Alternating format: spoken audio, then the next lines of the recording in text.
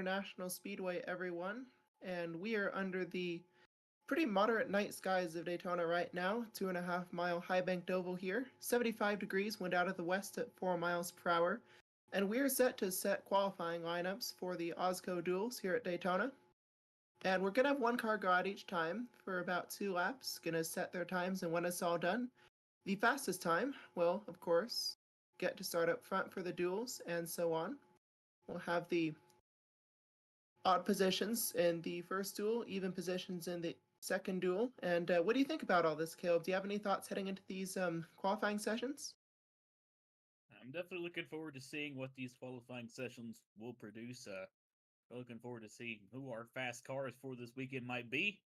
Have to wait and see how it all goes down. But yeah, these single car qualifying sessions are really, really exciting to see how everything plays out. So I'm really looking forward to seeing how everything will play out. Not really sure what to expect going in, but I'm sure we'll get a clear picture as we see everything unfold. But it's going to be a lot of fun.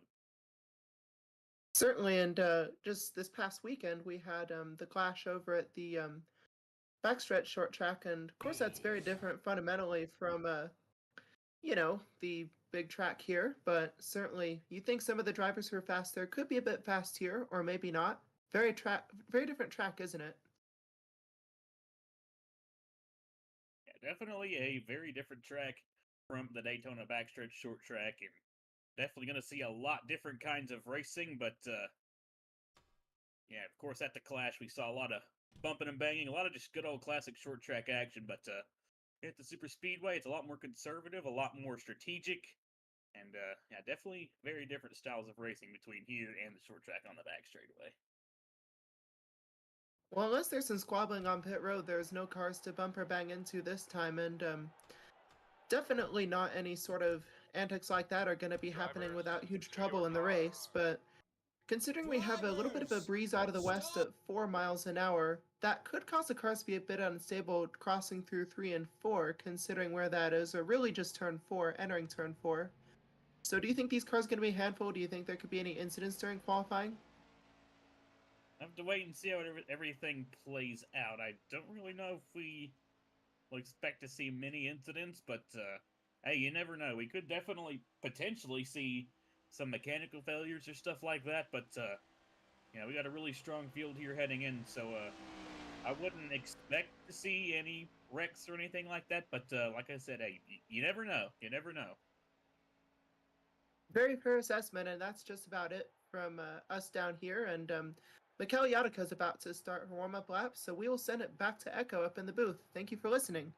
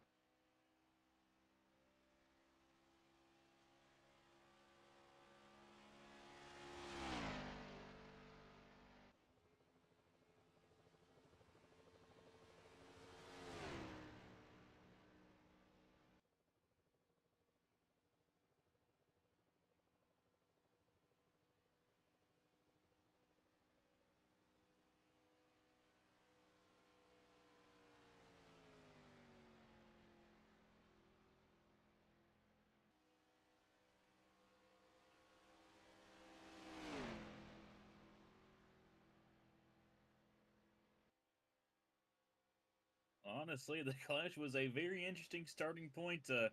Yeah, I did see it. Definitely a lot of storylines coming off of that. You had a lot of beating and banging, so could have some beef, you know, kind of brewing, and of course, it all led up to that kind of rather controversial finish. So, yeah, definitely a great race, and yeah, produces a lot of storylines here coming into the big race, and could potentially see some storylines go on throughout the season, but.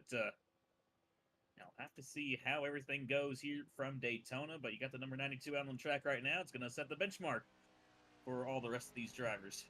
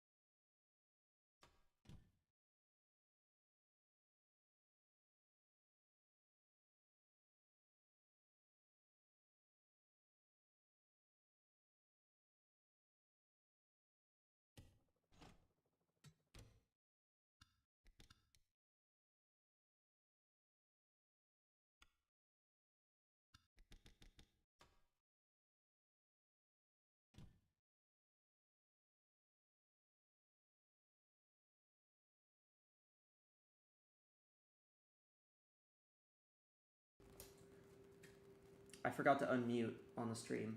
My bad. Hey guys. Drivers, to your cars.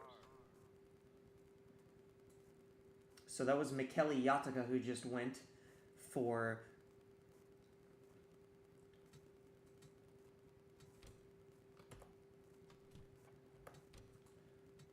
Inverness Racing, the driver Inverness Racing, who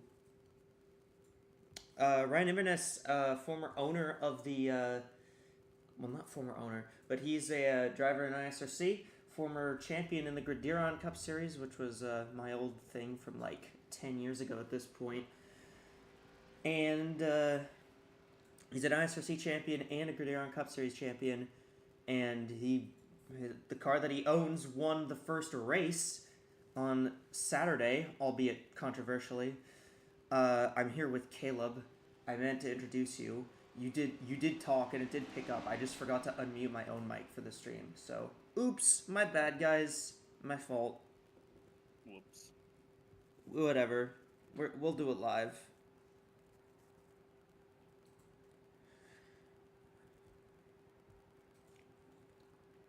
So now going up, it is Dira Reister, driver from the United Kingdom, who grew up doing kind of a lot of speedway racing. Reister also did not make the Clash yesterday.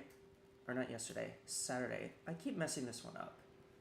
I'm probably going to keep messing it up. So the 17 of Dira Reister driving that Chevrolet for Ozark Motorsports, which was the old... like in the old Inc. series, this team was technically two split teams. It was the AF Racing and the New Banks Racing teams, and they merged. Originally, when I was making it as WSRS, it would have been AF New Banks, but they changed the name to Ozark Motorsports to just be a little bit easier to roll off the tongue.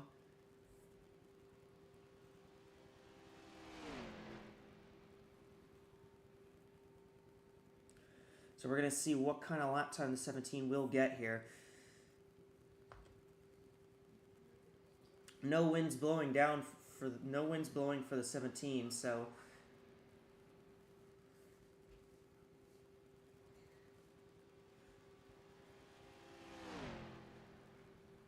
got a pretty good wind roll for Dira Reister. Caleb, what are you thinking about Daytona so far? How's the weekend been going? How do you think these drivers are handling the atmosphere of the track here? With obviously this new series, new drivers. Some of them you might recognize, and some of them not. How do you feel the drivers are adapting to this? With us starting off with our biggest weekend. You know, of course, it's Daytona. You know how it is, the big race of the season, for the most part. But yeah, definitely got a lot of pressure for all these drivers going in. So that's definitely probably on all their shoulders right now. But especially coming off of the Clash as well, I'm pretty sure a lot of them have probably got some pretty hot heads as well. But I just gotta look forward to the main event and just push forward and try to tackle the Daytona International Speedway. Yeah, absolutely. Dira Reister pulls a 50.190 on that lap, so that is good to take the top spot away from Yataka by a pretty solid margin. Yataka had a I think Yataka had a pretty big headwind down the backstretch there, so...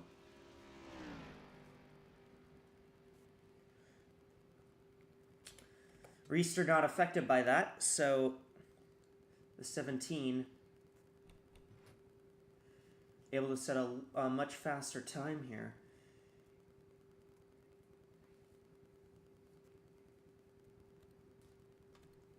All right. Weather's really going to play an interesting part in this. Absolutely, the weather's going to play an interesting part, considering that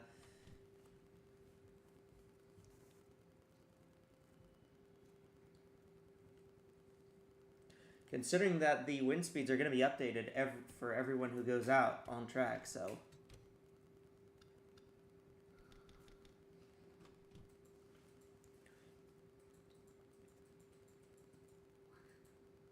Well, let's see who's going to be sent out for the third one to go out here.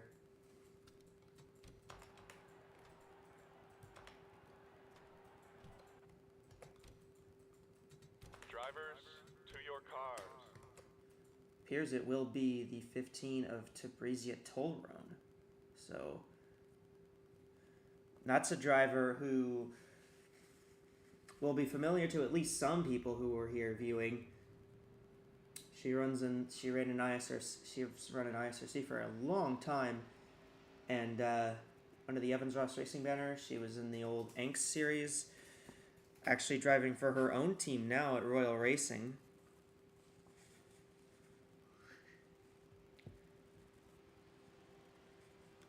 And I believe, what, did she make the main?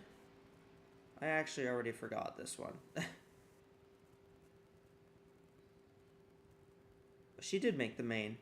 Oh yeah, that's right, because she caused the last caution, because she plowed into the tires and caused the last yellow, and it ended up causing that restart that led to the goofiness. So the 15 of Tabrizia Tollroan driving now. On track, the 15 looks to be pretty solid off the jump. Yeah, Caleb, you've been doing your own things lately. You've had your Haas IndyCar series.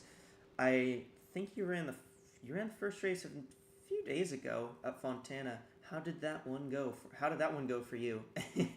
Because you guys ran Fontana pretty much all over the place in that server. Yeah, the Auto Club is pretty much shared between all the different series, but yeah, it's an absolute staple in the IndyCar series, and it was an absolutely spectacular race. It was a lot of fun. The premiere was a bit interesting because I don't know what was going on with YouTube. It ended up kind of messing everything up, but it's fine on the playback, so I don't really know what went down. But yeah, overall, it was a super fun race. I hate to plug, but I highly recommend you all check it out. It was a really fun race. Oh no, you totally plug. I don't mind. I mean, that's what we're here for. I'm gonna be swapping people out every hour or so. So I'm giving everyone every chance they can have to plug their stuff. And Hicks is always a treat, usually at least. I've been increasing my involvement in that series over the past little bit because I'm in there. So, but yeah, we got a lot of great series, a lot of great action. 57.81 for Tollroan. I believe that's going to put her third.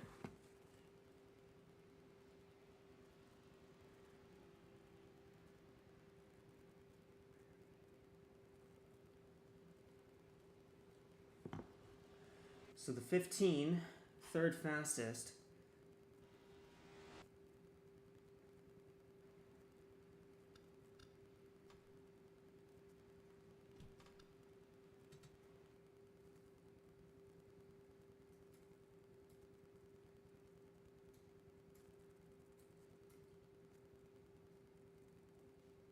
Excuse me here. And the duels will also be very interesting as well, because we got is it too late to sign up? You don't sign up. There is no sign-ups.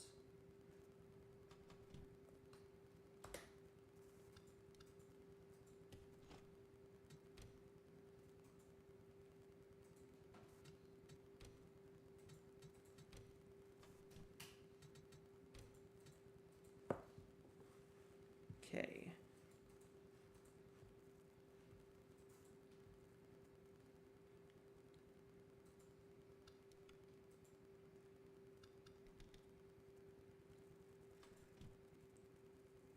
As the weather continues to drop as we go further into the night, the temperatures are going to get cooler. The track's going to get a little bit grippier. Got a little wind to the east now, so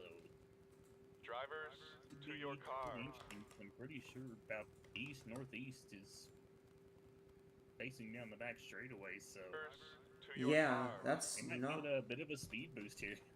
Yeah. Driver. Oh, hold on. I need. I got a pit report here from. Give me 1 second. We got a pit report from Asher, down on the. Down on the pit road. What you got? Yeah, I was just gonna add a bit to the weather point. As you were kind of hinting at, as this track cools off, we're gonna see a lot more grip for these Goodyear Eagles, which is definitely gonna be helping our cars going in the later session. You're gonna see a lot of the big name teams here, the 4-car teams, heading out in the second group. So they're gonna be definitely the ones benefiting from those better conditions. So keep an eye out for some faster times later down the line. Yeah, absolutely. We got. Now we have DeGabi Abriella, who's going out there in the 20 car, driving for Team Flervent. Again, I am going to be giving a little bit of backstory on each of these drivers, but Abriella driving for Team Flervent, who is another Guderian Cup Series champion, and Toyota with a pretty strong owner contingent. There's multiple championship drivers in stock cars that are owning teams alongside the ever-powerful Southwest Racing team. So I think Toyota's going to be one of the manufacturers to watch out for this year. Obviously, we saw Ford flaunting themselves at in the Clash, but the Toyotas look pretty strong too. The 26 obviously won the Clash. I gotta ask Caleb, who do you think is the strongest manufacturer out of the gate? I know it's only been 1 week and not really a lot of aero tracks have happened. We haven't really had an aero test yet, but this will be a good one to see who has a really good aero and really good engine speed. Who do you think's going to have the advantage? Like you said, it might be a little early to tell, but Toyota did look pretty strong at the Clash. Of course, got the win with the number 26, and we'll have to see how Abriella does here. 56.439 there for the... That's a really fast warm-up. Opening lap. That was a fast warm-up lap there. These Toyotas might have something strong under the hood there. These are pretty fast so far. Yeah, a lot of the other warm-ups are 57s. I think the 17 ran a 56.8, and the 20 just ran a 56.4 on that warm-up. So these weather conditions might be helping these guys out a bit. Especially if the wind's going to be blowing, especially if the wind's blowing from the east, that's going to give the 20 a good tailwind down the back. But we will see. I did not mean to do that. 50.106. That is a flyer. That's going to put the 20 up on top ahead of the 17. And very strong showing from the 20 car for DeGabi Abriella, the driver from Spartanburg, South Carolina, who I know was a point made by someone else in our media day, but DeGabi Abriella is the closest driver. It has the closest hometown to here in Spartanburg, South Carolina. Not a lot of drivers from down south in the Cup field. So it's been very interesting. And I know she was asked that maybe it felt like a home race, but I think for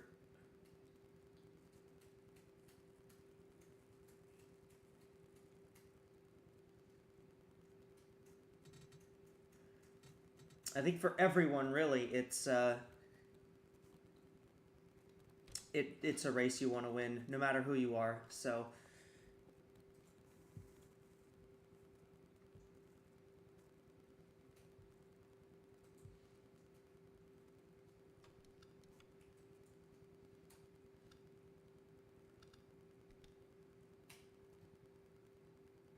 alrighty, let's see who will be sent out next. We have our live win tracker at the moment Now we're picking up that the winds are coming in from the north at about 3 miles per hour, so it will be the 82 of Pace-Linearia. Drivers, start your engines! It will be the 82 of Pace-Linearia, who's driving for that Uberbahn Enterprise team. The way that the team structure works here is that each manufacturer, so all the 4-car teams will go after the 2-car teams, but all the big 4-car teams have a slight ratings boost here in Cup, and in the Continental Series, everyone's ratings are exactly the same. But here in Cup, the big 4-car teams have a little bit of a boost.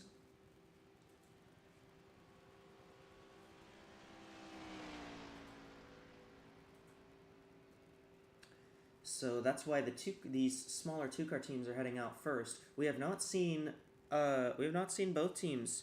We have not seen any 2 cars from the same team go out yet. It's been entirely different teams.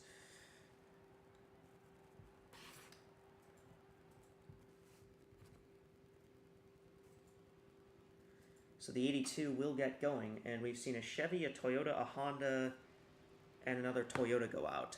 This is going to be the first Mercedes that heads out. Not a entirely convincing performance from the Mercedes in the clash, but they are trying to get used to the stock car racing thing. This is something that's pretty new to them, to Mercedes. What do you think about that, Caleb? Do you think that Mercedes has a program that can contend with, or do you think they'll need to work it out a little bit? I definitely think there'll probably be some kinks to work out for Mercedes, but we know what they can do in other motorsports. Just look at their legacy in other series like Formula One. Once they figure that out, they really hit the ground running. So I'll have to see if they can maybe hit their stride here in the stock cars and maybe even potentially go off of a new dynasty. But I have to see what you can do here. It's pretty interesting so far. We've pretty much got a complete divide right now in the time so far. We've got 250.1s and 250.7s. So we'll have to see where the 82 is going to line up here. Yeah, the 82's not gotten lucky with the winds, with the winds coming from the north. That's gonna really hamper the speed down the back straightaway.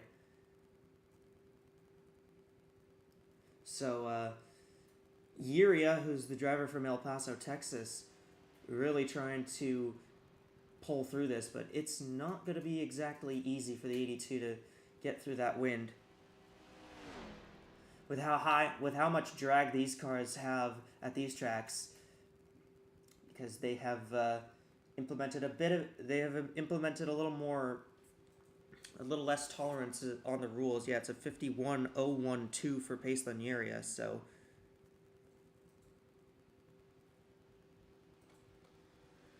not a particularly convincing lap time from the 82 there, but the car will have. They will have a chance to improve their qualifying position in the duels. At the moment, right now, it's a Toyota on the top and a Mercedes at the bottom as Yuria.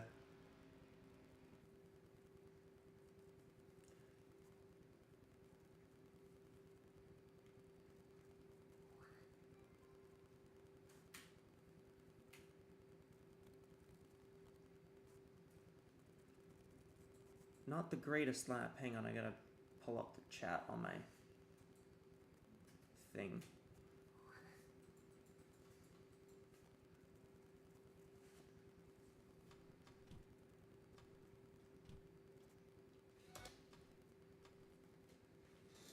$51.012, I think it was.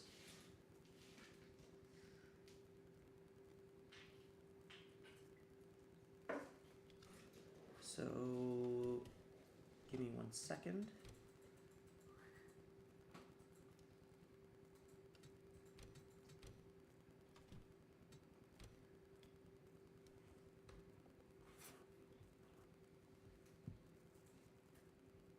In our live wind tracker,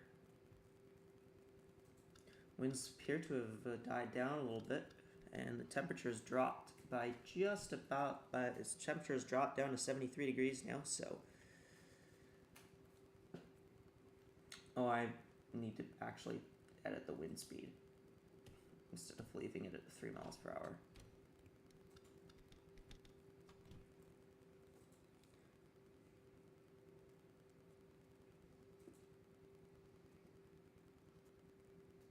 Winds have been fluctuating quite a bit.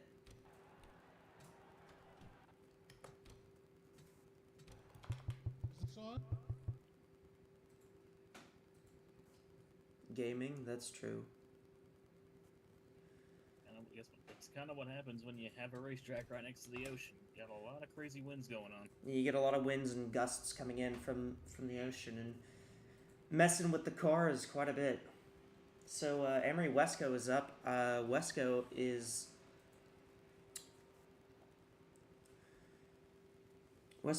driving with the Gulf Racing Team and the 60 car, which I don't know. Compared to the other Gulf Racing car, the 60 had a fairly quiet showing in the clash. Finished 14th. Didn't do too much, but enough to where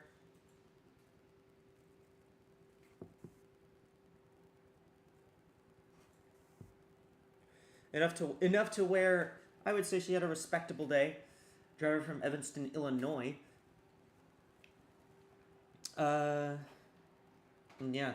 Her teammate Youngwei Koo, in comparison, led 114 laps in that race, but ended up finishing second after a bit of an issue with the restart kerfuffle. They actually protested the finish at the Gulf Racing Team protested that finish, but the decision was rendered yesterday that the 26 would keep the win as they did follow proper procedures to the rule book. However, they did opt to edit the rule book afterwards. They actually opted to edit the rule book afterwards for excuse me. They edited the rule book afterwards, and starting with the duels, you can't even do that. If you go to if you restart alongside the guy in front of you, that's a penalty now.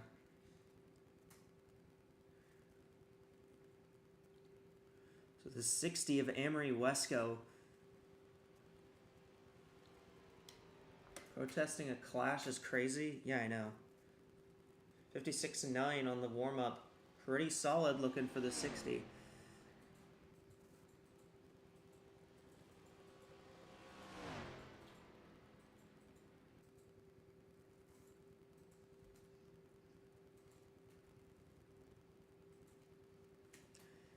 And yeah, out of that controversial finish, Caleb,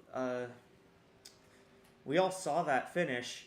What did you think of how that all transpired? How was your reaction, and how would you have taken that if that happened somewhere else? I mean, yeah, like you said, the 26th, they definitely a pretty aggressive move there by pretty much just getting right alongside the race leader as we came to the restart. But like you said, they didn't break any rules. They just bended them enough to make them work. But yeah, it's going to be interesting to see how it'll go from now with that new rule in place. But yeah, I mean, I don't really see anything wrong with what the 26 did. They, like you said, they followed the rules and used it to their advantage. Absolutely. I have to agree. AWSCO 50.664 on the lap time. That's going to slot AWSCO in third. So for the 60 car, pretty okay lap. Not the greatest, but could be worse.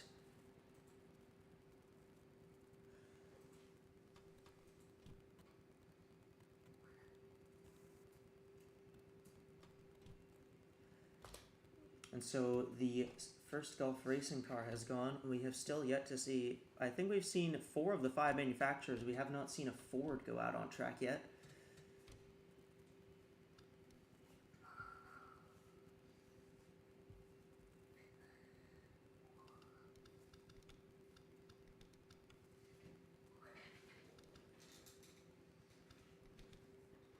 must just set it to negative wind speed. You know, if you think about it, negative wind speed would just be like the wind blows in the other direction, wouldn't it?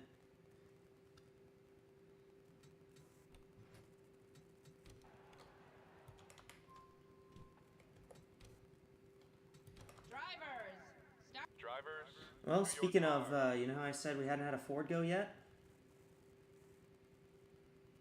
Here's a Ford.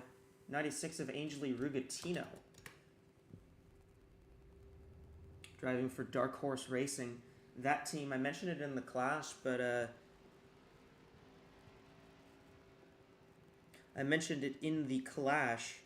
the 96 team has had some assistance from drivers like Tyler and Daniel Smith that have helped get this car rolling, because this team obviously rolls from the same lineage as Jane Smith Motorsports. In fact, owned by the same team, owned by the same crew, but with more Ford support.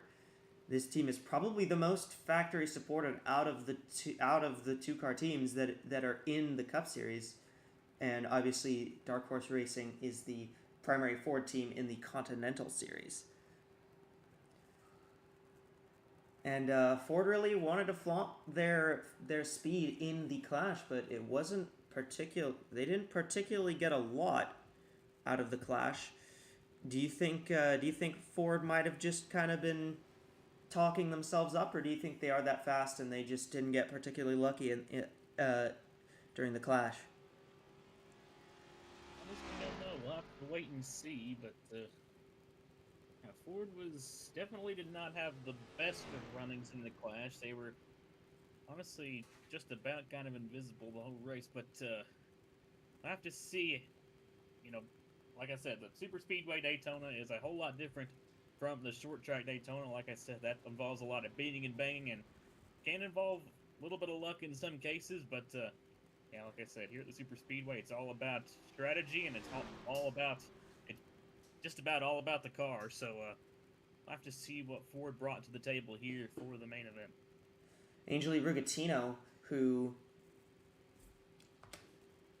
all throughout testing looked like one of the fastest cars. Every test race I ran, the 96 was up there contending, which kind of fascinating. That team has clearly done their homework. So with this new-ish car, like the next gen, but there are a little bit of changes to this car compared to the NASCAR spec next gen. I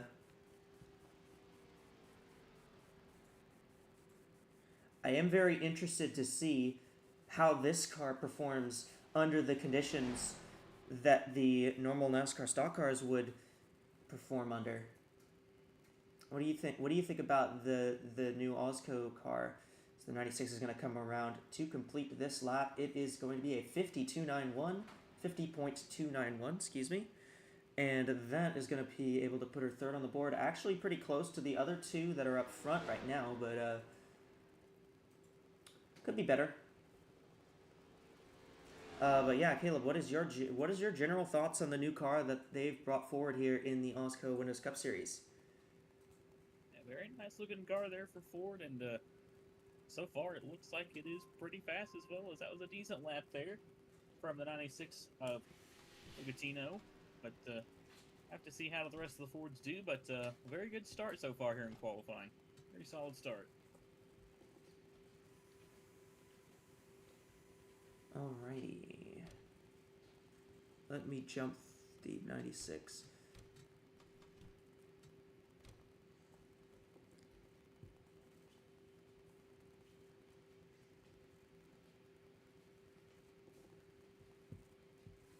Refresh my weather app here.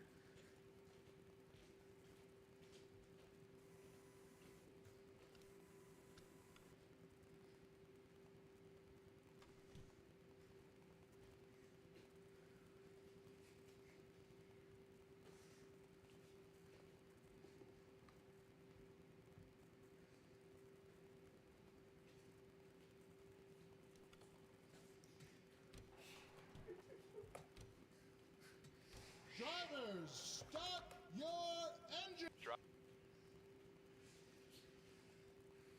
So coming up now, it is the 3 of Mimi Barrino. This is going to be the second Mercedes we'll see.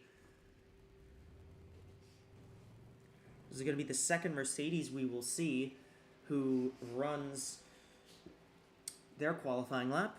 I'm going to throw it to Asher for a CrowdStrike pit report. What you got for us? Yeah, so on the point of Ford, they were definitely very vocal in the clash, as we've said, about their pace, but they've been definitely a bit quieter for the rest of Speed Week, so I'm wondering if they felt like that the Dark Horse Mustang package was much more a short track car and not going to be as much on the plate tracks, but a decent lap for the 96 so far, so we'll see where the Blue Oval shake out on the Big Oval. Yeah, all right, and we will obviously take note of that and see where their speed gets them. And as well, I would also like to point out that when the 4-car teams start going out, they got a little bit of those. They got a bit of a ratings boost. So we're probably going to see a lot more. We're going to probably see some faster times go once those 4-car teams head out. We're probably going to start seeing a lot more consistently faster lap times at that point. So Mimi Barrino is out there on track.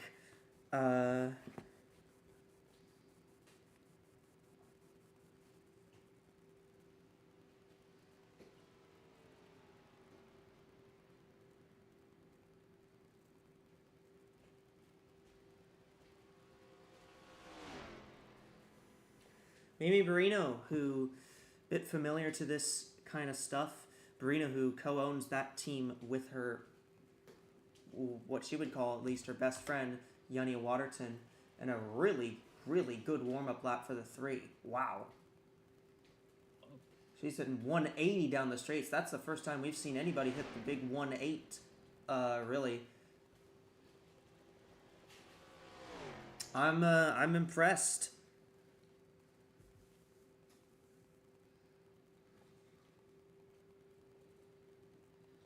Impressive to see this after 82 kind of struggled with their lap. 180 down the back straightaway again. This is looking like a really good lap here for Barrino so far. Absolutely. The 3 is looking to be very fast. It seems like the MBYW cars. Remember, Barrino won her heat race at the Clash, so she actually got to 180 down the front. 50.032. That is fastest for Mimi Barrino. And a very, very strong looking lap for the 3 car.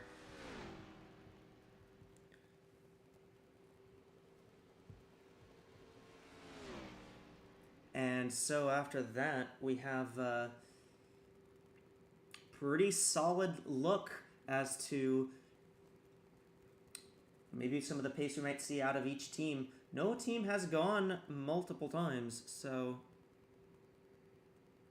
we have not seen any teams go. We have not seen any teams send out both of their cars yet, but that may change as we start to run out of cars in the group to even send out. So far, I will say that the some of these teams looked very fast. Obviously, the 3 fastest times so far.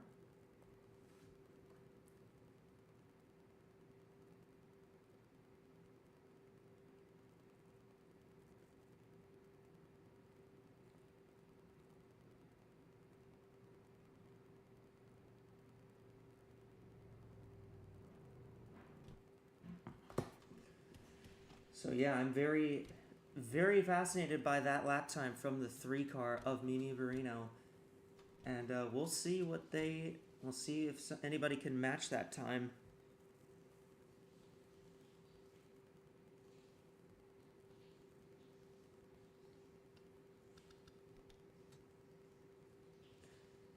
All right, so let's get our next lap in.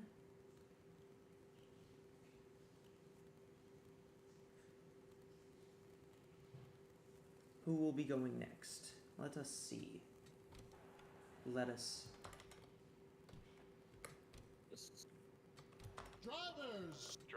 Oh, hey, look at that. You know how I was talking about how no team has gone twice? Well, this is going to be our first repeat team, because this is the Uberman Enterprise this is their other car. They run the 82, and this is the 8 of Lowry Schliesenbach, who's going up now as we get underway here for the 8 cars lap. I'm going to send it back to the studio for a brief minute here. Madison and Lou will have a FanDuel studio update. What do you got for us, Maddie? Well, thanks for sending us this little update here, Echo. And we're going to see Lori Schliesenbach go out on track pretty soon here to start this warm-up lap. And I have to admit, I'm a little underwhelmed by some of the speeds that some of the cars have been setting. Like, we know that without the draft, of course, the cars are going to run slower, but I'm a little surprised to see almost a second's difference between the 3 and the 82, for instance. And maybe we can get somebody in the 49s. What do you think, Lou? Maybe. I think it's going to be more difficult than what some expect it to be. But, I mean, the reason we have such a gap at the moment is, honestly, to me, it probably just comes down to the weather. Some teams, especially that 3, had a almost perfect conditions for their laps, so it doesn't surprise me why there's a second's difference between the first and the final time in this beginning of the qualifying. But I mean, we'll see what the 8 is able to do. Doesn't seem like there's that much difference between the constructors here. That kind of surprises me. Yeah, it seemed for a moment like the Mercedes cars might not be very quick, as we saw at the 82, but then the 3 set that out of the park lap time, really, as we start to see the telemetry here for Schliesenbach as she goes into turn 1. And yeah, certainly the weather can change every 5 minutes here. It's not like that everywhere, but certainly at Florida it's very unpredictable, as we see losing a little bit of speed through the turns, not that surprising, and down the back being a bit slow to climb speed. Now just up to 178. I wouldn't, just passing the chicane, only up to 178, 179 entering turn 3. So not a brilliant lap time here. I would at least think probably middle of the pack. We'll have to see how it is as Schliesenbach comes around turn 4 and back to the line. Staying in high gear this whole time. There's a big gap between 4th and 5th, so that could slot in right in there. Yeah, I think that gap's going to be filled 179 at the line, and that is a 53.12, so 5th fastest. Not too terribly far from 96. So we're starting to see that gap between 4th and 5th get filled. And yeah, anything else you want to talk about, Lou, or anything that you have to say about this lap? About this lap in particular, I mean, to me, that's what the average Daytona lap should look like. 180, not for everyone, even 179, not necessarily for everyone, at least in this first group. So it's about what I expect. I'm kind of, even if it makes sense because we had some very disadvantaging wins for some of these drivers, some of these cars were very far away from what we expected them to be. So yes, that was just your average lap. I can't disagree there, and I think the 82 is certainly an anomaly as we're starting to see conditions cool off, the wind's varying a little bit. In fact, just about nothing for this lap here. We'll see who's on track, so that could be very favorable, but it could also result in a bit less of a speed boost in some places. But do you think a headwind is perhaps more detrimental than the benefit you could get from a tailwind, Lou? Drivers, stop I think it really depends on the driving style, honestly. If you tend to do better out of 2, if you tend to do better with a little bit of a lower speed, I don't think having a tailwind is that good. And yes, I think it very much depends on just the driving style of the driver. And I mean, we'll see what these drivers are able to do, but when there's no wind, I think it's the most difficult because it's just down to you and your setup to try to improve your lap time. I can't really disagree with that assessment, though at least in the sense of wind, it's going to be pretty consistent throughout the lap if you have no wind outright. You're not getting any hindrance in a certain part of the lap, but you're also not getting any help in a certain part of the lap, and we'll see how this affects Taylor Happeman here. Temperature's cooled off by a couple degrees, and there's pretty much no wind, and we're going to see Happeman here just come around and start her warm-up lap and then the flying lap after that. So we will let Echo do the insight from here, and we've had a good time here in the studio. Any final thoughts, Lou? No, there we go. You can throw it back to the track. Great. Well, thanks for letting us have this moment, and back to Echo. Test. Am I alive? I think I am. There we go. So, We can. good. Okay, so Taylor Happeman driving the 31 FanDuel. Yeah, I mean, fitting that we had our FanDuel studio update, and as we were doing that, the FanDuel car comes out on track and starts running. So Taylor Happeman in the 31. She also missed the Clash main last on Saturday. She's trying her best here to set a fast lap as we run.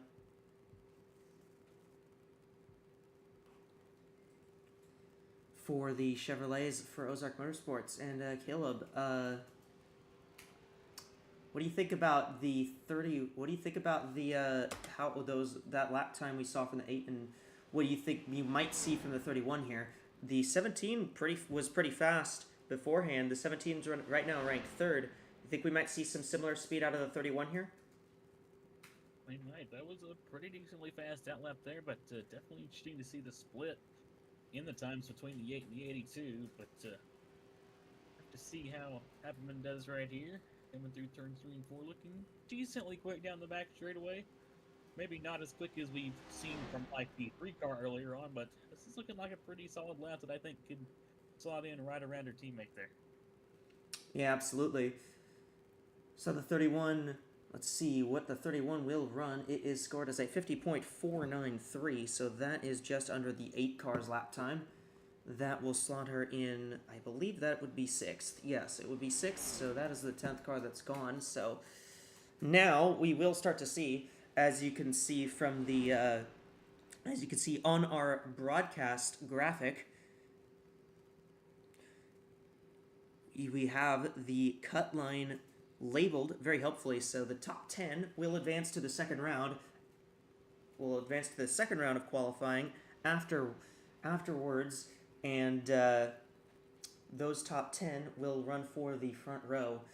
So it's the front row. The front row will be decided in the second round of qualifying, and when we run our Continental Series qualifying, the top 10 will also be the drivers that absolutely 100% for sure lock in on qualifying speed.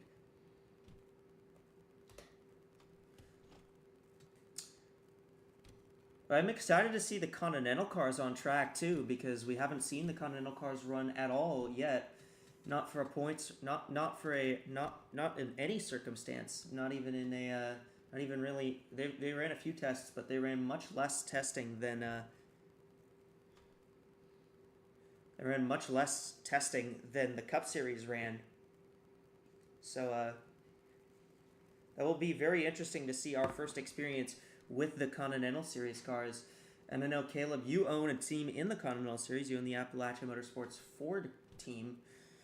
How do you guys think you stand up to some of the rest of the field with your drivers of Abby Buchanan and Kara Reynolds?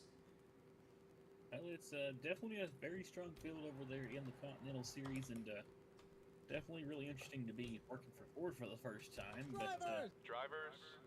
yeah, I think it's going to be really interesting, and I think that you do have some very strong drivers in at Buchanan and Reynolds, so we'll just have to wait and see how everything shakes out, but I'm pretty confident in the team we've got. Yeah, Appalachia Motorsports Ford still sounds just totally wrong. Like every time I say it. It's funny. It is funny. It is funny. I like it. No, it makes it different. And I don't know if you guys have the technical alliance with Dark Horse Racing, but I know that the Ford team is pretty integrated over there, because Dark Horse obviously being the main team, and then you got Liam Hoon's Project Horizon Racing, and then obviously you're there with Appalachia. Speaking Fords with Dark Horse Racing. Here's a Dark Horse Racing Ford that's out on track right now. Bria Delade in the 55. Delade, actually, this was a funny storyline. In the clash, got into the 18, literally pushed the 18 into the wall before they even took the start-finish line in their heat race. Perry Alacantes, who drives the 18, was not particularly happy with Bria Delade. She had some pretty heated words for her after the race. You think that's going to carry over into Daytona, or do you think they're not going to be that dumb here? It's another race. It's a fresh start, but and yeah, sometimes things can happen in the heat of the moment. So we'll have to see if it does carry over. Don't know if it will or not. But yeah, the past is the past, and yeah, these drivers just have to move on from the clash. It's a chaotic race for a reason, and but yeah, we'll just have to wait and see. Absolutely. And Bria Delade, who comes over from France to run this series. She's looked pretty solid in most of the test races we've done, although not as fast as the 96 in her teammate. But we will see what kind of speed the 55 has. But it's not looking stellar. She did have a pretty fast warm-up lap, but the speed hasn't really peaked for her.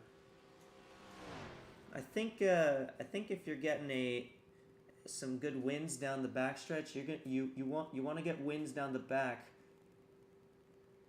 to help you pull some speed. Although she is looking pretty good down the back, up to 179 all by herself there. So I will be interested as to what kind of lap time the 55 can pull here. Come off turn 4. The 55 will take the flag, and it will be a 50.499. So the 55 will still slot in just behind the 31. We literally, in fact, just saw the 31 run like that was literally 0.06 of a second slower than the 31's time. So.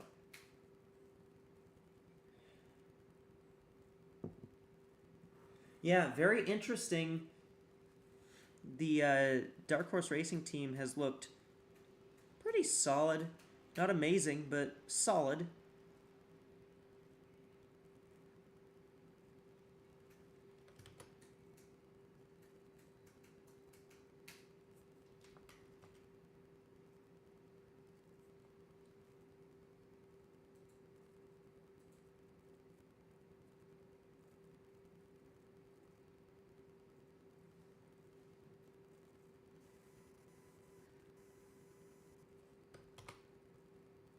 Sorry, I'm just trying to fix the, trying to fix the sheet here. There we go.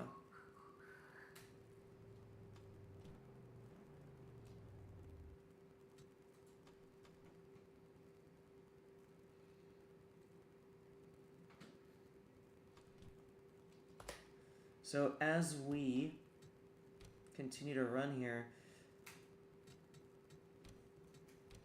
as we continue to run through this first group,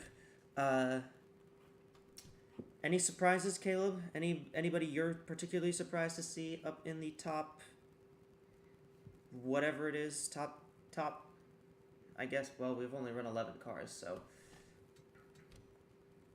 But is there anyone you're surprised at how either they're fast or how not fast they are? Yeah, like it's kind of mentioned earlier, I'm honestly kind of surprised with, I guess, kind of just the general overall spread of the different times the Mercedes have set. Of course, you've got Marino up at the top of the board with a 50.032. You've got Flussenbach kind of halfway down the middle there with a 50.312, and then you got Gira there in the 82 down there with a 51.0. So very, very varying lap time so far between all the Mercedes cars, which is really, really interesting. And but so far, it's been really exciting to see where all these teams have played out, and we're pretty much just getting started here. Haven't had wind for a good bit here down the straightaways. Last 3 laps, no wind recorded.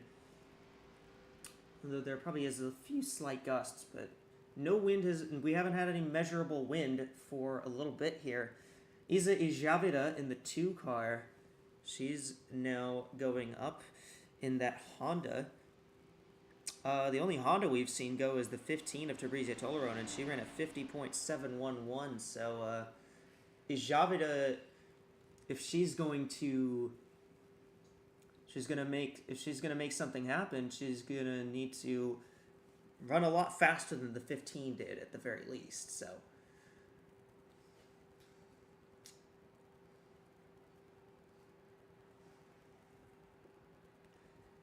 Isa Ijavida.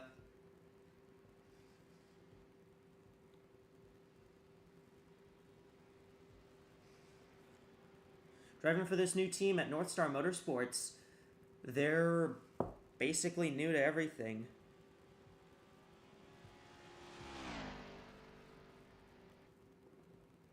They're basically new to everything here. They're running in Continental as the primary Honda team in the Continental series, and they are one of the side teams here in the Cup series, along with Royal Racing, which is Fabrizia Tolaron's team, and the main 4-car team now being the Atlantic Racing team, which is a name I'm sure that you're very, very familiar with, Caleb, although this one is a different team. Yeah, definitely rings a bell there. Just a few. See what kind of time the 2's going to pull. 56.986 on the warm-up lap. Notice that the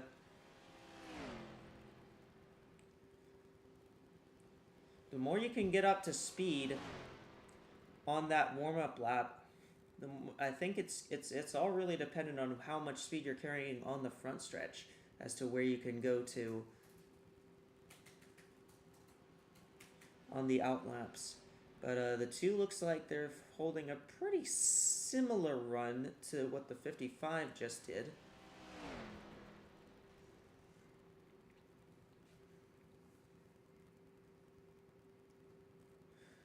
Obviously, we have our telemetry at the top of the screen, helping you out with what the lap times are, and that is a 50.458. So the 2 did have a bit of a better run, but the 2 will still slot in 6th on the board, and that's going to knock the 92 out of the top 10.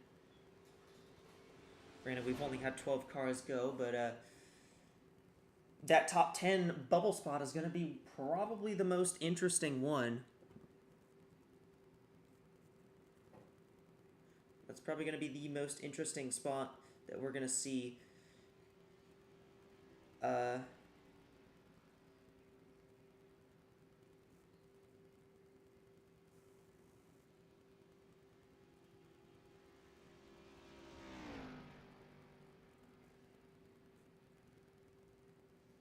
going to see be battled for, at least in the next little bit. Obviously, it's not going to be particularly interesting at the moment, but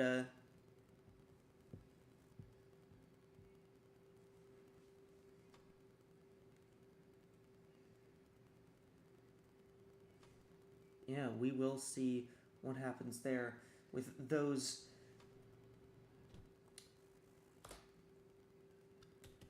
Yeah. So Ijavida just went. 8 drivers left in this first group.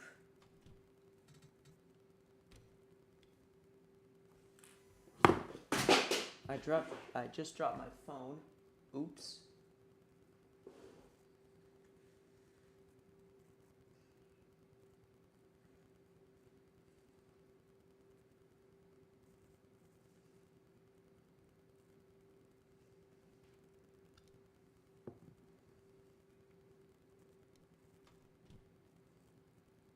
And we're still not picking up any recordable wins here.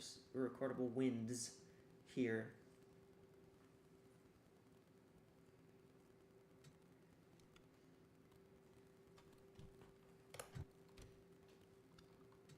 Drivers, to your...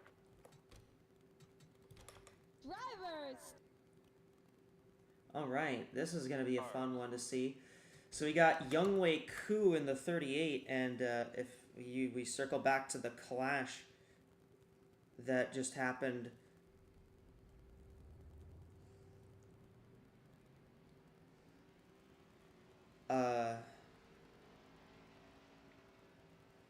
Circle back to the clash that just happened on Saturday. Young Wei Koo, dominant car, one to beat until the late restart. The 26 got the jump, dove to the inside, and the 38 just could not get her back. And it was Young Wei Koo who lost out, and they took it to they protested took protest to the result, and they did not get their way, and they decided not to appeal that. So the 38 is officially going to be scored as finishing second in the clash as they finished on the track. So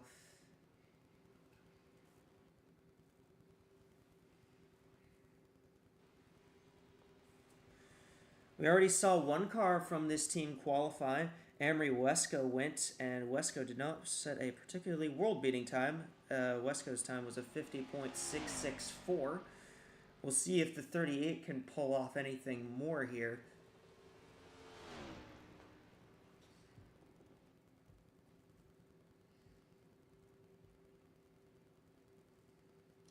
And as these guys run down, and as this car runs down the back straightaway, it will be. I'm fairly interested to see what the 38 can do if they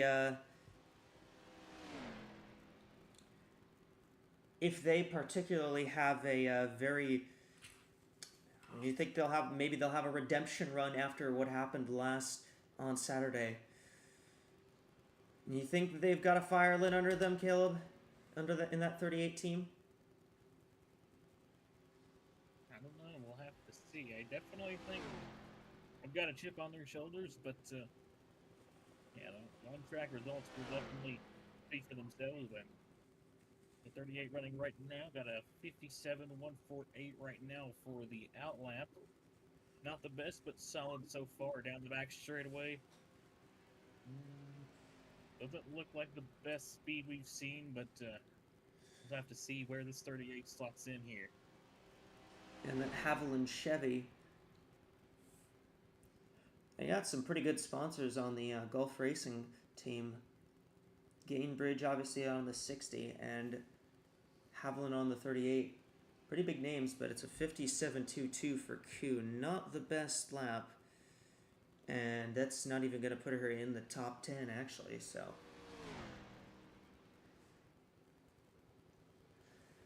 Well, we know for a fact that the 38 will not be in the Fast 10 shootout,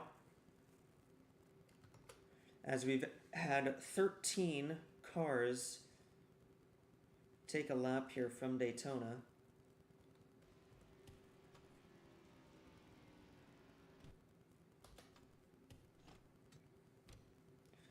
So, we're going to take you through the next one, and then we're going to send you back to the studio for another FanDuel Studio update after this next qualifier.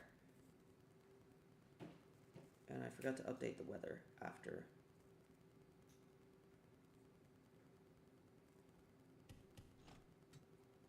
But it's okay because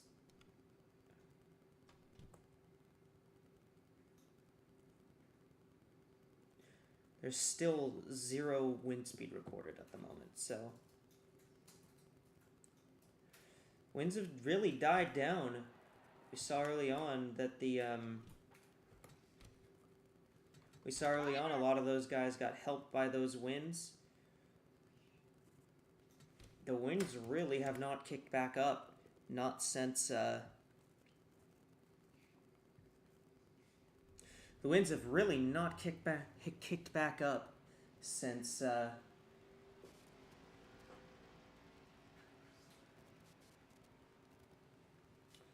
lot of those early laps. So the 27 rolling for Nietzsche Garnston.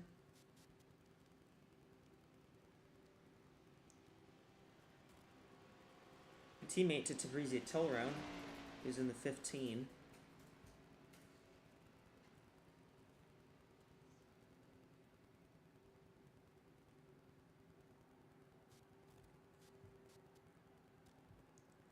That is true. Drivers, in fact, to their cars. The drivers need to go to their cars. So it's been a bit of an interesting qualifying session so far. Obviously we've only really had 13 cars go, but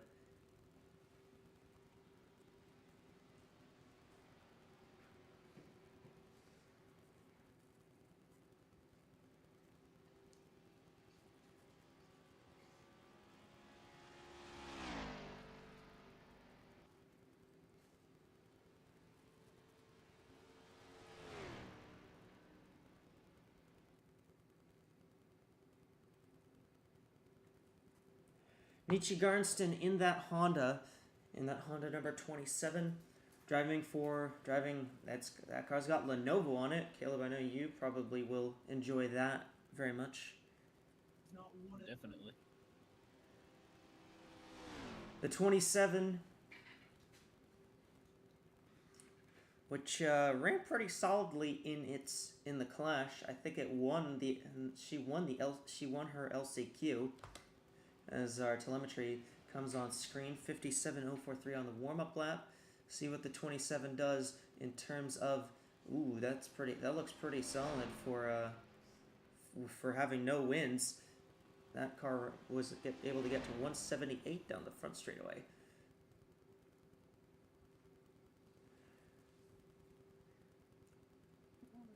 Already getting 178 down the back, 190 or 179, excuse me, before getting in to the bus stop there on the back straightaway. This is looking like a good lap here so far for the 27. Yeah, been able to do pretty solid without any wind to help her.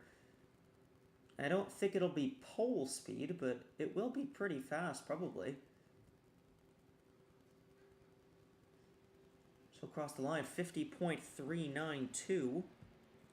That should be good enough for the sixth spot. So 50.392 for Nietzsche Garnston. And the 14th car to go.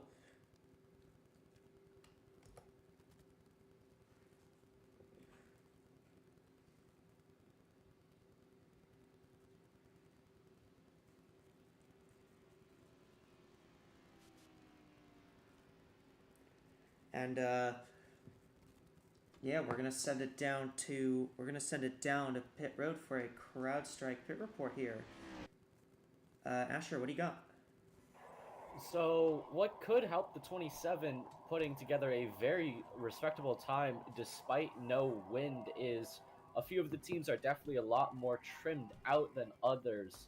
Obviously Daytona, you're not going to see so you're going to see some pretty big spoilers, but some of the teams trying to really trim out their cars make them go really fast in a straight line, so they will not need those headwinds as much, or tailwinds rather.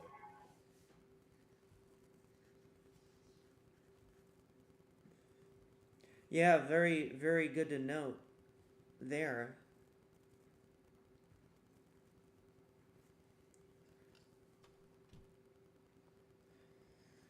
So, yeah, the three of Mimi Barino who got that pretty big wind, but also just had a very fast car for their lap. And, you know, you can get lucky with the winds, but having a fast car,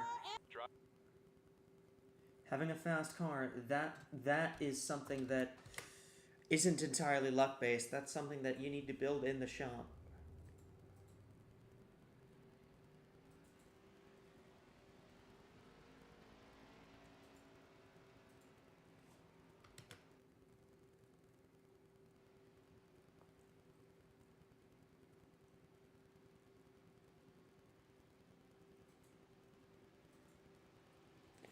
So the next car up, it's the 52, Rachel Cole, who is on the track at the moment. Her teammate Isa Ejavida ran a 50.458. So this being the other Honda from the North Star Motorsports team. Caleb, who have you been the most impressed by? Like, which team do you think is the most impressive? so far, I guess I'd probably have to go with our fastest car, the 3. That was a very, very good lap time so far. The only driver, I believe, to get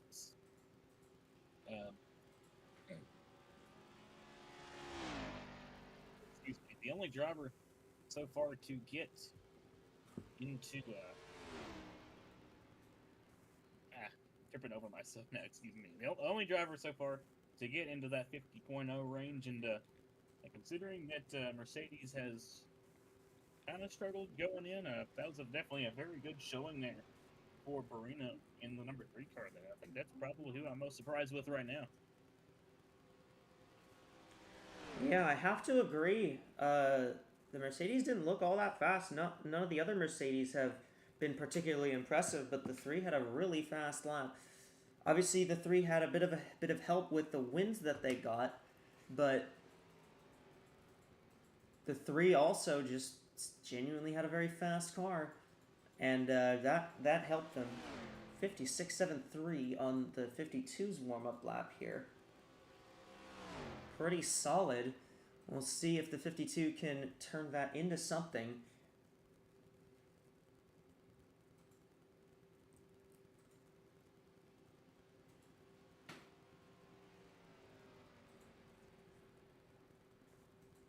She goes down the backs, 178, holding pretty solid through the through turns 3 and 4 here.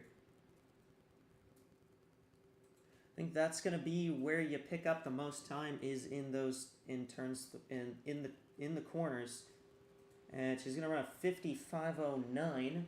That's gonna slot her in 10th, just ahead of the 60 of AWSCO. So Rachel Cole, who has actually won here before in a series I run. She won the Xfinity race in when I ran Inks originally, and like 4 years ago at this point. So she knows how to run this track. She's raced here before. She's a very good super speedway racer. Seems to be looking pretty solid. All right, so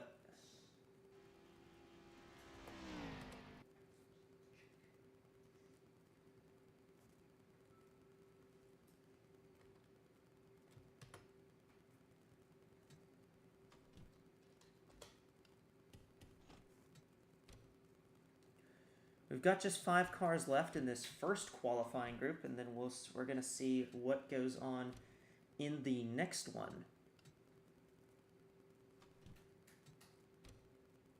Let's check out, what's our weather roll? The winds have still not picked back up.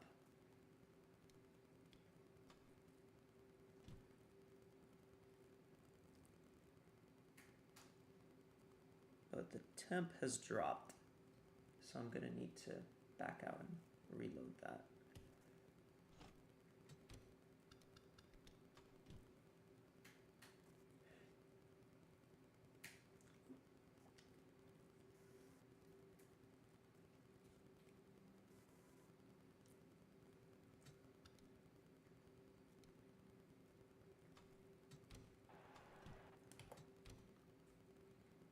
Drivers!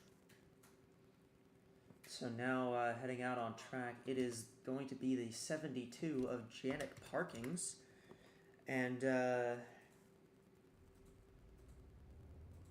yeah, we're gonna send it for this lap. We're gonna send you to our FanDuel fan studio with Madison and Lou.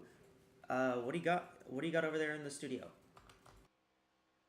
Yeah, thanks, Echo. And we have the 72, as you mentioned, Janet Parkins coming out on the track. And we were talking about Lauren Schliesenbach earlier, and that lap that she set during qualifying, and we've noticed some cars that have been taken a bit further down the order. That gap between the 96 and the 15 that was present for a long time earlier has been filled. And yeah, it'll be very interesting watching this car out here. What do you think about it, Lou? I mean, what do I think about it? We haven't really seen anything from the 72. At least not that I can remember. I don't remember any particular good performance in the clash. But it'll be interesting, maybe, just to see if Toyota can be as good as they seem to be, I guess. But without any wind, like we've had for most of this session at this point, it's hard for any of these drivers to, to just do any difference really between any of them. They can't really. Yeah, it's just very hard for the drivers to really have good lap times. Though I do think it's just a different type of pressure instead of just the lack of or the sudden having of when you don't have the weather influencing things. Because in some cases there's just nothing you can do about the wind, and if you do have the wind and you're unlucky with it, obviously that feels pretty bad. But if you don't have wind and you still do bad, then you realize it's maybe an issue with your car or with you. And we've seen instances of that. We've seen some cars that have been rather slow, some that have been rather quick, and yeah, Parkins didn't have a remarkable warm-up lap, and coming out of turn 2, that wasn't the best turns 1 and 2 either. We'll have to see what the speed is like at the very end of this backstretch. Crossing the chicane now. Well, it doesn't look like it'll hit 179, so it looks, again, just like an average lap, maybe a little bit higher than the split off there, but it's gonna be very hard for these drivers to make it in the top 10, because we still have a lot of them to go. And I mean, oh my goodness, what? 56.69. That's not average. That's very, not very confident no, that's in that pretty lap. slow. So that That might is wind up being out a of the bit top in 10. the middle, but didn't even make the top 10 there. So wasn't looking like a great lap to begin with. And yeah, just kind of hard to judge some of these laps sometimes. But that was 11th. Gonna have some work to make up, at least in the race. Qualifying doesn't matter quite as much in some cases. Anything can happen at Daytona. I mean, yes, but this wasn't great, and considering how tight the field seems to be around the midfield, especially with all these drivers that have no wind, if this trend continues of having no wind for these sessions, it's really gonna affect. It's really gonna just slide her down the other, and she could be in the last 10 drivers there. So it's not a good lap at all for the 72. Yeah, we'll see where everybody else stacks up. Still no wind here, and the temperature is a little bit cooler than we started things with, and we'll have to see who's going to come up next. We'll figure out that in just a moment as we see it is going to be Sophie Chantose, who actually controversially won the clash at the short track at the backstretch just last weekend. And yeah, any further thoughts, Lou? Watch out for the 26. I know her. She's gonna be pretty good. So maybe she's able to pull something else. I don't know if there's wind. I didn't see if the wind came back up. But I mean, we'll see. It seems like there's a ceiling at about 15.3, maybe a little bit lower in 15.3 for the drivers who don't have any wind. So I mean, we'll see what they're able to do here for this lap. Yeah, definitely some steady skies right now, and temperatures dropped off a little bit in Chantose, who won the Clash pretty recently, going to take to a track considerably bigger just now. The warm-up lap's about to begin, so that's it from us in this FanDuel studio down here, and we will send it back up to the booth with our good friend Echo telling you about Chantose and how our flying lap is going to turn out. Yeah, and Sophie Chantose, who very, very controversially won the Clash, going pretty late here in group number 1 for these cars that are for the smaller teams that are heading out first, just trying to give them a little bit of airtime. And for Chantose, very controversial win in the Clash on Saturday. It was the talking point for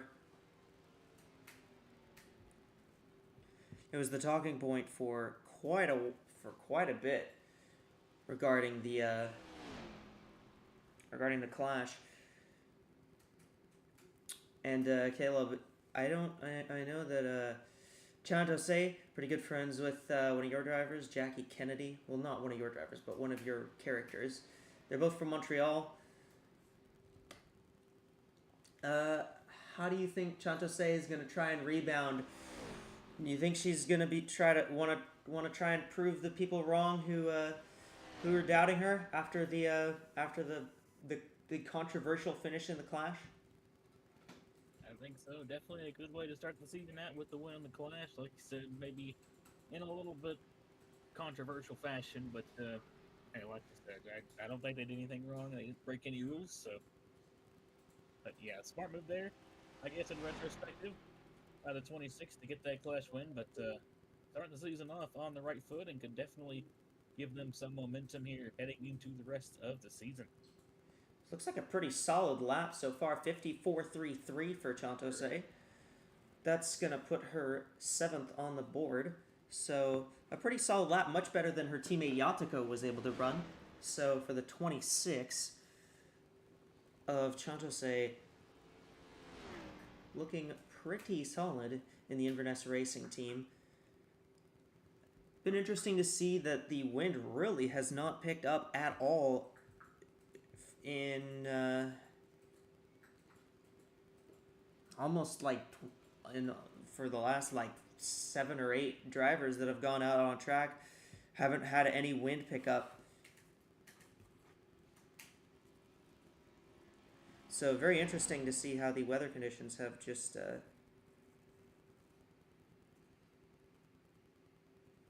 not particularly favored a lot of these guys.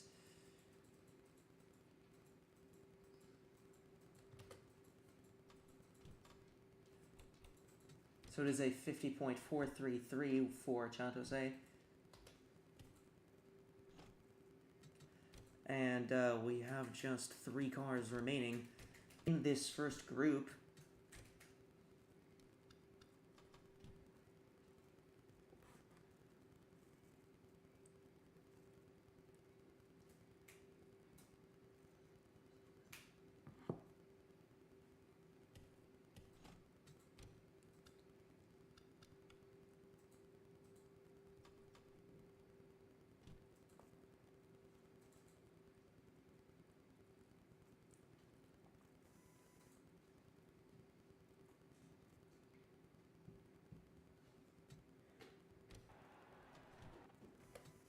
And it will be the 71 of Abby Little,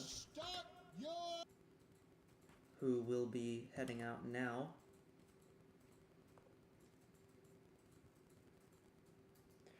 So Abby Little in the 71, who currently running in the ISRC Lane Model Series. And she's done pretty solid for herself there. She's also got a win in the Fastenal Series in ISRC. Driving for MNC Racing in the 71 car. They used to run the 7 as their second car. They then added the 71, and then the 7 was closed down when they were forced to downsize back to 2 cars. So they kept Abby Little in the 71 for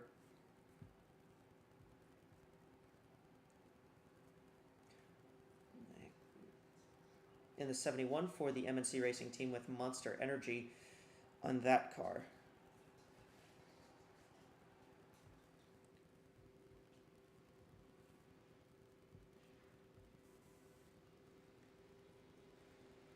So the 71 of Abby Little. We haven't seen either of the MNC Ford cars go yet, so this is going to be something that I'll be a bit curious about to see what these guys do. What are you thinking, Caleb? What are you thinking that the MNC Fords are going to be able to try and pick up compared to how the Dark Horse Racing Fords looked?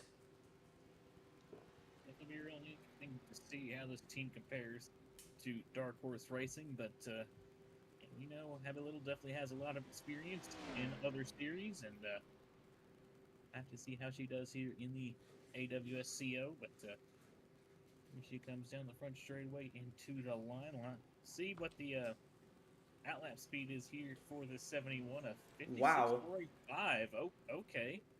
And already hitting 179 down the front straightaway. That's pretty Abby good Little's for. got some speed under the hood of that 71. Yeah, that 71 looks really strong right now.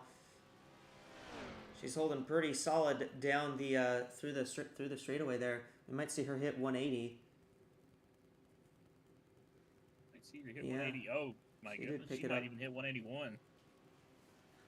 Yep. She will. She did hit 181. That's the highest speed we've seen anyone hit today. This might be a pole lap here. It could be. She had a very fast warm-up lap. We'll see what kind of lap here that the 71 can get. I don't recall seeing this kind of speed out of really anybody, even with those headwinds. So 50.044. That is just off from the pole. That's just 100th of a second out.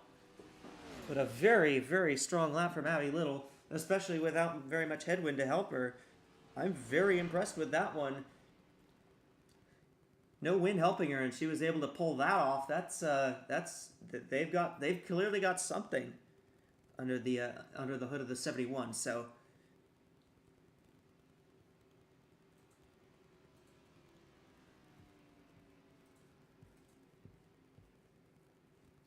how would you say that one ranks, Caleb? That was a very fast lap there, especially like you said, without any wins either. This could definitely be a team to watch out for on race day. That was a spectacular lap by Abby Little. I forgot to tick out of the thing. Oops. There you guys go. You can see the 71 now. My bad.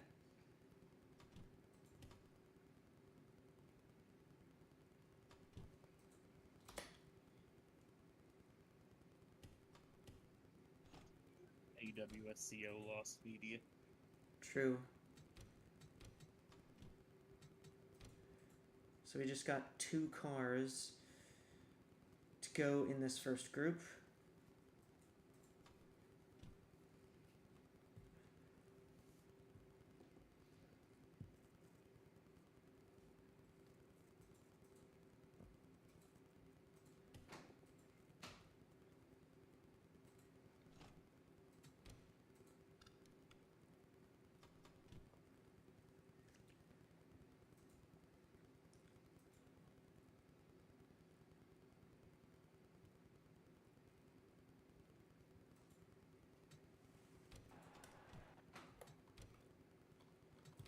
And it will be Little's teammate, actually, Valicia Vancy, who's in the 1 car. The Mobile 1 car. It's pretty fitting, I guess. Although that team has run Mobile 1 on the 1 for forever now, so. We'll see what Vancy can do and see if Vancy can maybe put up a lap similar to her teammates, but that might be a tall task. We got I understand we got a CrowdStrike pit report. Asher, what do you got? Yeah, it was high fives all around on the 71 pit box. Abby Little on the radio, definitely very happy with that lap. So I think that 71 Monster Energy team is definitely going to be one to watch come the duels. They clearly have a lot of speed with that Ford Mustang Dark Horse. We're going to be able to see what her teammate can do here in just a second. So let's see what the 1 can do here around Daytona. One of Valicia Vancy, who comes from Italy. She always very much enjoyed stock car racing, which seems a bit odd for someone who's from Europe to some people, but hey, this is a worldwide series. We're going to 4 different continents? 5 different continents, I think it is, actually, because we're going to go mostly North America, but we also go down to Rio de Janeiro in Brazil. We'll head over to Motegi in Japan, in Asia. We got Lausitzring and Rockingham in Europe, in Germany and the UK. And we're also going to be heading to Calder Park and Bathurst in Australia. So this is a worldwide series. And a lot of these guys really want to impress on the worldwide stage. All right, let's see what kind of time the 1 could pull off. Not as fast as a warm-up lap as we saw the 71 do, but the 1 does not look slow.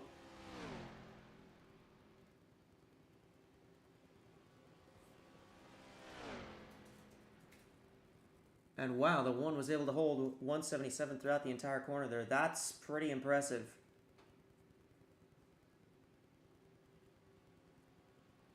There's not going to be a pole lap, but she is going to hit 180 down the back straightaway, which is not something we've seen a lot of cars do. I'm fairly impressed. MNC has pulled out some really fast cars, Caleb. Definitely, like you said, looking like maybe not a pole lap, but a really solid lap here from Vance across the line. 50.2. That was a great lap there. 273. That's going to put her 5th on the board.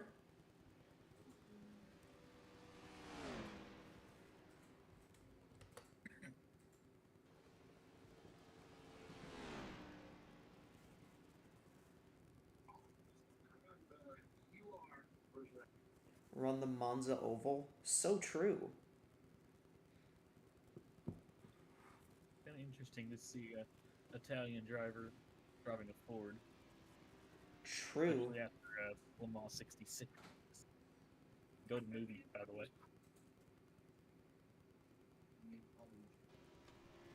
So yeah, Vancy with a very solid lap. Both of the MNC cars showed up and they brought their stuff. So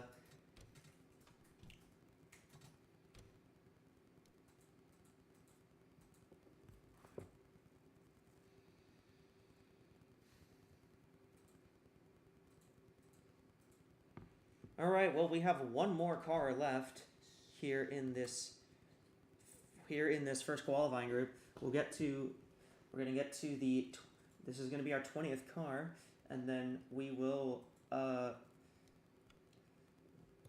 provided that the studio is ready, send you to the FanDuel fan studio for a update as we get into the second group of drivers.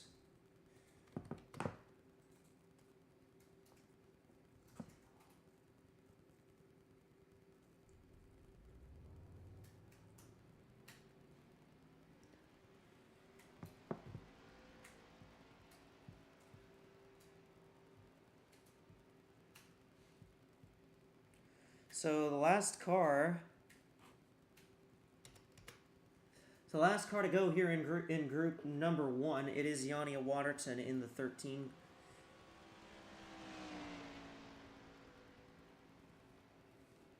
And Caleb, I'm also going to probably let you go after this car goes. I do want to talk to some other people during the broadcast. But it was nice having you here for the first few cars here of the Cup qualifying. So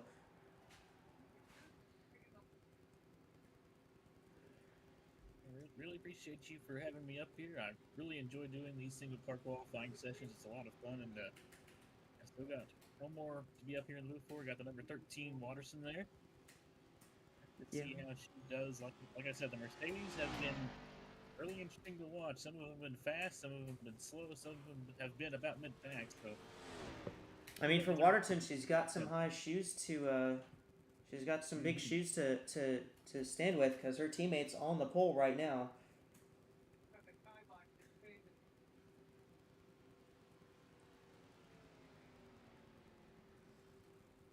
So for that 13 car, I think she's got to try to show at least some sort of pace similar to what her teammate was able to pull off in the 3. But it's been a very interesting first group here in this session. So let's open up our telemetry, and yep, look at that. The 13 is very fast.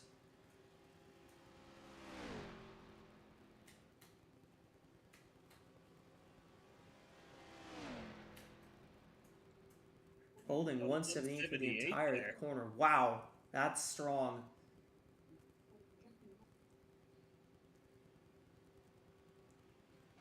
These MBYW cars clearly have brought their best. And for Mimi Barino and Yanni Waterton, who co-own this team as the drivers, they clearly have a lot of pace. Let's see if the 13 can get to the line. What kind of time will it be? A 50.003. 13 car is on the pole, and now it is an MBYW front row. Wow. Just shy of the 49s.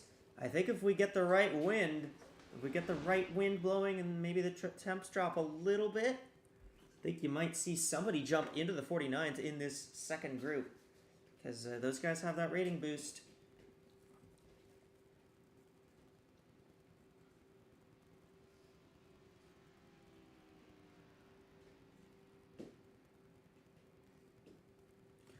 All right, so Yanni Waterton sets the benchmark for these cars in the second group to beat. We're gonna send you to the FanDuel fan studio, and Caleb, it was great having you on. I'm gonna let you go, and I'm gonna send it to the FanDuel fan studio. Madison and Lou, what you got for us? And let's say bye to Caleb. Bye, Caleb. Appreciate y'all bringing me up here. That was fun.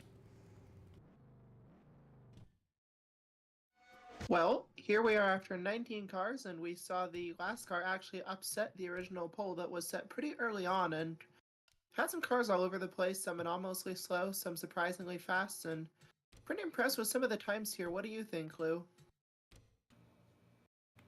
Well, I mean, there's some things that we can decipher from that first group. The Mercedes seems to be a car that's hard to set up, but when you set it up right, like that team 13 and 3,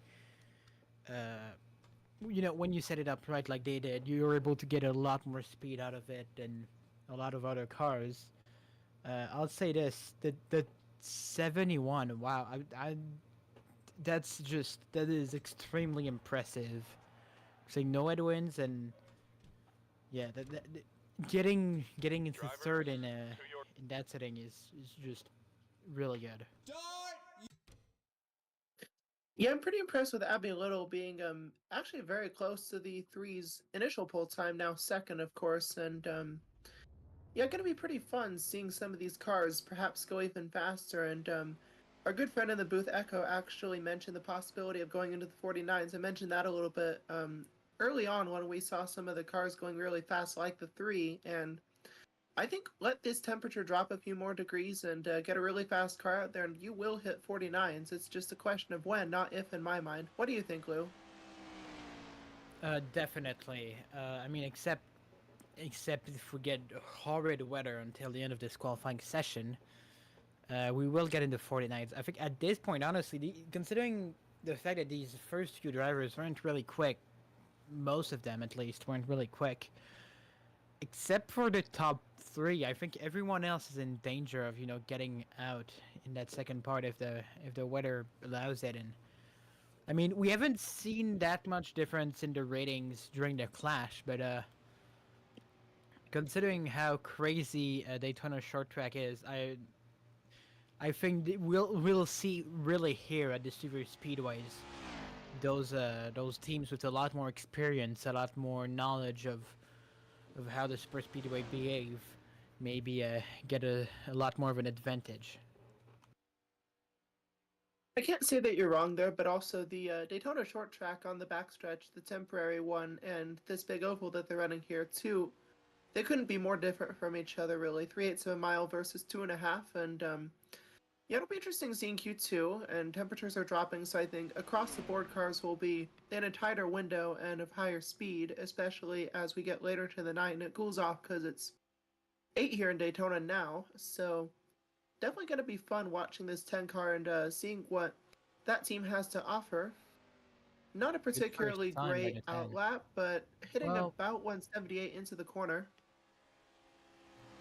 That's a pretty good time. It's not pole. It's not anywhere near pole, but might land the middle of the field here.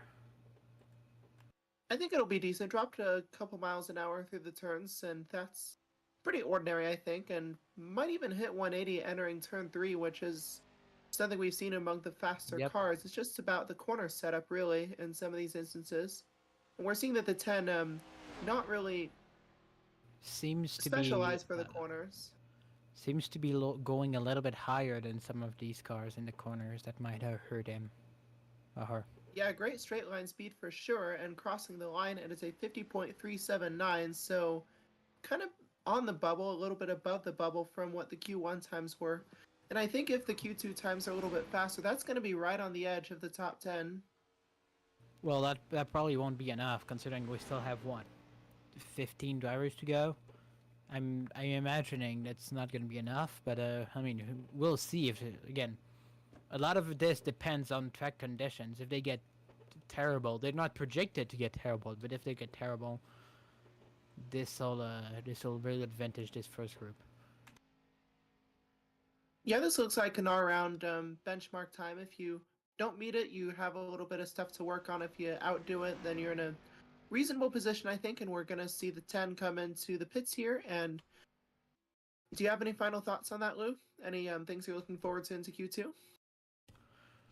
I mean, what I'm looking forward to is just in general how much faster is the group 2 than the group 1. But other than that, I don't have any particular drivers that I want to watch for. I think they're all pretty good. We haven't really had a good idea of who's good or not at the super speedways yet. So I mean, this is one we discovered at. Yeah, of course. This is the first time we have our cars in a setting that will put the championship at stake, and we're going to see Lily Tulberson hit the track now in that 39 car, and I think Echo will have quite a few things to say about that. So that's it from the studio, and we will send it back up to the booth, and thank you for listening to us Open Q2. Yeah, and I'm alone in the booth right now, so Lily Talberson in the 39 car. Lily Talberson is in the 39 car, and she's obviously we saw a couple Mercedes earlier go really fast. The 13 and the 3 are currently the front row. They have the front row sweep at the moment. Although obviously we still have a second round to do. In terms of that, Lily Talberson, driver from Victoria, British Columbia.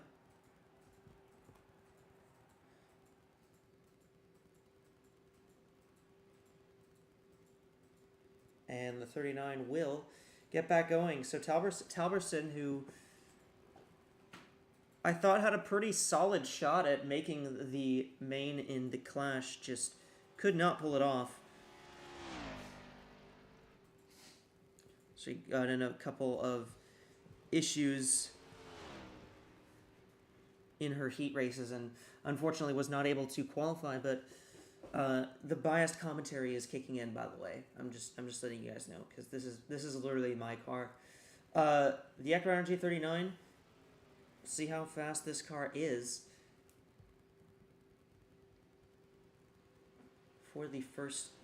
We'll see how fast this car is for the first little bit here, and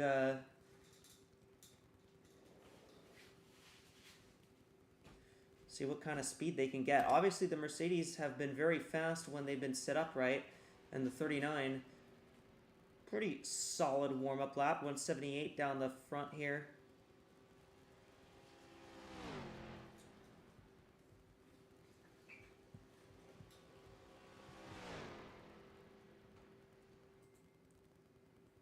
See what kind of speeds.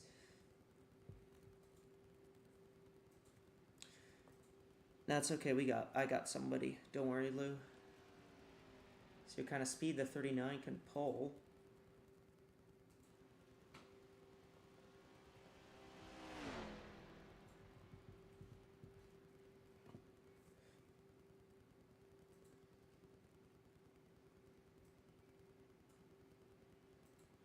And the time for the 39 is going to be a 50.291. So that ties the 39 with the 96. The 96 would get the tiebreak based on clash finish because the 96 qualified for the main and the 39 did not. So 39 jumps into the top 10. And I'm dragging Emmy into the booth. Hi, Emmy. Hello. So we are 22 cars have gone so far, and we just had the 39 of Lily Talberson run. Been a very interesting qualifying session so far. There have been the storyline right now, at least, is MBYW Motorsports in that first group. They got a little bit of that first group, those Mercedes, very, very fast for the MBYW team.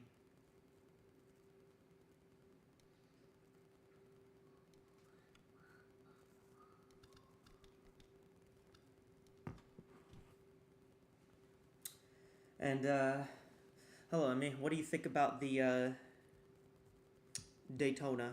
I think Daytona was a pretty special race. You know, being a season opener, and it's a very I think it's a very wing dependent track.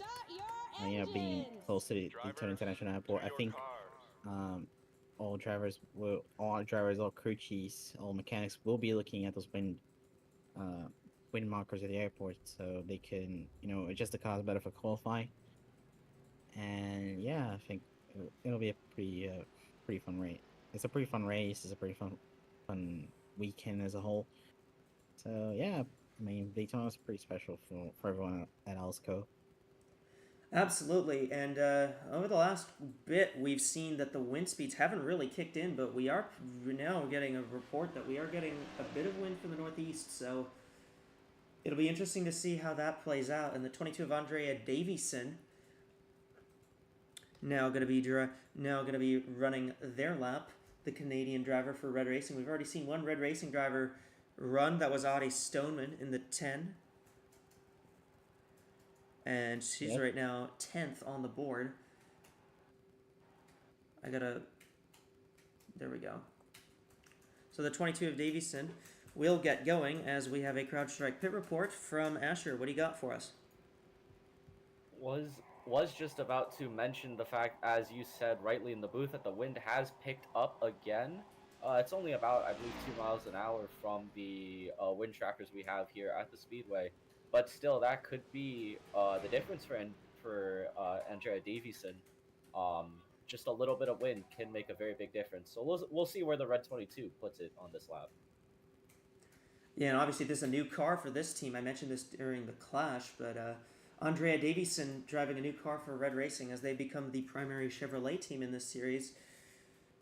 The 22, new number for them we haven't seen before. They ran the 10, 21, and 23 in X-Next, and they've introduced the 22 here. So Andrea Davison, the driver from Hamilton, Ontario. We're going to put our telemetry on screen for you here as we... On this lap, we've seen some very, very strong laps from the Mercedes.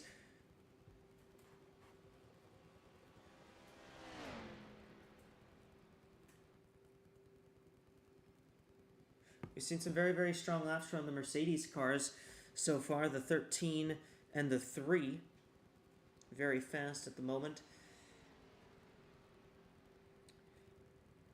And as well... It's looking really good. That car looks pretty solid. If you can hit about 180 down the back, that's a good sign. It's looking pretty good. We gotta see the time now. 22 slowed up a bit in 3 and 4. 54.17. That will not be good enough to enter the top 10, to be in the top 10, but it will be good enough to be 12th out of the 23 cars that have gone. So right now the cutoff is 50.379. Hi, Brennan. Welcome to the booth. 3-person booth now.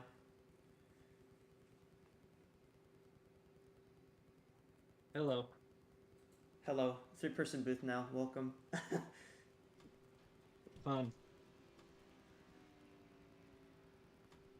So Andrea Davison manages a pretty solid qualifying lap there.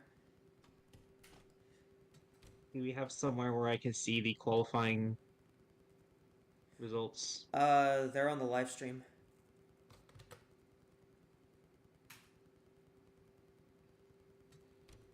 On the YouTube one, I should say. Oh, okay.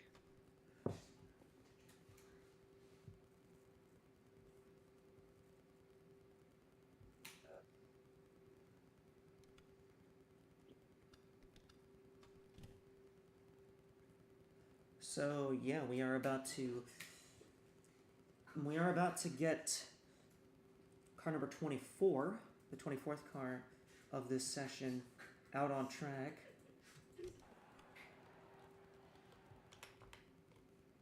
And it will be the 46 of Yenfi Yanaga, Drivers, to your cars. who will be the first Southwest racing car to go. Hey, that's fitting. Brennan, you're here, and Southwest is out on track now.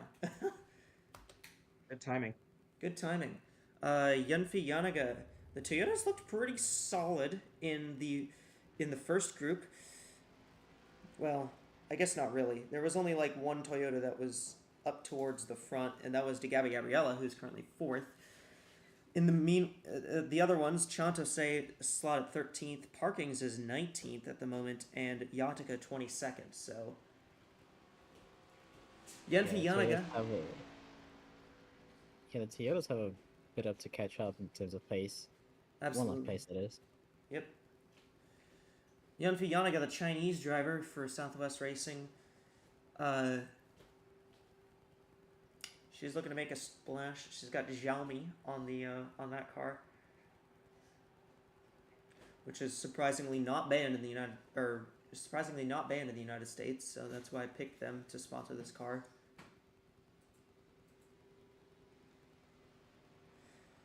So the 46 will get going, and we have gotten some of the wins are starting to pick up again. Although it's died down a tiny bit. Coming from the northwest now. And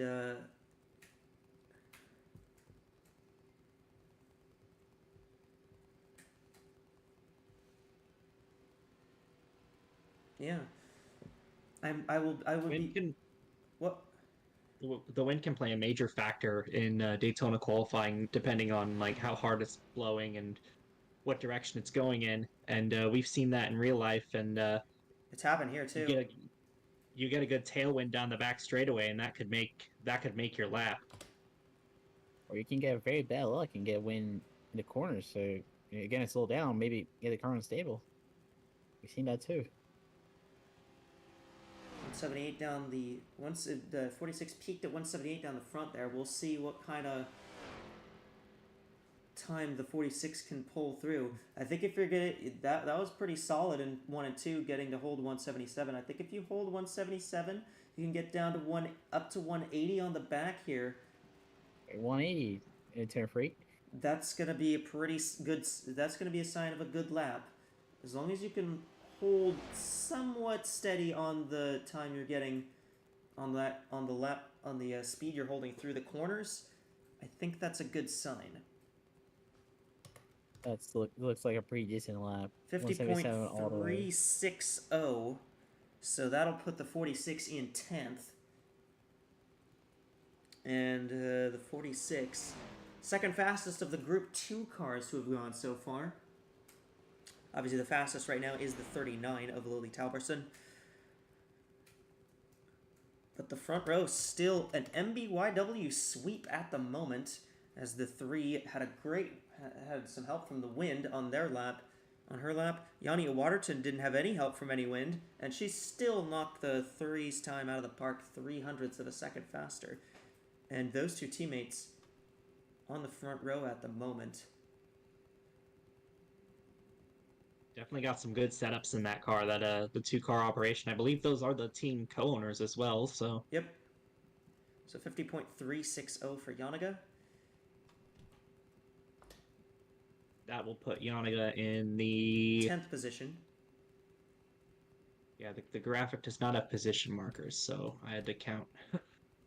So they were the cutoff, the Yeah, cutoff car. We're in the bubble right now. yeah, they're the cutoff car. Oh, I need to actually adjust. I need to check the weather again.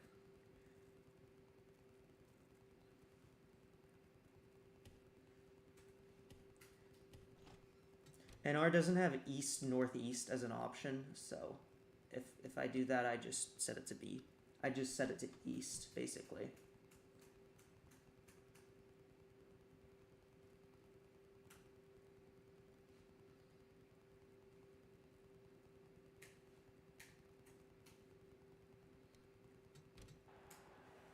All right, well, we're gonna see who's up now, and it is Drivers, start. the 62 of Halis Jukovic, a driver from Croatia, in that T-Mobile Honda for Atlantic Racing, which started out as a pretty small team, but they've grown to be the big Honda team now, as the 62, basically their flagship car. That's a pretty good looking car. I appreciate that one. I actually, I didn't know what to do for the T-Mobile scheme, so I just designed a completely new one for this. But yeah, that Atlantic Racing team looking to make a splash, honestly. The 62 is the Atlantic Racing team. The whole team has expanded. They're now a 4-car operation. They took over the old chassis and stuff from Team Honda from the Next series, and now that they're the primary Honda team, they're hoping to become a competitor. And Brennan, you remember the whole Next rivalry with Southwest and Team Honda? Maybe we get Southwest and Atlantic. That could be that could definitely be something that happens, especially with being the main A team at Honda now. That's a big deal for a team to be the top team in that manufacturer. You're getting the best stuff that you can possibly get from them, and they could potentially just move up to where Team Honda was. Yeah, well, I will be very interested to see how they perform and what kind of boosts they're able to get this season. So Jukovic, pretty strong looking across the line, 177 across the line. That's one of the higher speeds we've seen. Not getting a lot of help from the wind, though. The wind started to pick back up again, so... And that's not a good exit from turn 2. Pretty slow compared to the car before. Yeah.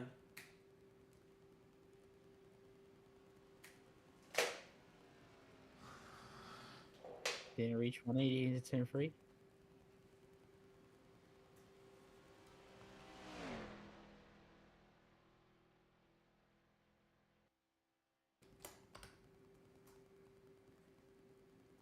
So Jukovic will hold the 179 down the front, very strong down the front, but it's a 50.343, so that will slot her into 10th now. Take it away from, take the 10th spot away from Yanniga.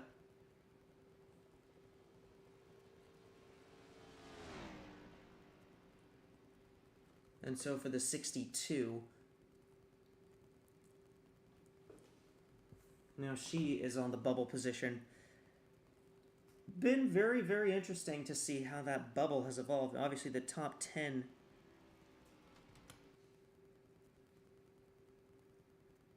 Obviously, the top 10 advanced to the second round of qualifying, but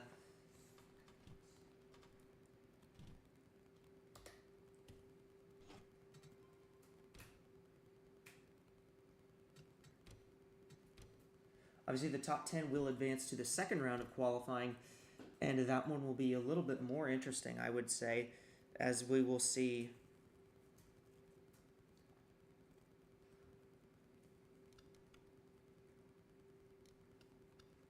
we will probably see a good chunk of fast cars in that top 10, and we'll probably see something. I don't know. We might see something crazy happen in the in that portion of the. Drivers, to your cars. Of qualifying. Drivers, stop. All right, the Brazilian Mika Janeiro is now up. I'm sure Emmy's happy about this one. Hell yeah. This is the other new driver at Southwest. Yep. They replaced half their lineups.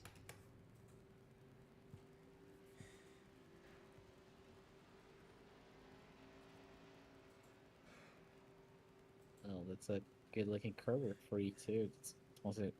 NASCAR man, the reason it does that is when you do that, you're setting it to plain text. What you want to do is you want to just put the you want to press the button that has the arrow and the .00. That will just increase the thing.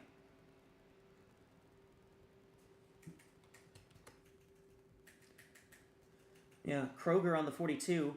They've just joined this team now as the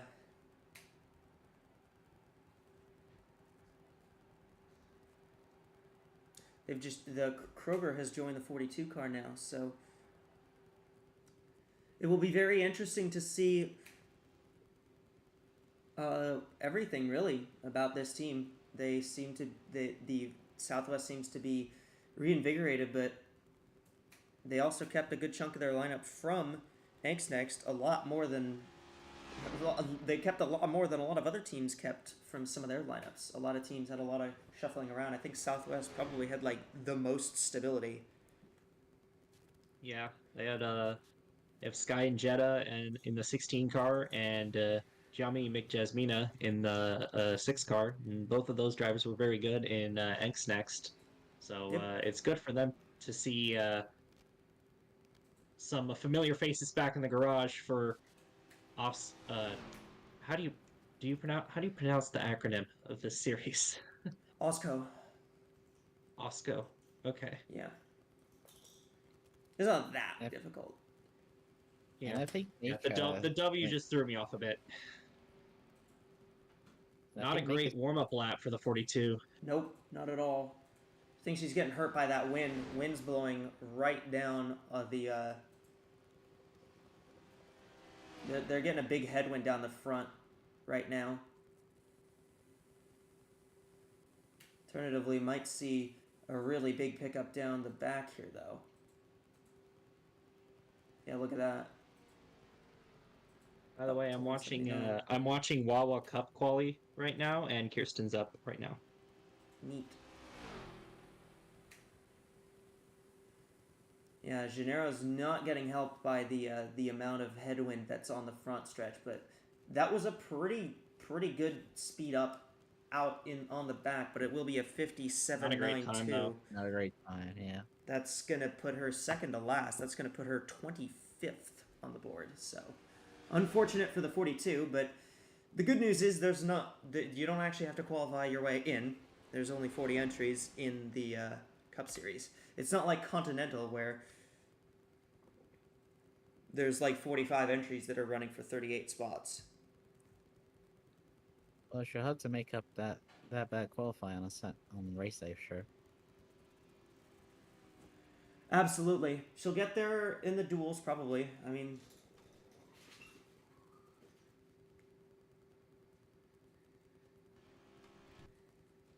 So, Gennaro... with a forgettable lap time. Not near where her teammate, Yanaga, was. So far, the fastest car... So far, the fastest car to go in this second group is still the 39 of Lily Talberson, who ran a 50.291.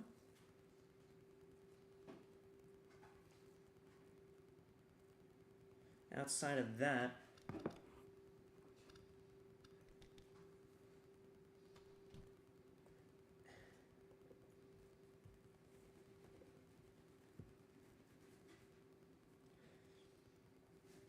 Outside of that, it hasn't really been, we haven't really seen the second group.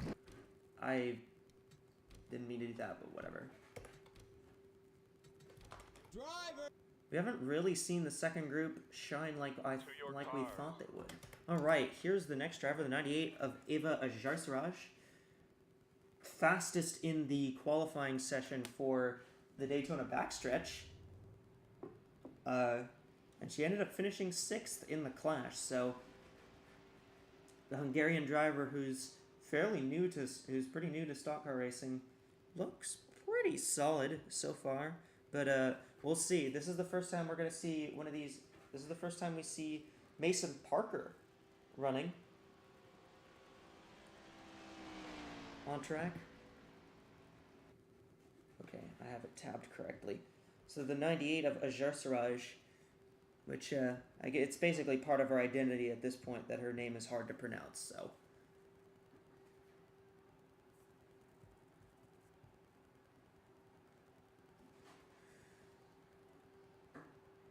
we'll see what kind of lap time Ajarsaraj is able to pull off.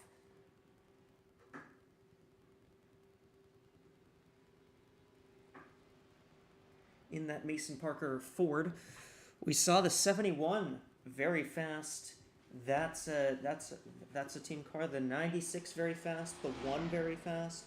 3 Fords already in the top 10 right now. So the Fords have looked pretty strong.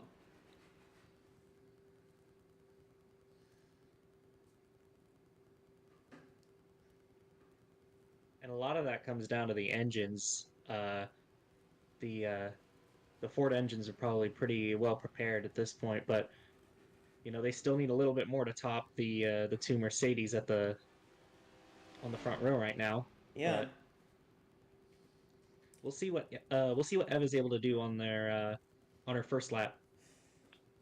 I mean, there's only one manufacturer right now with more cars in the top 10 than Ford, and it's Mercedes, because Merc has 4. Obviously, the 13 and the 3 at the top of the board right now, but also the 39 and the 8 are sitting in the top 10 at the moment.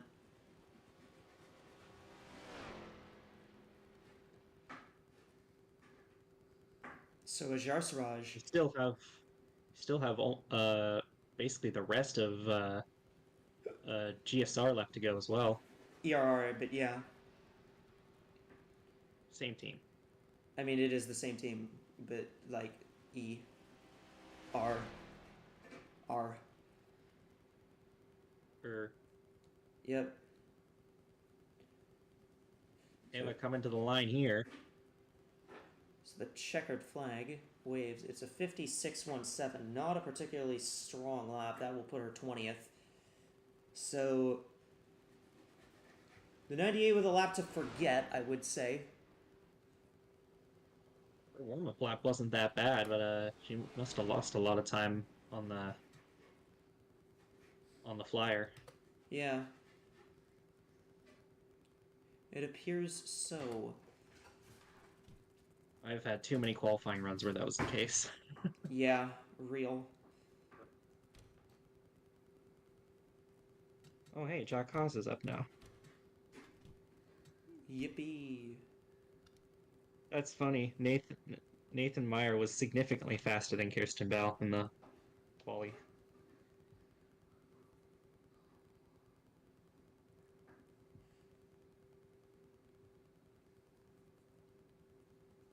Where's my weather app? There it is.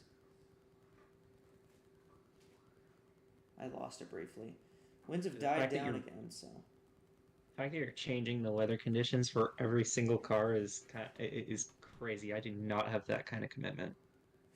See, the thing is, I wouldn't do it normally, but like I'm really trying to make AWSCO like feel realistic. So as realistic as possible, yeah. Yeah. All right, next up it's the 6 of McJasmina. Let's go, PJ. So the 6 car, Gianni McJasmina, in the Snapdragon Toyota. She's returning. Not really a new sponsor, more like a change of branding, because Qualcomm Snapdragon is just like the thing that Qualcomm sends all their branding to now. But still, new scheme for the 6 car.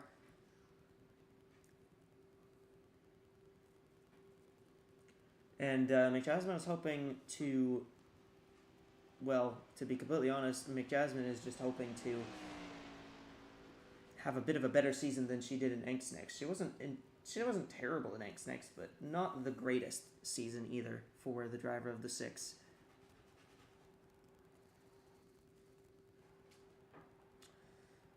So we've seen that the Toyotas have not had a ton of speed. There's only one Toyota in the top 10 at the moment, and it's still Gabi Gabriella.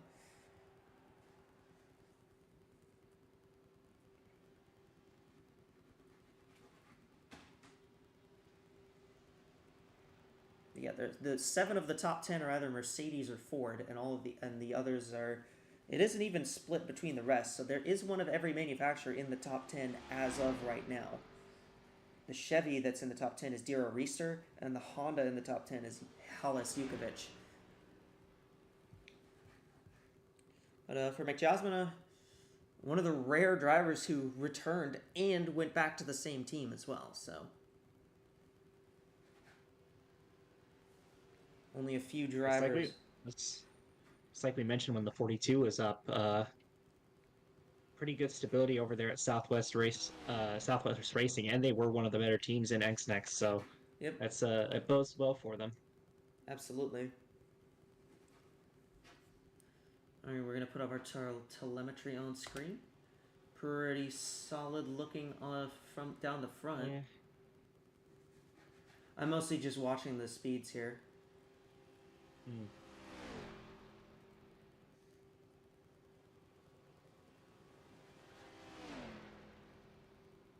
Just got to be stable in the corners, not try to drop too far in terms of speed. I don't think this is going to be a flyer lap, though, to be completely honest. Up to 179. Up to 170.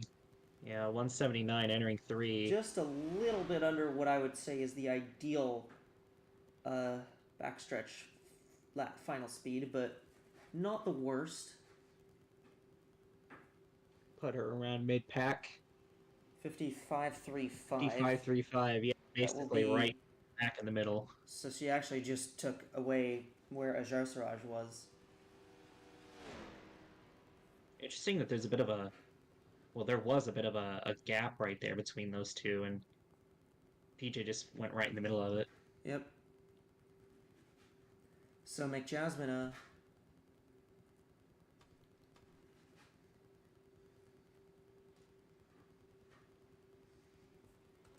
the 55.35. And we have not seen the kind of time jumps that I thought we would see.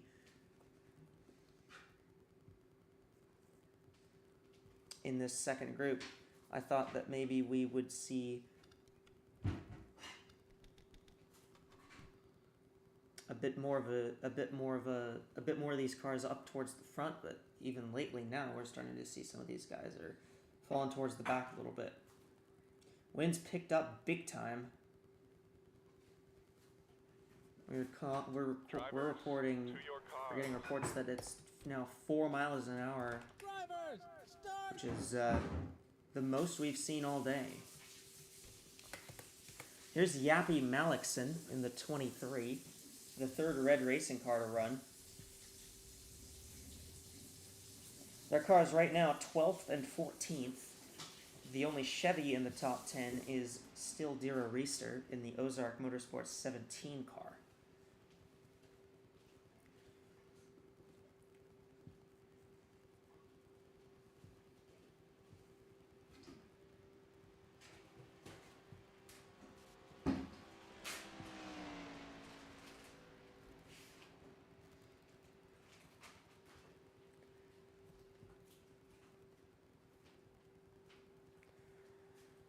So yeah, it will be. I'm fairly interested to see how these big teams are going to be able to do. Obviously, towards the end of Group 1, we saw a lot of fast cars go. The 71 and the 13 were both in the top 3, and they went third to last and last in those groups, or in that group respectively.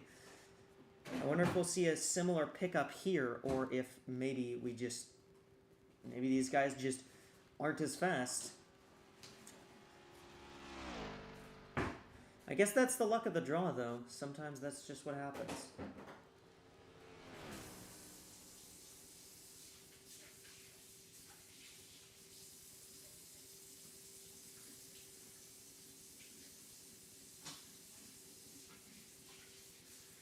Yappy Malikson down the back straightaway on her warm-up lap.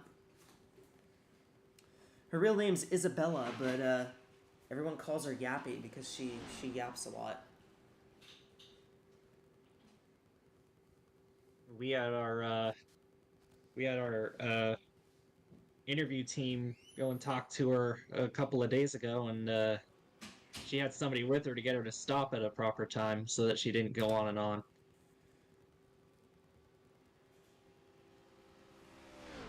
.178 down the front there. Again, there's a pretty significant wind going down to the east. It was about 4 mile per hour wind to the east at the moment. That's something you're going to catch off of turn 4. That was not a good exit from turn 2. It was pretty slow. 175. I think the wind is kind of hurting her on that one. She was very fast. She was very fast down the front, but not down the back at all. Yeah, pretty slow for turn 4 as well. 176. Pretty strong pickup though. 56.52 for Malikson. That'll put her 22nd. So just in front of the 60 of WESCO. And the wind started to pick up, not exactly helping a lot of these drivers. We see most of the front at the moment is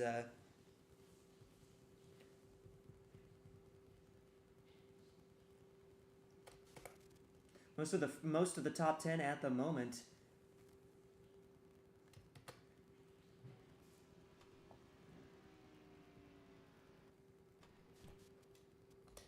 went when there was no wind, so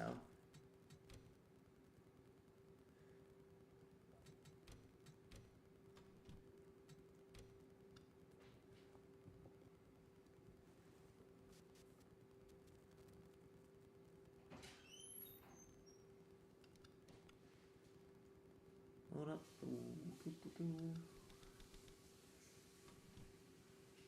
I think it'll be very interesting once we see Continental qualifying. They've had, I mentioned this before, but Continental qualifying is going to be very interesting because these guys haven't had a chance to.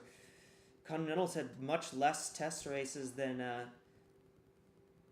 the Cup cars have had. So. Drivers. Not as much experience in the Continental field. Well, that's not necessarily true. We've got some drivers from a few different series in there. There's drivers that have experience. Just the cars are fairly. They haven't given them a lot of chance to practice with those cars, and it'll be the first time we see them on track in a context of a racing session. Aside from, I think we did like a couple of test races, but Cup did like at least 10 test runs. Continental only really did like 2. So up now. With a different body and stuff, they race pretty different from the Cup cars. Yep. So. I think every team is diving into the unknown, and I think this qual session will be very, very interesting to watch when the Continental cars come up. Sky and Jeddah up this time. Yeah, and Jeddah in the 16, the last Southwest car to go out. We've seen all the Southwest cars have gone out now, so. Haven't been particularly fast in their qualifying times. The fastest Southwest car, I believe, was the 46. It is. Of Yanfi Yamaga. But we'll see if Jet has anything to say about that. Again, just remember that winning the pole does award a point. So, and that will be the case here as well in this single car qualifying session. The pole winner will get 1 point towards the championship. So we will see the first point awarded to the championship in this quali session for both series. Yeah, your pole winner is going to be able to brag. They have the points lead for, at least a little bit. About a week. Yeah. run the 500 on next Monday. And I mean, that does make this qualifying session matter a little bit more than it usually would. Indeed. Wow, that's a pretty fast. Good warm-up. That's a pretty fast warm-up lap in Jeddah. 179 down the front. That's pretty strong. That's a good mid-corner speed between 1 and 2. It's gonna have a good launch, but down the back. Yeah, she's got to get this. She's got to get a good pull down the back straightaway. If she can hit 180, 178 out of turn 2. she can hit 180. That's She might have definitely a 180. She's gonna hit 180. Maybe. Might even get 181 here. No, not quite yet. Not quite. But that's pretty a close. great lap. This is going to be pretty good in terms of the speed. It just needs to carry this down the front. See what the 16 can get. It will be a 50.154. 154. 154. That is fifth on the board for the 16. That's amazing, mate. All right. So there's the new fastest. That's the new fastest car in Group 2. That's great by Southwest Racing. Jet's living up to her nickname. That's for sure. Nescaran, you did the wrong one. It's the 9. You are foolish.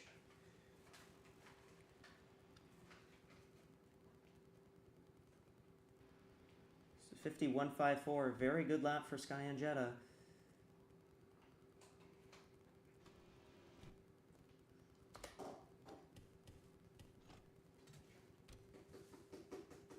Southwest's got to be happy with that one. Obviously, Absolutely. their other cars weren't that quick, but the 16 really was able to get a good run. I think TRD will also be happy having a great engine and a Toyota in the top 5 going to the next round. Yeah, if things hold up the way they do, which it seems like they probably could. Let's see who's up next. We have had 30 cars go, so only 10 more left in this. So only 10 more left in the first round of qualifying. It will be Mauricia Vebelst in the 99. To your car. So, We have another Mercedes. another Mercedes. Mercedes-powered car. I mean, all of the Mercedes, aside from the 82, have looked very fast, so... Yeah, we haven't seen ERR have that many cars go out. A lot of them going out later in the session. We'll see what kind of speed this 99 has. Yep. And the wind hasn't picked up much, so I think it'll be another great run if stuff Hands out. Absolutely, yeah. Bevel's one of the more interesting characters in the garage. Oh, absolutely. I guess it's hard to knock people out of the way on a qualifying lap, though. To be fair. Yeah, there's no one to knock out of the way. So, what is she to do? Yeah. Yeah, the cars that went later in the session in Group 1 were the faster cars, like the 13, the 1, the 71, all went they were all the last 3 cars to go, and they all are in the top 7 at the moment.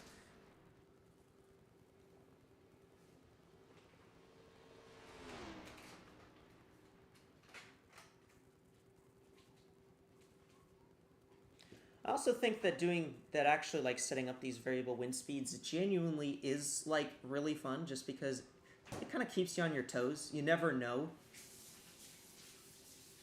Yeah, that's for sure. It gives you another variable to talk about too.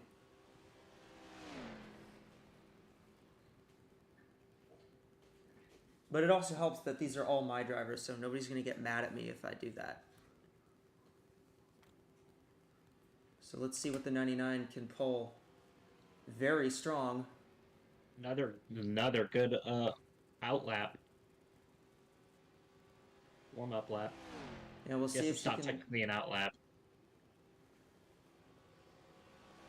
See if she can hold speed coming out of 1 and 2. She did a pretty good job holding speed. Good speed out of 2. Down the back now. Hoping to get 180. She'll hit it. Yes, she will get 180. This isn't going to be pole, but It's going to be a pretty strong lap.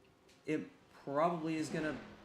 It's probably going to contend for probably going to contend with the top 10.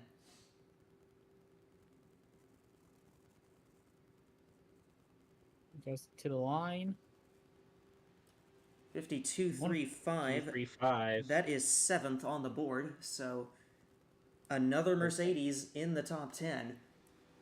That's gonna put Lily on the bubble now. It's going to put Lily Telberson on the bubble now. So Mercedes very Those clearly. Mercedes. Yeah. I mean the 8 Absolutely.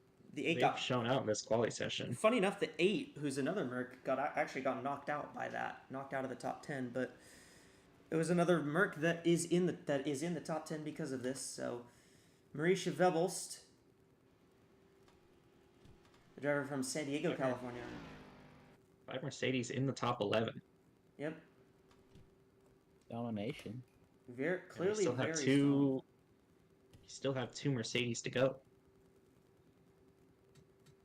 And there's 9 cars remaining to run in this first group.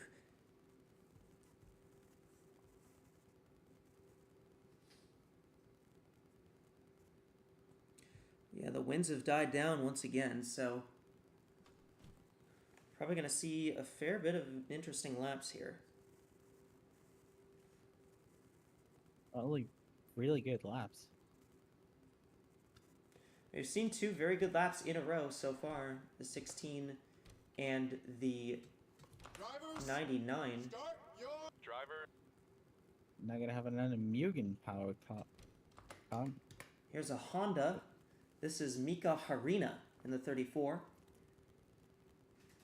This is the new Atlantic racing car. This is the 34. That's their extra car that they're fielding now that they've become the primary Honda team. And Harina actually moved over from Team Honda to drive this car for them. So Harina's staying in the Honda Dev program, which is pretty much the main reason she's here. A lot of experience. I think the fact that Atlantic has 2 quite experienced drivers in 2 of their cars is going to help them quite a bit. And obviously having a Honda protege in the cars will definitely help them throughout the season. Absolutely.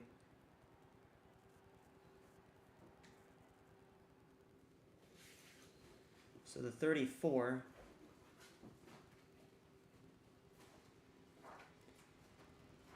I also, this is the Team Extreme number font, except I modified the 4 so that it looks a little bit better than it would have if I used the actual Team Extreme 4 with the 3. That would have looked awful.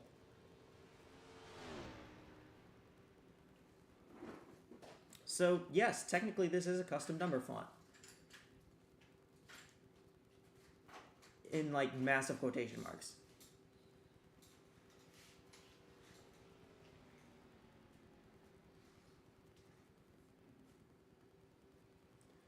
But the Japanese driver in the 34, Mika Harina, always been pretty fast. She currently runs in the ISRC Fastenal series. And she's pretty solid there. Not the greatest, but she's alright. Not as fast of a warm-up lap as we saw from the last 2 drivers, but still solid, still respectable. But she's We not get some H's in the chat. H. H. Yeah, that's not a good run for 1 and 2. Pretty sluggish. I enjoy the H on the hood here. Might flirt with 180 here, but doesn't look like she's going to get there. So not as fast as the previous 2, but should still be a decent lap. Should be a decent lap, but I don't think it'll be top 10. That's definitely a top 20 lap. Not the strongest, but very respectable lap. Yeah, not an awful lap. 4.54. So that'll put her 18th. That'll put her just ahead of the 2 of Isa Ijabeda, who's actually another Honda. There is not a single Honda in the top 10 now, because the 62 got bumped, which obviously is Harina's teammate. And the Hondas definitely seem to not have the most, like, fast cars out there, but it looks like from the timesheet, they're all kind of clustered around, the middle of the timesheet. So, at least maybe some consistency between the Hondas.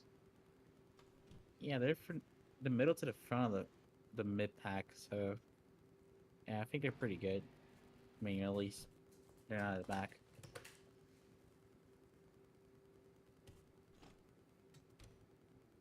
So yeah, 8 cars remain. I am going to leave after the cup cars are done. All right. I'll just be me and Emmy then. Yeah. Let's see.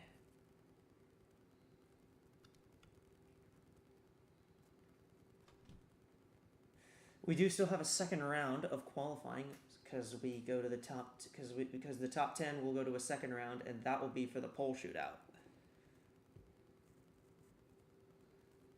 And one precious point that can make all the difference down the line. So Absolutely. getting pole here, it absolutely becomes more important.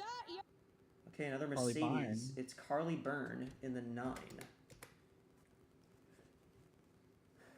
The 18-year-old prodigy. From Albuquerque. Yep. She's the first of the Byrne sisters to go. Alicia, who's in the 91, obviously has not gone yet. But the 9 of Carly Byrne in that Pilot Flying J Mercedes for Evans Arts Racing. First time I ever painted this scheme on this mod.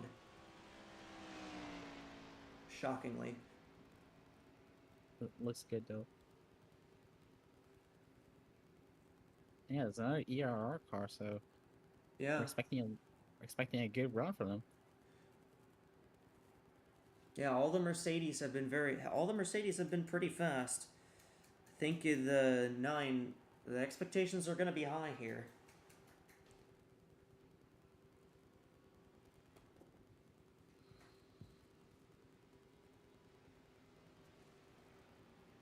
Albuquerque, I got a crazy story about that city. That's the Walter White city, isn't it? Yeah. The Jesse Pinkman city. Walter. I've got a story about that city too. That'll take me about 11 minutes of rambling.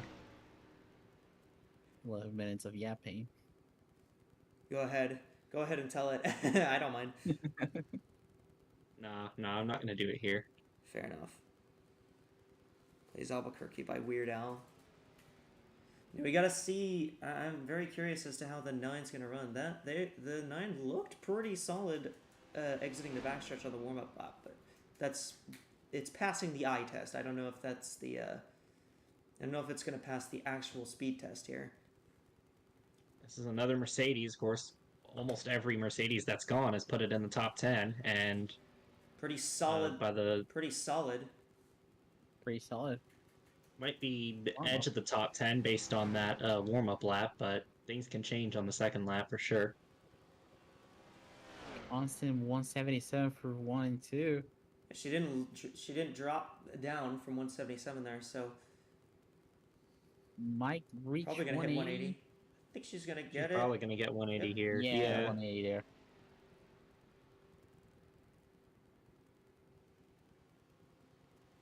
Probably going to be on par with the 99 if I had to guess.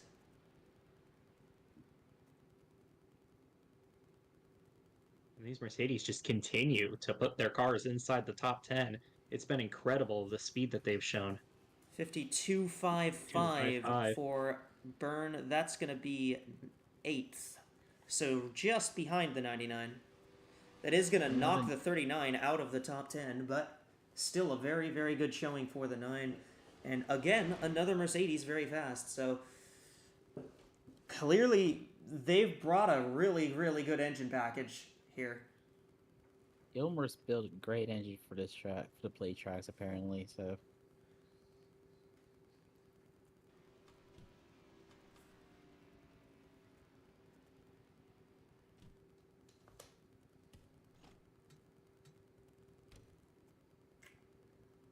So yeah, we got 7 cars to go now, and it is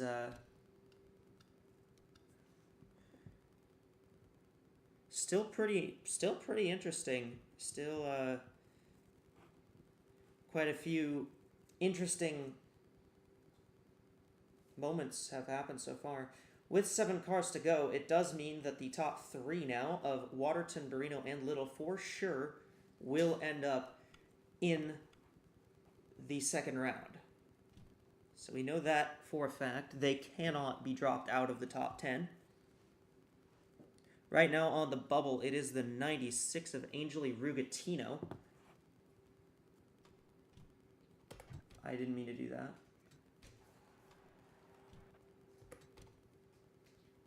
Drivers, start your engine. It will be the 21 of Amani Wandayo, the final red racing car to go. Again, the Chevys haven't been particularly strong. Only one of their cars is in the top 10 right now with Dira Reister.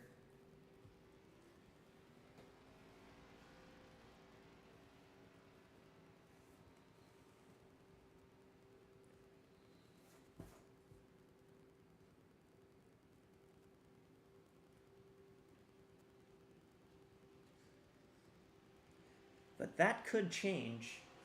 Obviously, if the 21 has a very strong lap here. It's pretty fitting that a Peruvian driver is driving a red and white car. Yeah. I mean, it is red racing. That's their whole thing. Yeah.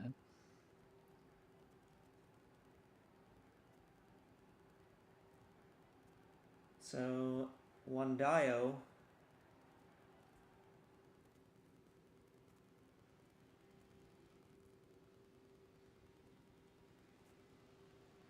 We'll see what she can do here with this 21 car.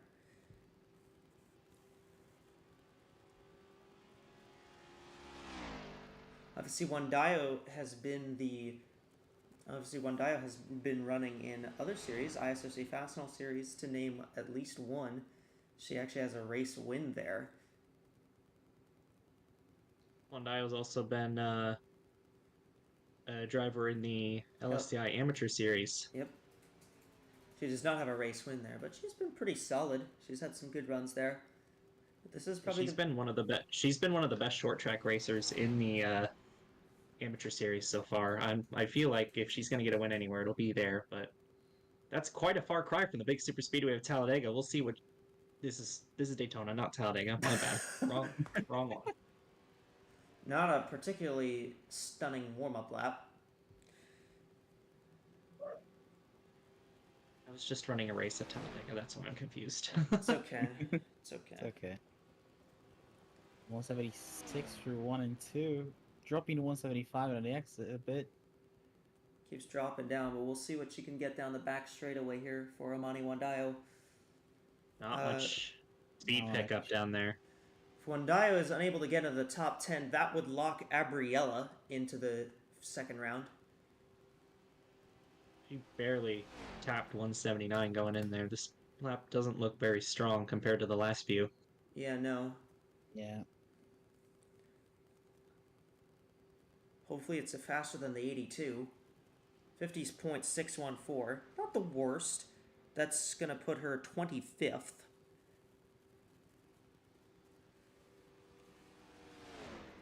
To be ahead of the 98 and behind the 6. Yeah.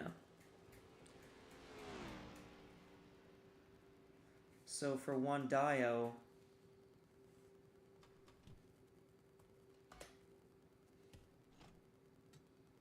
and yeah, again, the points format very interesting because obviously the pole awards a point. You now get a point for the fastest lap, and most laps led is actually worth 2 bonus points, like how I did in some other series.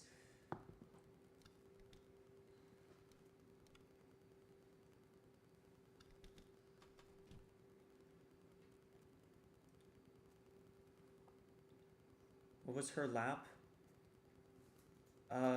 It was a 614, yeah.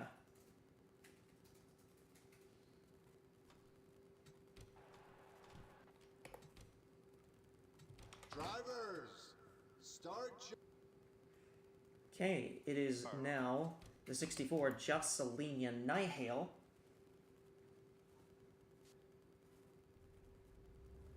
Driving that Circle K Atlantic Racing car. That's the third Atlantic Racing. This is the third Atlantic Racing car we're going to see run. The Hondas haven't looked particularly strong. Their highest runner right now, their highest position driver right now, 13th place, Halis Jukovic. Outside of that, Nietzsche Garnston is in 16th. Mika Harina is 19th. Isa Ijavida is 20th. Rachel Cole is 23rd.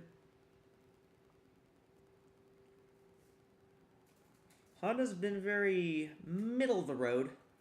Not the worst, but very middle of the pack at the moment.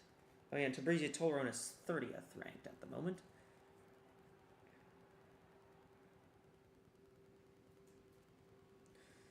So the 64 of Jocelyn Nihale, driver from Queens, New York.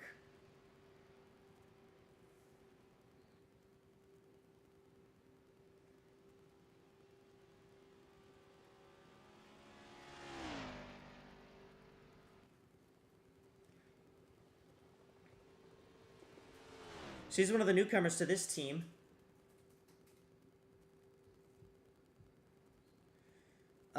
Atlantic Racing, well, I guess Atlantic Racing is all newcomers, but she's one of the actual new drivers to my thing. Nihale hasn't run in any of my series before, but Atlantic Racing also brought in Cynthia Rariston. They actually yoinked her from ERR, and they got Mika Harina from Team Honda, transferring their program over to Atlantic.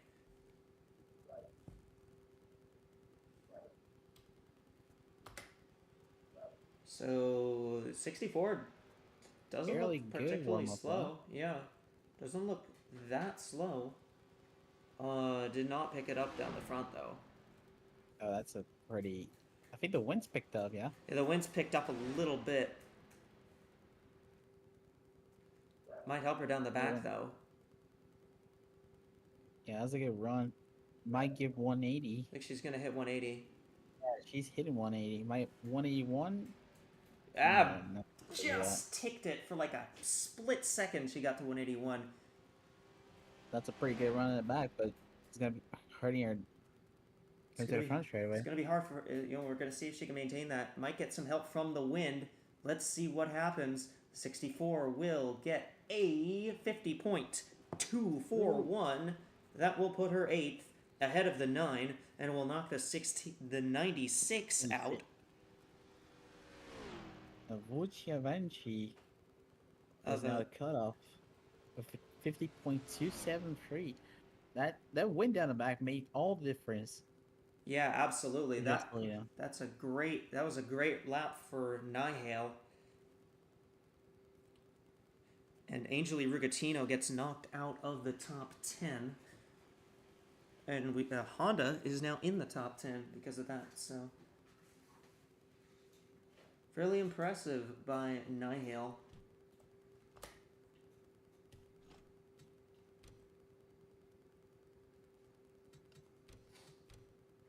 We got 5 cars left to go.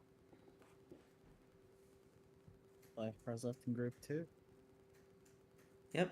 The 16 of Angetta is now for sure, is now locked into the second round. All right. So we know for a fact that a Southwest racing car will be in the final round for the pole shootout. Kind of interesting note that 3 of these remaining cars are all what is that team name? I forget. 18, the 19, and the 91. That's Mason Parker. Yeah, Mason Parker. They're all Mason Parker cars right at the end here. Hey, speaking of, Alicia Byrne in the 91. To your cars. The only Byrne's sister. Yeah, that's Carly's sister.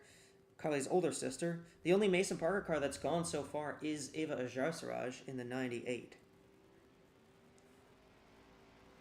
And Ava's kind of sitting... She's just kind of middling in 27th at the moment. Yeah, towards the rear of the pack. So these other 3 Mason Parker cars are going to have to pick it up if they want to get into the second round. Yep. Yep. The Fords have not looked particularly tremendous. Well, actually, no, that's not true, because the MNC cars were really fast. The 71 and the 1 were both very, very strong. Well, the 71 is in third right now. Yeah, the 71 is in third. Yeah, it will be going for the pole.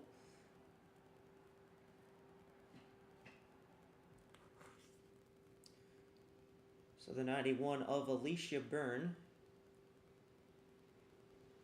Going for a warm-up lap. Yep. Alicia Byrne, who also has some prior experience in this series, in my own series. She ran in the Xfinity series a couple years back, and she won a race, and I think she was the points leader before I basically stopped doing that.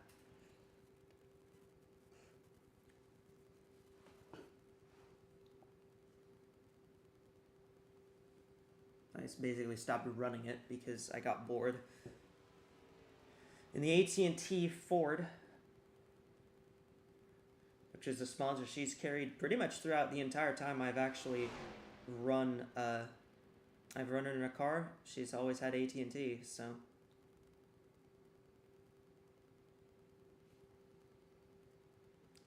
Coming for her lap. Ooh, good warm-up lap. That's a great warm-up lap. Has a lot of potential. Yeah, the temperatures it's gotten a little cooler, so. It's gotten a little cooler, so the track has a little more grip. 177 all throughout 1 and 2. That's a pretty good one. Very good strong run. Might be 180, 180 there. Yeah, 180. I don't think she's gonna get 181. No, she's not. No. Probably gonna be on par with the 99, the 64, the 9, something like that. There she goes to the travel.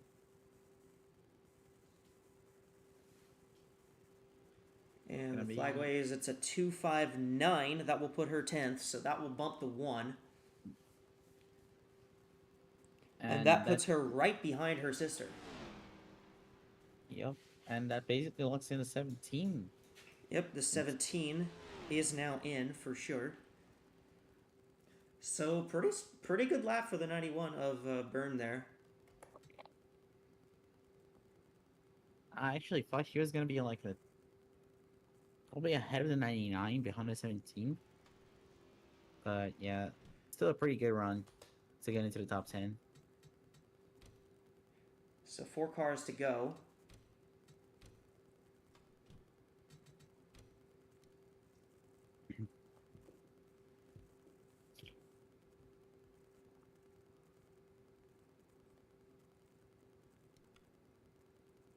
Let's see who's up next.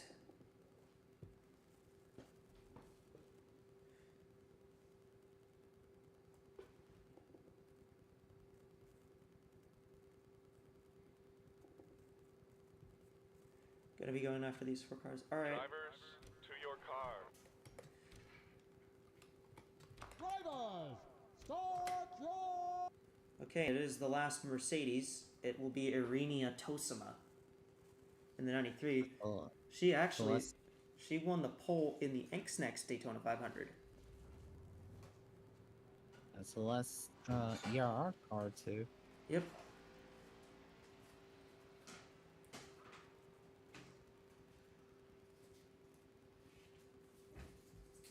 And you know, with her being a past pole winner here, and with the speed that the Mercedes have shown, she's probably the biggest threat for the pole that's left here out of the last remaining drivers. Yeah, out of the remaining drivers to go, and there is still a second round as well, so. Absolutely. I keep forgetting about that.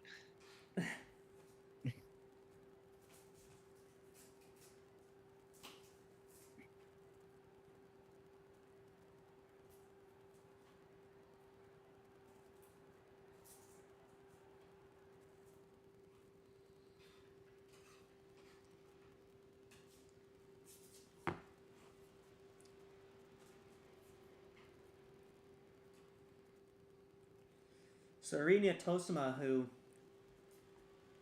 actually, funny enough, the only returning driver to ERR from Angst Next.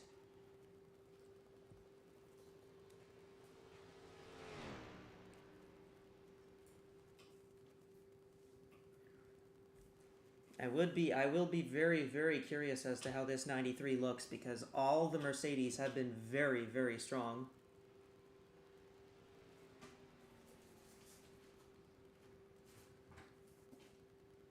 All but one of them are Yeah. up in the top dozen or so. All of the Mercedes except for the 82. The 82 was very slow. Otherwise, they've all looked pretty good. 82 must have had something sick under the hood Not a good, to be that much. not a good warm up for the 93 boy. here. Yeah, not looking good for Tosima here.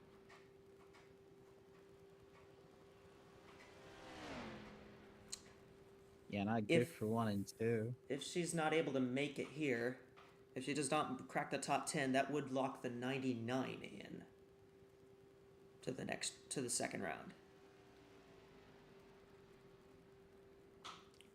So ERR will get a car into the Fast 10 no matter what happens here.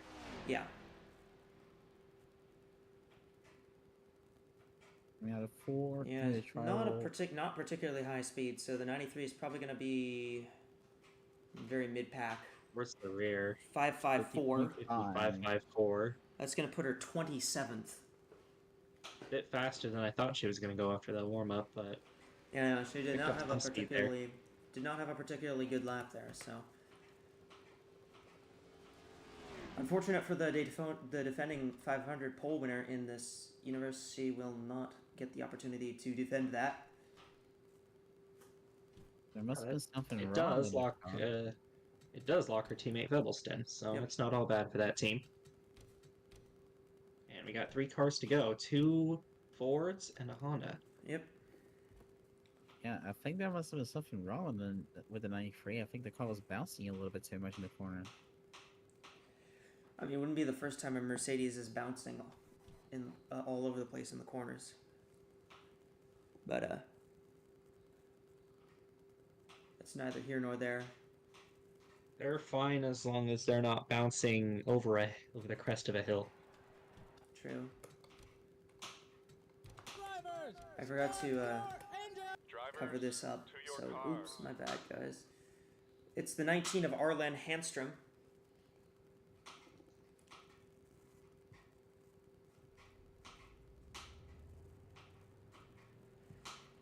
Handstrom, who's in the Ford for that's another Mason Parker car, another Mason Parker Ford. Obviously, we just saw Mason Parker Ford. Yeah, we just saw the 91 a couple cars ago get into the top 10. I'd be curious to see if Mason Parker has anything left, especially in this 19 car, for with Handstrom. Because if they do,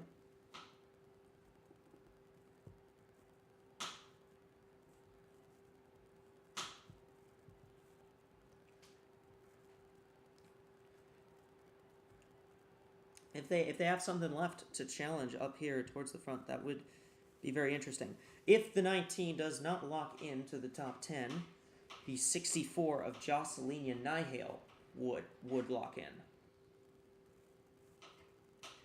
So the 19 needs to qualify 8th or better here to lock in to the second round.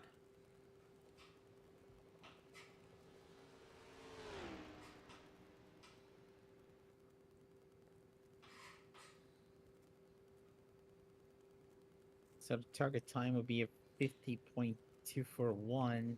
Yep. And, well, considering the 91 has a 50.259, I don't see it being impossible, but kind of not that much realistic for the 19 crew. Yep.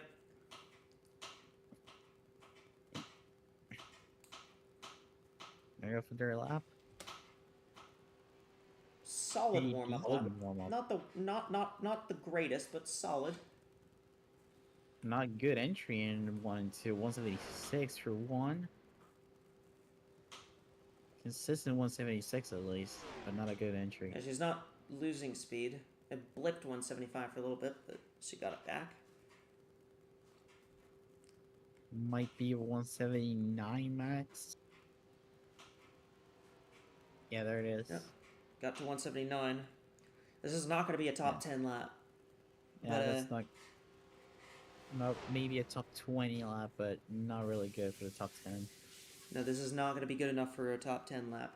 So, Yeah, so the 64 would be is breathing lucky. easy. 6:03 for Handstrom. That will Not put good her enough. 28th. That's pretty bad.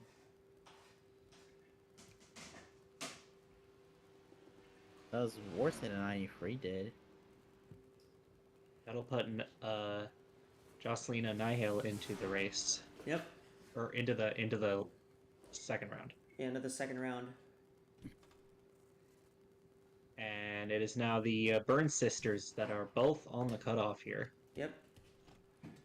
2 cars left to go. It is the 18 and the 32.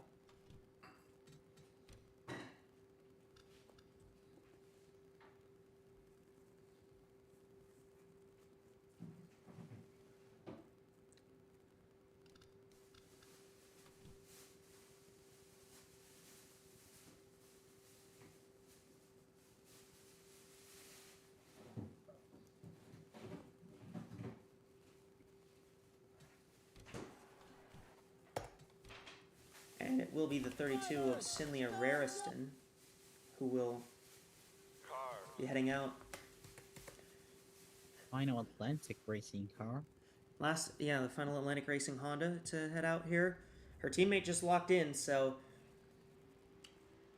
the 32, if it locks into the top 9, the target time would be a 50.255 to lock in. She would bump the 91, and it would put the 9, which was actually Cindy Rariston's former car, on the bubble.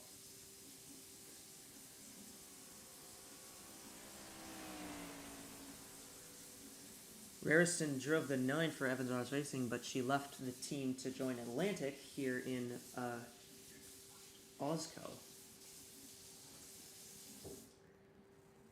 So she's now at the 32.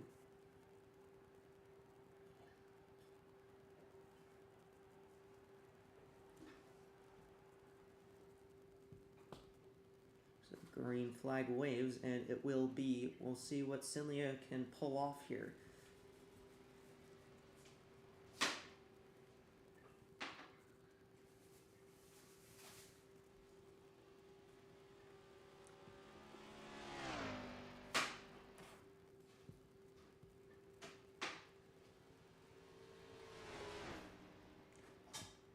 And yeah, after this, we're gonna send you. Yeah, after all these cars are done, we're gonna send you to the FanDuel fan studio for a report from Lou. I don't think Madison is back yet, but after the 18 goes, the 18 is the last car to go. We're gonna send you to Lou in the FanDuel fan studio for an update there, and we're gonna hear some general thoughts about the how the pole shootout will shape up. That's pretty decent warm-up lap, but a 32. Yeah, solid warm-up lap, solid enough. Hit 178. 177 all throughout 1 and 2, very consistent. Oh, yeah, commentator's correct. 176. My bad. Might be a 180. Yeah. Yeah. Pretty decent. She was able to Run get in the that. back. Decent run for 3 and 4 now. She's just got to keep this pretty Gotta keep this solid. up. I don't know if this is going to be top 10. Might be a top 10 run. 337. No. No, it's not going to be. It's not going to be top 10, and that will put the 9 for sure in. That puts her just in front of her teammate Yukovic. So the 9 for sure is in to the top 10. So the Barn family has a chance of having two sisters in the shootout. Yeah, both of the Byrne sisters have a shot at getting into the. Both of the Byrne sisters have a shot at getting into the top 10. It would just be the 91, who is. The 91's the last one, and she would have to fend off her teammate, actually. The last car to go is the 18 of Perry Alacantes.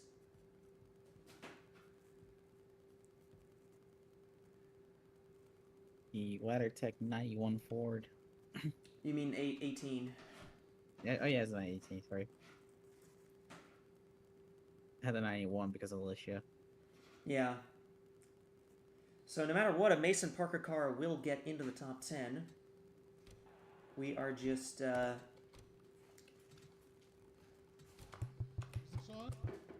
we're just not exactly sure which one it will be. But here is Perry Alacantes in the 18 car.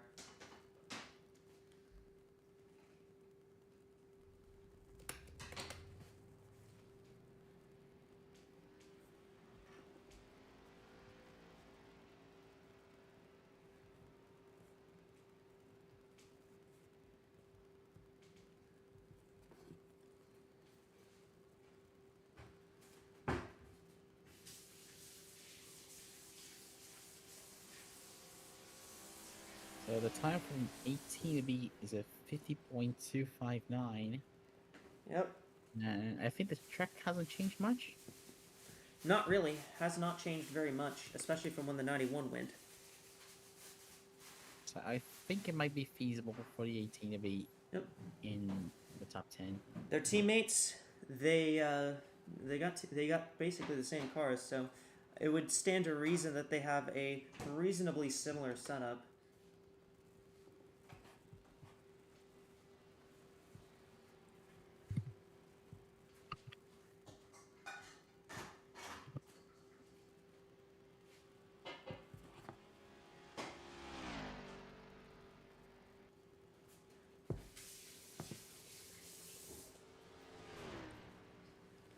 So Perry Alacantes, the driver from Mexico, again, in the clash on Saturday, had some drama with Bria Delade, the French driver. Mexico and France having drama, man, where have we seen this one before? But Alacantes was not very happy with Bria Delade after the way she was raced in the clash heats. And Alacantes trying to maybe get a little bit of vengeance, but a really, really slow. Wow, that was not really a very fast lap. That is an absolutely disgusting outlap. That's a stinker. Yeah, that's not good. Something must be pretty wrong with that car. Dude, might have some competition here. Yeah, she was only holding 175 through 1 and 2 there. Yeah, they might be lucky to hit 179. Might be lucky to hit. No, there's the 178. She's definitely not hitting 179.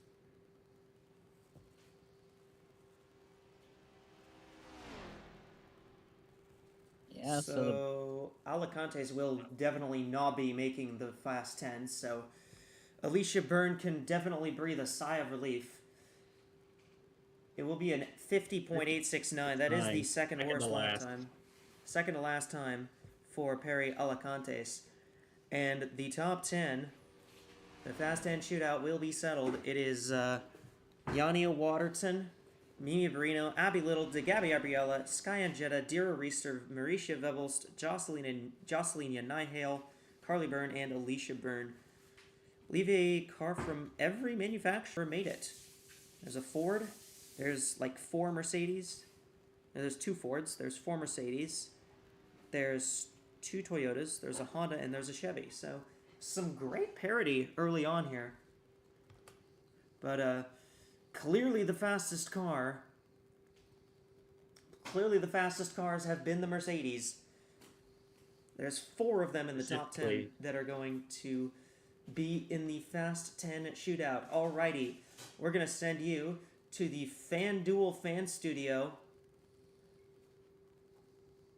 and get you updated.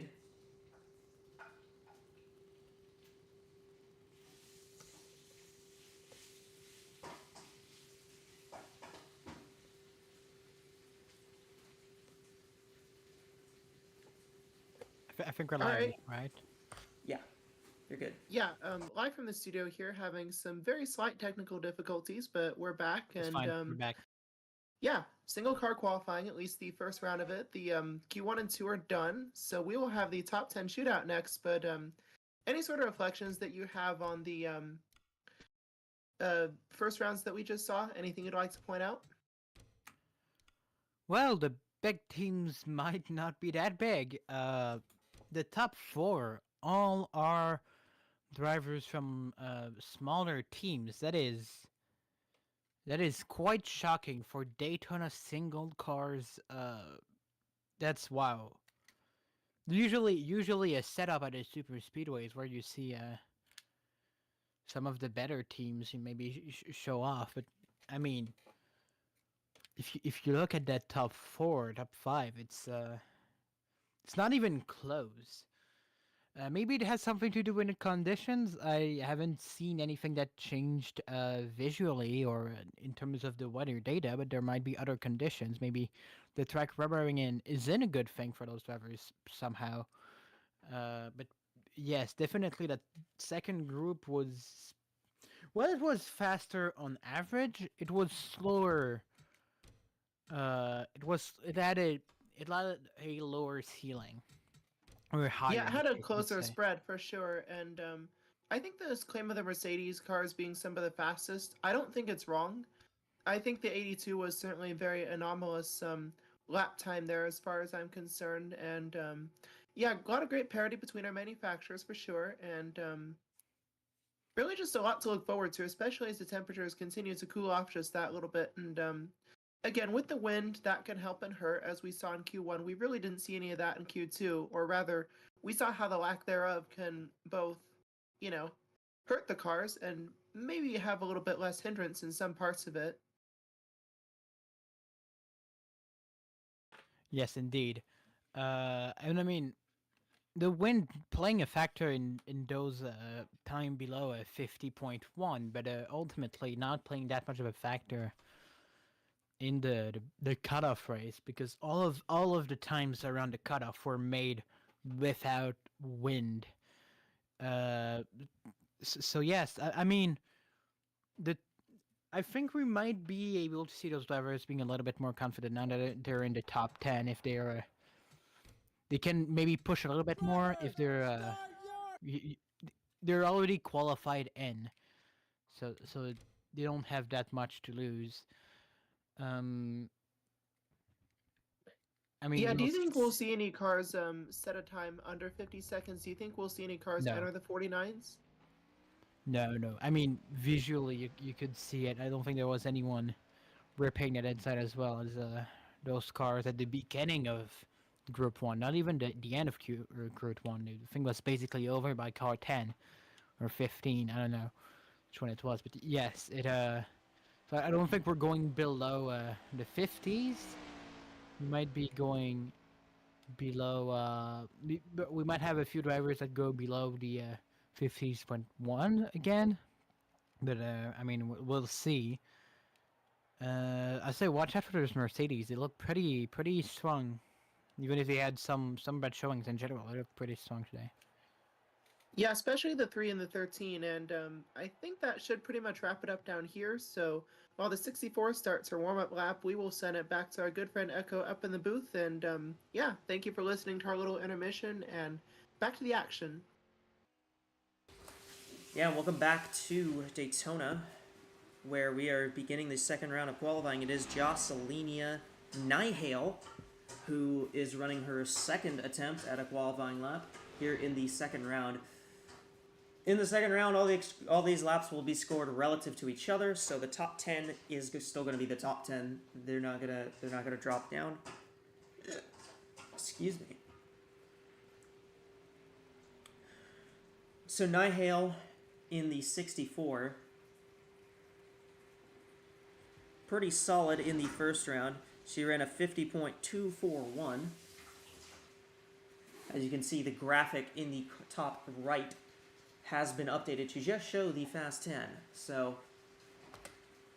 let's get our telemetry. Not a particularly convincing warm-up lap there. Yep. Pretty consistent run for 1 and 2. Yep. So Jocelyn Nihale, who really benefited from the wind down the back straightaway on her lap last time out. No wind right now, so she's not really particularly benefiting from it at the moment.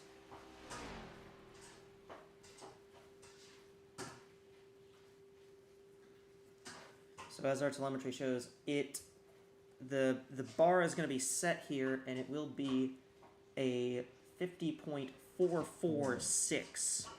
So that would have put her 22nd in the first round. Yeah, so yeah, as we talked before, wind can make a huge difference for a qualifying run. Yep.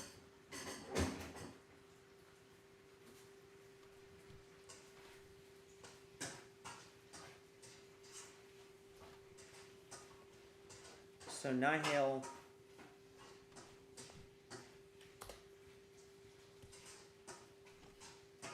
we'll have to wait and see if that lap can hold up as a particularly strong lap. Now that these guys have been, they've all trimmed out. They trimmed out in the first round. I think a lot of these guys that are up towards the front really were trimmed out. You think we're going to see them maybe play it conservative here in this round, or you think they're going to keep staying trimmed out? Yeah, I think with 1 point in championship on the line, I think they're going to keep trimmed out. I don't think anyone's playing conservative. Everyone's trying to go for that point. You know, it might seem just like 1 point, but it can make a big difference down the line.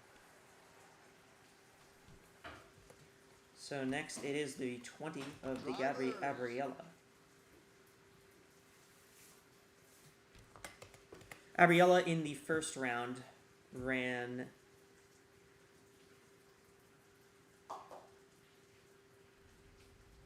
a 50.106.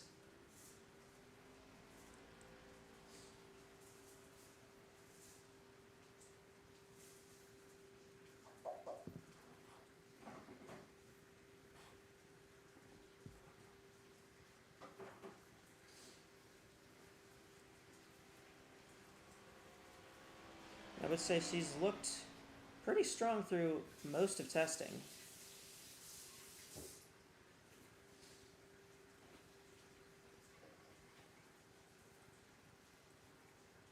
But we will have to wait and see to see if she can pull off a very fast lap here in the fast 10. Now, Gabriella, obviously, from Spartanburg, South Carolina, she went very early in that first round, so that car's had a lot of time to cool off. I wonder if maybe having that much time to cool off, the amount of time that she's had to cool that car down, do you think that might hurt that car, or do you think it's going to help it a lot? I think it might help her a little bit. You know, cooler conditions. You know, having a cooler engine giving more power. But I think the warm-up lap is going to be very important to warm these tires up. Absolutely.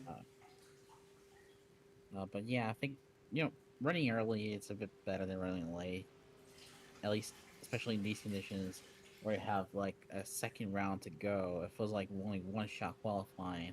It wouldn't really matter. But running late on these group situations, it can really hurt your car down the line. So we're gonna check in how the warm-up lap goes, and decent warm-up lap? Not the worst. I'd be curious to see what kind of speed she holds through the corners. She did drop to 176 there, but she can hold that, and she can pick up a little bit on exit down the back straightaway. Yeah, already at 170. 9 coming to the bus See if stop. she can pick 180. Mm, No, no. she does not get there. So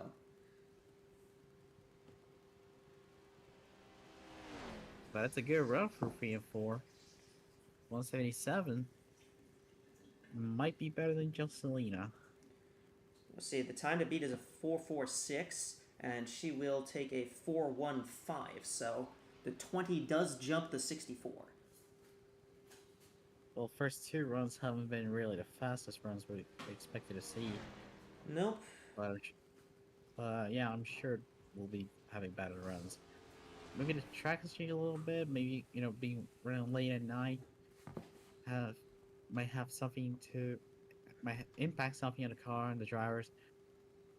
But yeah, I think the problem of running early too is that you might go to a state where you might think you're not gonna go through, so you might lose a little bit of focus, you know, something like that. And you know, focusing is really important when you go to these, you know, all or nothing situations. Yeah, absolutely. We're gonna put the next car up on track. And we will see who that is. It will be the 13 of Yania Waterton. So this has got to be pretty anticipated, if I had to guess. Considering yeah, that's the first ERR car going down. Well, the first Mercedes. That too. It's MBYW. This is MBYW. Yeah, sorry. Remember, the MBYW cars swept the front row in the first round, but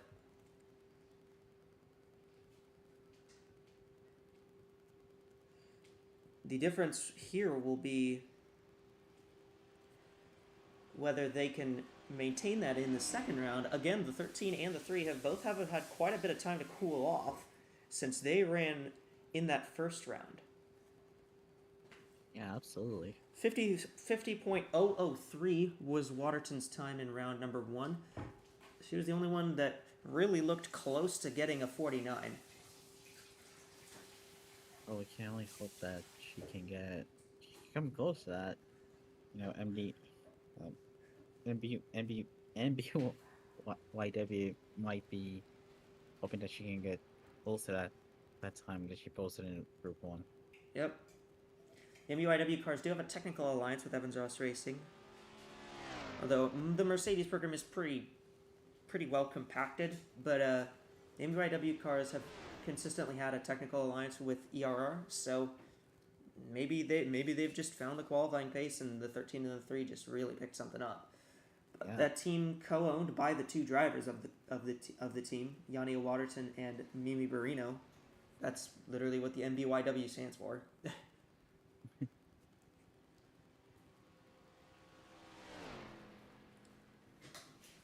Well, coming out of turn number 4, coming to the travel, we're going to check the speed of the warm-up lap. Yep. We're going to show you telemetry. Yes, very good warm-up lap. Good. A very good warm-up lap once again for Waterton.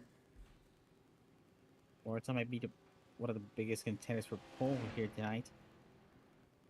Dropped a bit in 1 and 2, 177. That's normal. She dropped to 177, but she's not going to drop any further. That's going to be key. Yeah, maybe a 181 coming out. She was the only one we saw pick 181, aside from the 64 who did it with the wind. The 13 was able to get 181 on her own in that first round. No, not going to be able. She didn't get it there, but still.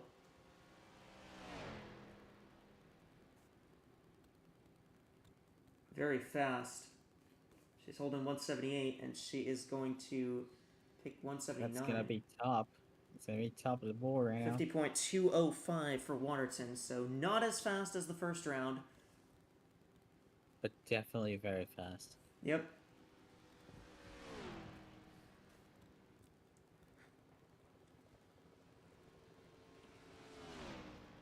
Still a fast lap for the 3 of Waterton. And that does put her on the pole at the moment. a provisional poll for the 13. Provisional poll, yeah.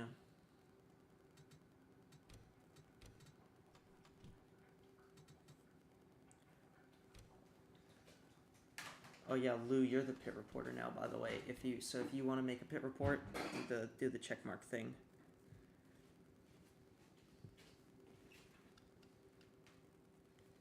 Hang on, let me do the thing.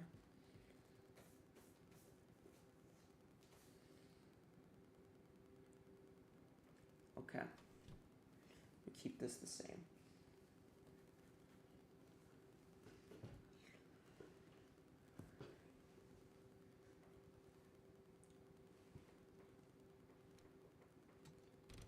Gonna be heading pretty late into the night here at Daytona.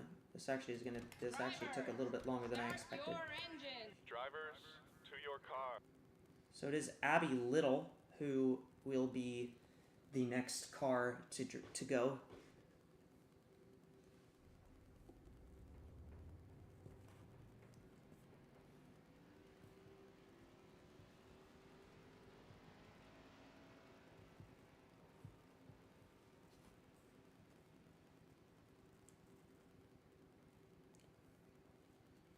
'71 was also a car that ran sub 50.1 in the first round. Yeah, the 71 is looking really, really strong. Might be another contender for a front row start. For pole, maybe pole, but surely a front row contender.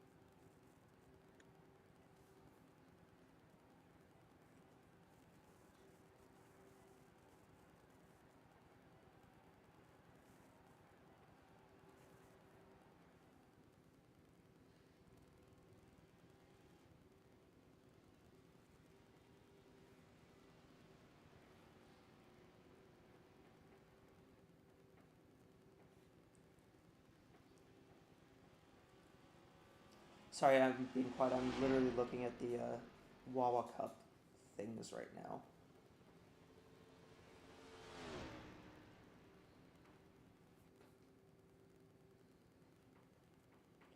So it is Abby Little out on track.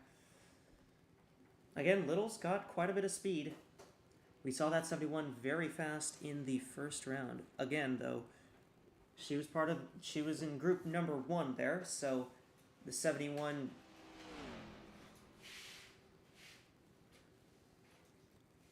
Yeah, 3 and 4 are gonna check the times now. Gonna put telemetry soon. Yep, telemetry will be up on the screen as we are there right now. 57.318. That is not a very fast warm-up lap. Not fast, but definitely faster than the 64 or the 13. No, it's 57.318. Those guys were at 50. We're in the 56s, so yeah, she just dropped to 175 in the corners. So she's not having the most particularly notable lap time here, but yeah, not gonna be 179. She ran a 50.044 in the first round. Yeah, it's gonna be pretty far from that. That's not a good lap.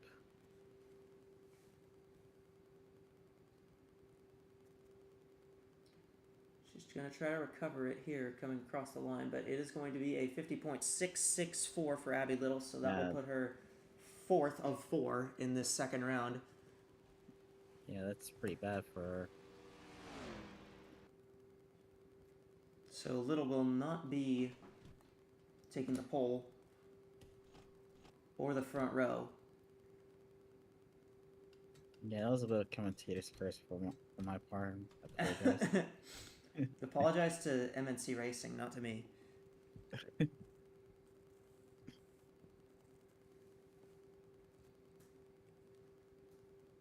So the next give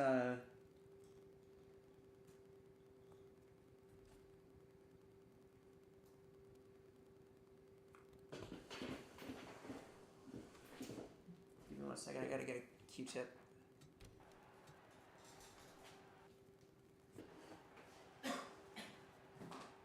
Drivers, to your cars. There we go. So will be the 9 of Carly Byrne up next.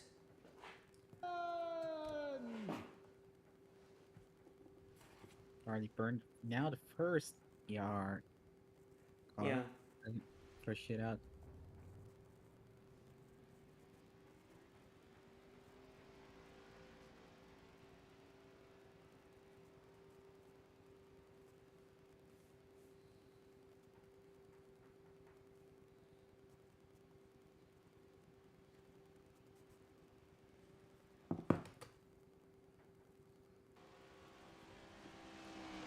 Forgot to get the graphic updated on my screen. My bad, gang. My bad, gang.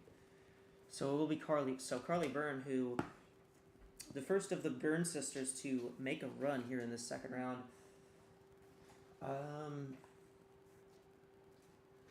The engine's gonna be a little warmer considering that she was one of those last 10 cars to go in round 1. Yep. But both Byrne cars will be warmer since they were like the last few ones to A good chunk of the get a cars run. here towards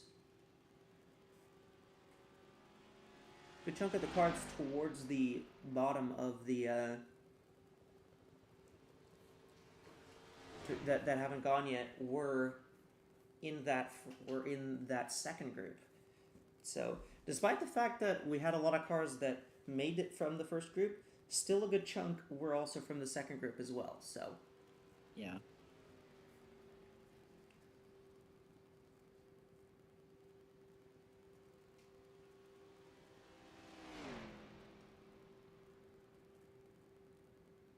So for the 9 of Carly Byrne, she ran. Hang on, what did she run in the first round? Carly Byrne ran a 50.255 in the first round. Coming up, that's a pretty solid warm-up lap. Pretty solid warm-up lap.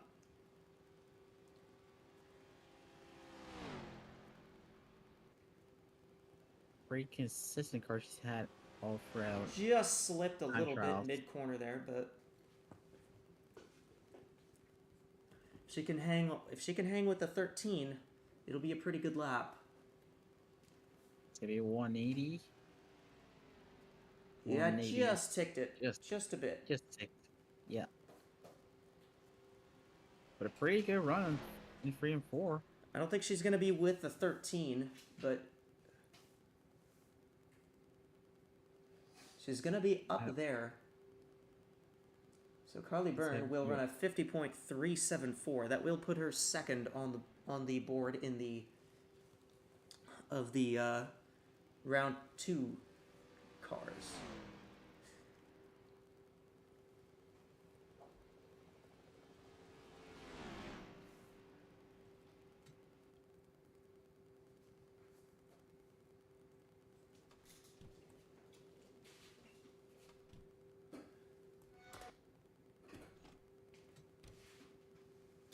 So we've completed half of round number 2.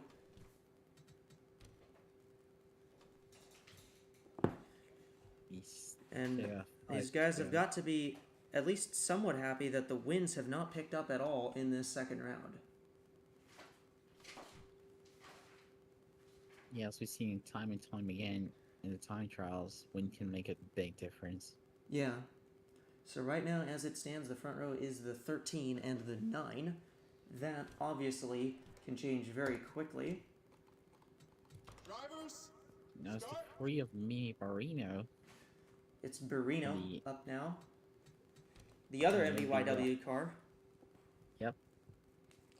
She ran a 50.032 in the first round. Another ERR repaired car. Yep.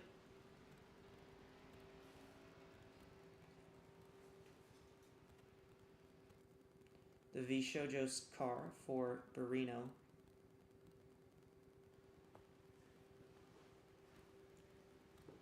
Maybe we can have a MBYW Motorsports front row. Yeah, that would be very big for them. That's a team that has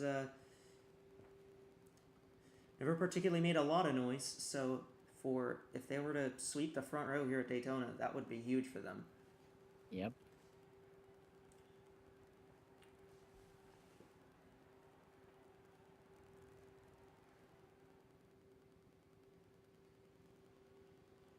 So off goes the 3.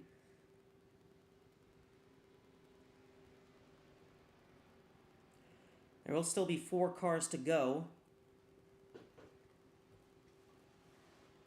after this. Time to beat is 50.2. 50.205 is the time to beat for the pole. For the front row, it's a 50.374. So anything about a 50.374 will be great for MBY debuts. Absolutely.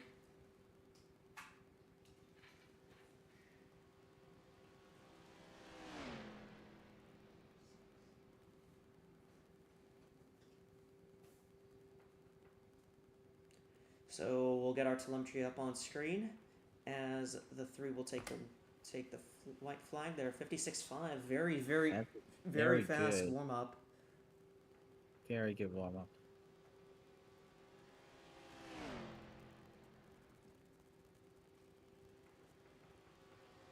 One, 2 seems good. Yep. Once again, the 13 and the 3 look like they are very fast. There we go, 182. She's gonna hit 180. Is she gonna hit 181? No, not quite. Not 181. I think this might be on par with the 13. This might be actually faster than the 13 if she's gets a good enough run. She's gonna hold 178 through the entirety of 3 there. That's great run. That's very strong. Might be pole. 208, just off. Pole. 3/1000ths of a second.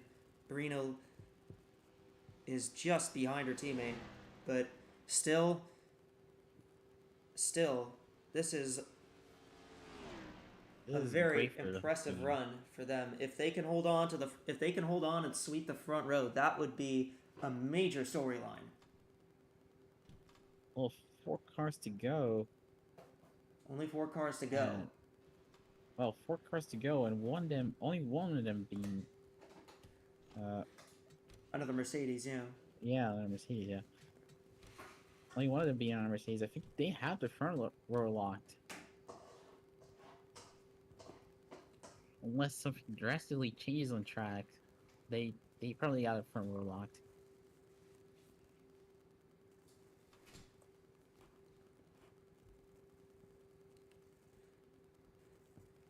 So yeah, and after we're done with Cup qualifying, we're gonna send you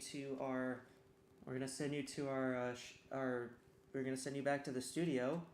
Drivers. And then after that, we're gonna go to Continental Series qualifying because we got that up for tonight too.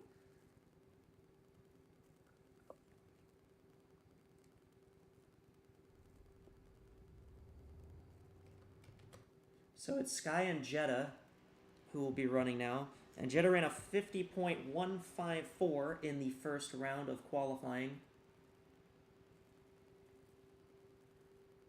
There's gonna be a second Toyota.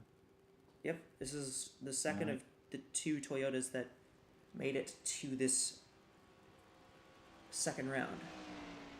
Yep.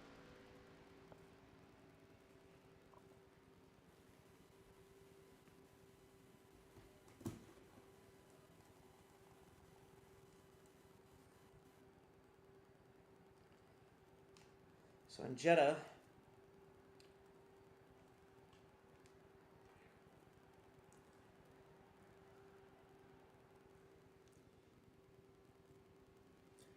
really looking to make something happen here. Somebody's got to do something to unseat those MBYW cars, I think. And Jetta's hoping she could be the one, but so far, nobody's been able to beat the 13 or the 3 in either session. Well, I think she can do something to split the Mercedes. That would be impressive on its own, considering how strong they look. Absolutely. How strong they've been. And the Mercedes are 1, 2, and 3 right now. Could be the front 2 rows. Yeah. Up in qualifying. Although They still got past the front row, it will only decide the dual starting lineups. So yeah. But on one lap pace, the Mercedes have been really, really strong. all right. 57.129 on the warm up, not particularly strong Not looking good. from Angetta. Not really good for Ninja, yeah. It's 176 for 1 and 2.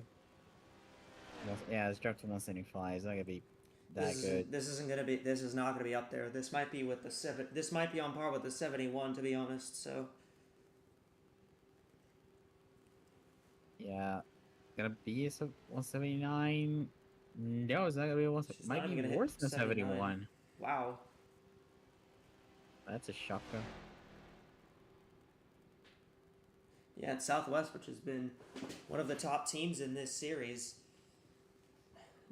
Not particularly qualifying very well. 6.56, that will put her just ahead of the 71. Yeah, but not a good show for 16. Not a particularly great lap, though, yeah.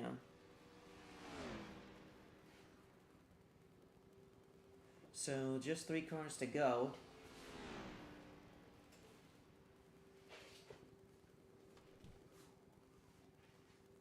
I actually forgot to I forgot to show the 16's lap.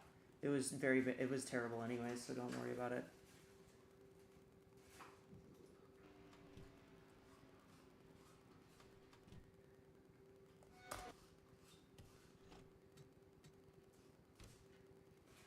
So 3 cars are left. It's the 17, 91, and 99.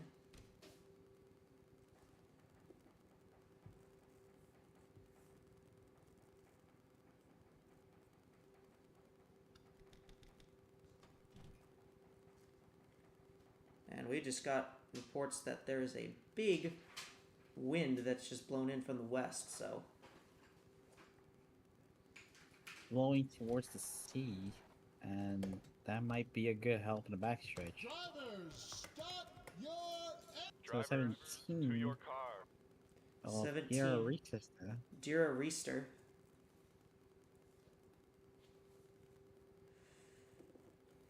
Reister in the first round ran a 50.190.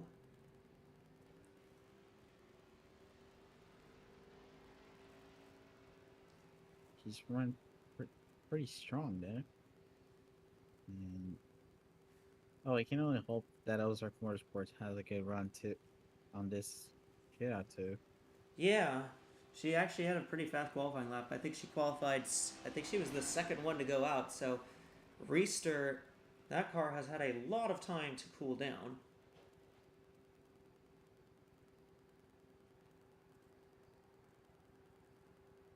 Yeah, I hope she can stay focused though. Yep. There you go, starting the warm-up lap. I think the biggest challenge here is going to be seeing the 99. Yeah, I don't think Alicia. My fault. We got a pit report from we got a cross-check pit report from Lou. What do you got for us?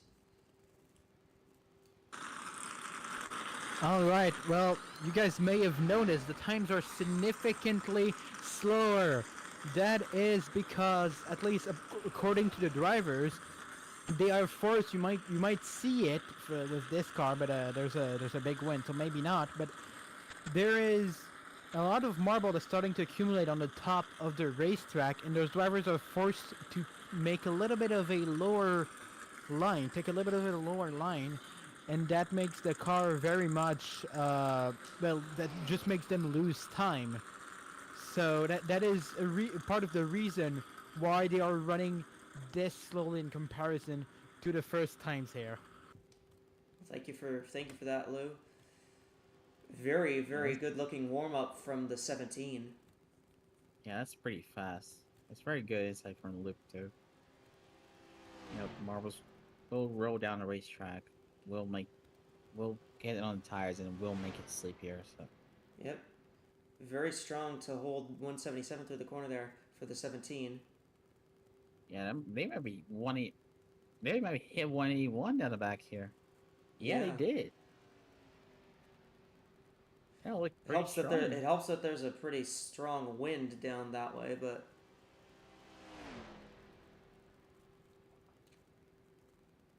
Yeah, that's the win, but it's gonna hurt him here coming to the trial hole. she's not going to have a lot of speed through the travel, but it is going to be a 50.3. 50.336.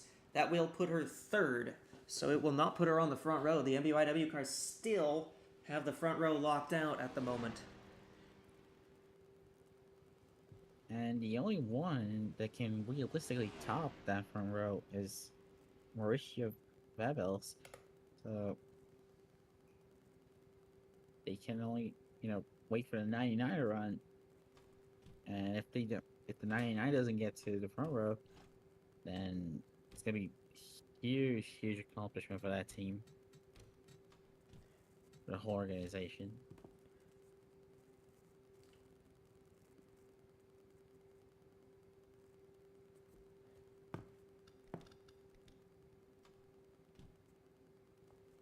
Yeah, the wind has not died down, so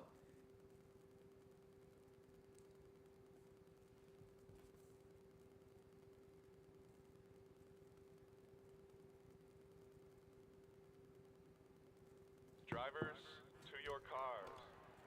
so it's either going to be the 99 or the 91. It will be the 99 that goes 99. here. Drivers, to your... Yeah, MBYW will keep an eye out for the 99. I think the 99's got the best shot here. 50.235 in the first round for Vebelst. Then she didn't. I don't think she had a win advantage on her. So She did not. yeah. There wasn't any wind blowing on her earlier lap. So Yeah, this might be the one because there were reports the wind has picked just a little tad bit up. So it might be we might be seeing like a 50 flat maybe. if the 99 has the best chance at unseating the top two right now, but if the 99 doesn't get the pole right now, the 13 would be locked onto the front row.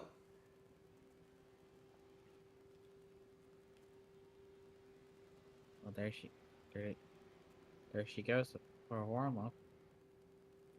Just trying to get some speed and heat into those tires, and it is very interesting because, I mean, coming in, not a lot of people we weren't hearing a lot about the Mercedes. We weren't hearing about their pace that very much, but clearly all of the Mercedes, well, almost all of them, have had some very strong quali pace. So we'll have to see if that translates into the race, but.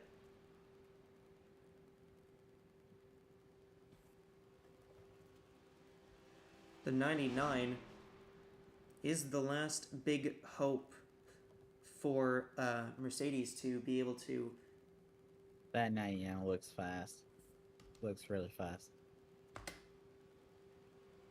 994. Not 94. a stellar warm-up lap, but also keep in mind there's a very big headwind down the front stretch right now. Oh, it's 175 for the corner. That's not looking good. See what she can pull off a 2. 79. 80. 80. 81. She'll get to 81. Will she Yeah, get 82? 81. No, not quite. She'd get a good wind burst there. That was a huge boost for the 99. Out of the headwind. Will it be? 484. No, it will not. So the 13 is on pole. 13 is locked into the front row. We got one more car to go, though. Oh, yeah. And it is the 91 of Alicia Byrne. Her sister Carly currently 4th on the board right now. Yeah, the Mason Park Motorsports Ford well, they can upset the MBYW front row, so.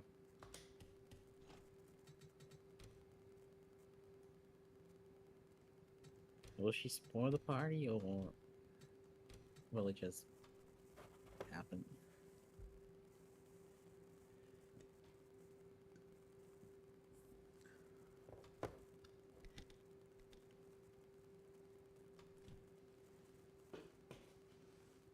So the last car to go here in this second round.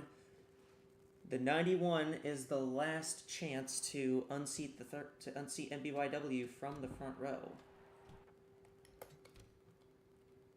Drivers. Cars.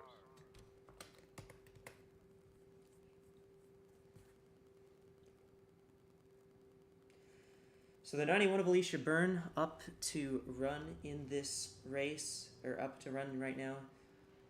That AT&T Ford.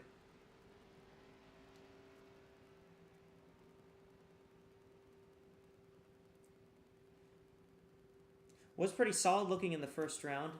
Burns ran a 50.259 in the first round. Wasn't the second round? No, it was the first round, because this is the second round.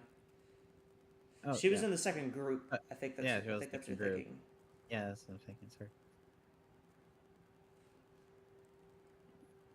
So yeah, she was 10th in that first round. We'll see if she is able to improve her position here, but And well, that's her warm-up lap. the wind Alright. the wind died down just a bit. It's still blowing down. It's still blowing down the back, but not as much as it was before. Yeah, but that's good. Comes to the front stretch, and then you'll have a parachute on you. Yeah.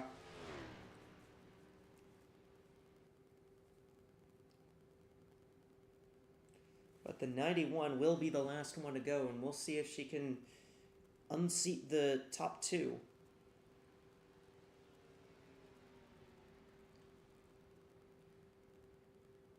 The 91 looks strong on her run in round one, so if she comes out of 4 in a trial, telemetry will be on the screen in a bit.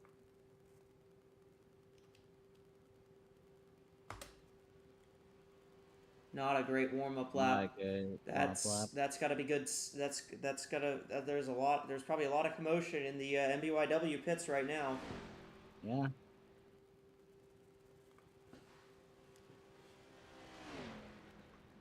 Not good for.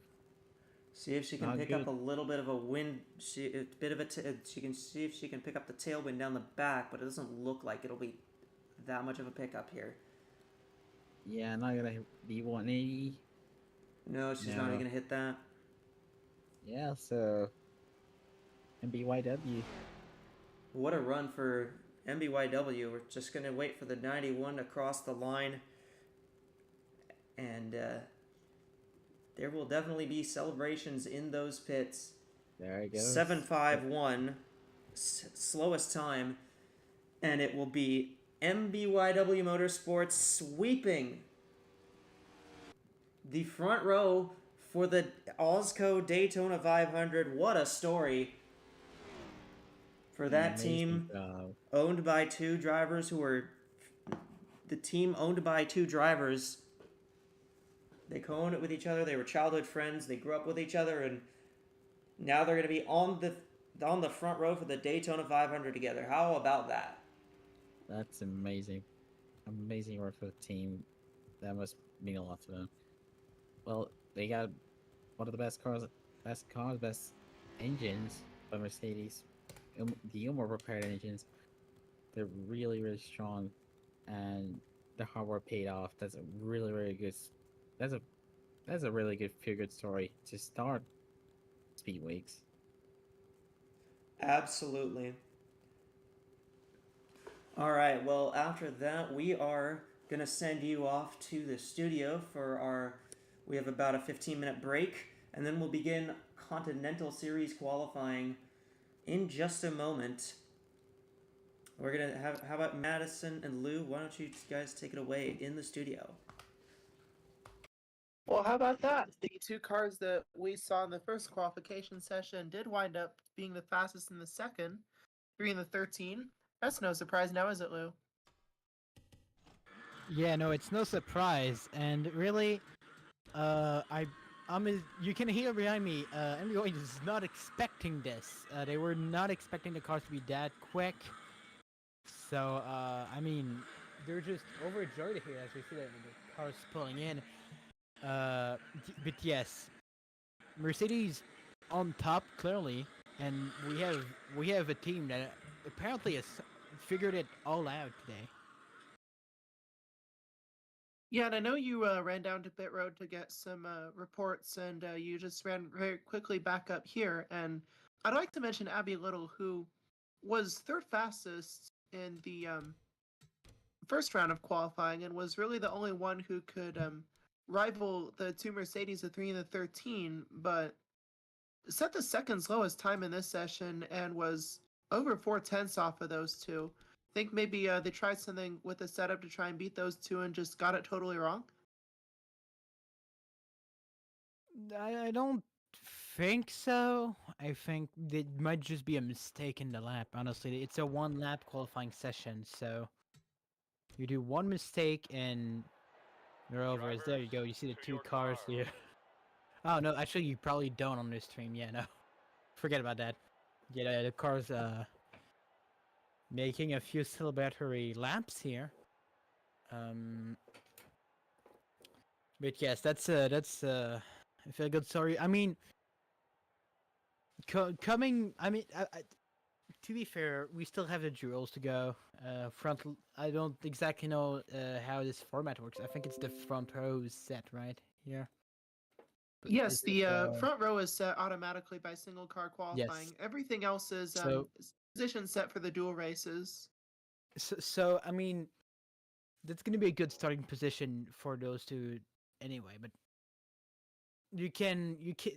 They were in the top 10, so they could just try something out, try a little bit of a different trajectory in the corners. That visibly didn't pan out for anyone. But that's I mean, they'll still have practice, then they'll have the duels, and they have more practice before the race. So they'll probably will figure at least some of it out before we get to the main event here. Yeah, for sure. And I think some of the cars that maybe we expected to be faster but weren't. Do you think maybe they're sandbagging, thinking that qualifying isn't that important? Anything can happen in the duels. No. You don't want to sandbag at Daytona, because if you get in the duels and you wreck out, your car's done, and you got no setup for it now, and yeah, no, it would be crazy to just decide to ignore the qualifying. It's an important part, even if it's not as relevant as most other tracks. Yeah, I think over in NASCAR, Toyota is an example of that at some of these tracks, and they're adopting a different philosophy here in AWSCO for sure. But I think you have fair points about not wanting to sandbag. Yes, I mean, now what I'm very interested is that second part of qualifying had a lot more variation between the drivers. I'm quite confused as to why that is. Because, I mean, overall, if you take the entire field, there wasn't that much variation. Yes, there was a second, but most people were between 15.2 and 15.7.6, we could say even. So it's not it is quite surprising how sparse it is in the top 10 for that second round. Yeah, and also you have to think as far as that goes, you also have in the first round of qualifying split into two groups. You have something in the range of 40 cars in the span of a second, and here you have 10 cars in the span of 7/10 we saw, or 6 or whatever it was, or probably not quite that much, but you get the idea. It was fewer cars over a similar 5. spread. Yeah, 5, still yeah. half a second. But for 10 cars to be spread out by half a second is still certainly notable, don't you think? Yeah, definitely. I mean, again, they could have just tried something out that's different, but that would be pretty that would be pretty risky, especially as the conditions now are getting quite tricky. I think AWSCO officials were not expecting this to go so late, because we're still gonna have what 45 cars qualify and at 10 p.m. This is the conditions are going to be very difficult. I mean, right now they're cleaning a little bit the track we can see from our com box, but it's well from our studios, which is near the com box. We're still at the track, but yes, you can. They're cleaning the track, but there's only so much you can do. The conditions at the end of the Continental's qualifying will be just awful. Yeah, and you don't have all night either. You do have to consider, like, yeah, it is actually well past 10 now, and I think this could very well run up to midnight if things take long enough, and that'll be something to watch for sure. I think we'll see faster times relative to each other as we go on into the night, assuming that cars get This could favorable run- winds as temperatures drop. This could run to 1 a.m. and I mean I'll check quickly what are the forecasts for Daytona, but it's probably not going to be that. Yeah, probably these not cars gonna are be- also a bit slower. The Continental cars. Yeah. So forecast by I think it's 1 a.m. or 2 a.m. is a 67 Fahrenheit with 5 mph of wind. Those are suboptimal conditions, and that's putting it lightly. So I mean it'll be interesting. Yeah, and it looks like on the it's way. coming from the south, which doesn't particularly Yes. help that much. I mean, it might help with a tailwind on the backstretch, but it's really going to mess up your balance in 3 and 4, I think. In some cases, we've seen cars have worse balance in the corners than others, and I think you've noticed that too, haven't you? But it's just a question of, Yeah. will it really matter that much in these cars? It will. It definitely will, I think, because you can't go as fast in the on the straights, which makes the corner all more important because since you can top out way easier with those cars in terms of the engine, you gotta come out as fast as possible of the corner to get more speed coming into the straight. So it makes it way more important to get the cornering right, and if you get a bad wind and you take your corner wrong because of it, it can be terrible for those drivers. Yeah, some of you fans at home might not really think of Daytona as a track where balance and corner speed is terribly important, but Lou gave a very good explanation of why it is, and certainly better than I could have explained it. And certainly with these cars being a bit slower, I think that sort of speed really does make an even bigger difference because, you're not going to hit 180 at the end of the straight, I don't think, so you have to get it right through the corners. Yes, yes, definitely. You have to get it right. But I'll say this. Continentals, some of the cars in Continentals have done no testing. This is the first running they'll do all year. So these teams that have no testing done, I mean, how do you set up a car? I don't, especially some of the newer teams that don't necessarily have the experience. It's gonna be quite difficult for them. So I'm expecting to see a very, very large variance in the Continental field in terms of lap times.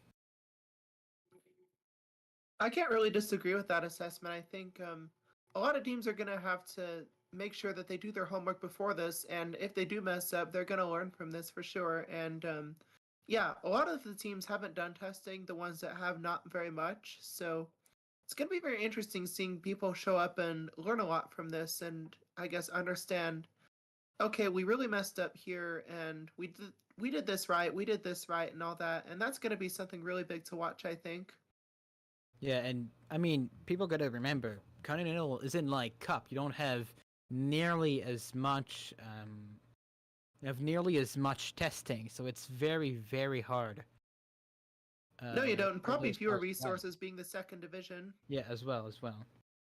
Well, fewer Certainly- resources and less in general. There's sections, but generally less experienced drivers. So it is quite the tough conditions, and I mean that's why we get such great engineers in the Cup series, because they get trained in the Continental, and then when they come to the Cup, they've already gone through hell. Yeah, it really is a bit of a gamble. Not that we recommend not betting on this. FanDuel would love for you to, bet on your drivers and perhaps make a quick buck from it. But I think you're Well- going to have more fun and a harder time getting a really good pick in this series just because of such little testing and the fewer resources, fewer experience, and all that. And it's going to be a lot more fun. Well, the good thing about this series in terms of gambling is that is that every driver is basically rated higher, so you can gain more money by doing it. You can gain more money, and everybody wants to gain money. So we encourage you to go to the FanDuel app and bet on who will win here today for the poll in the Continental Series.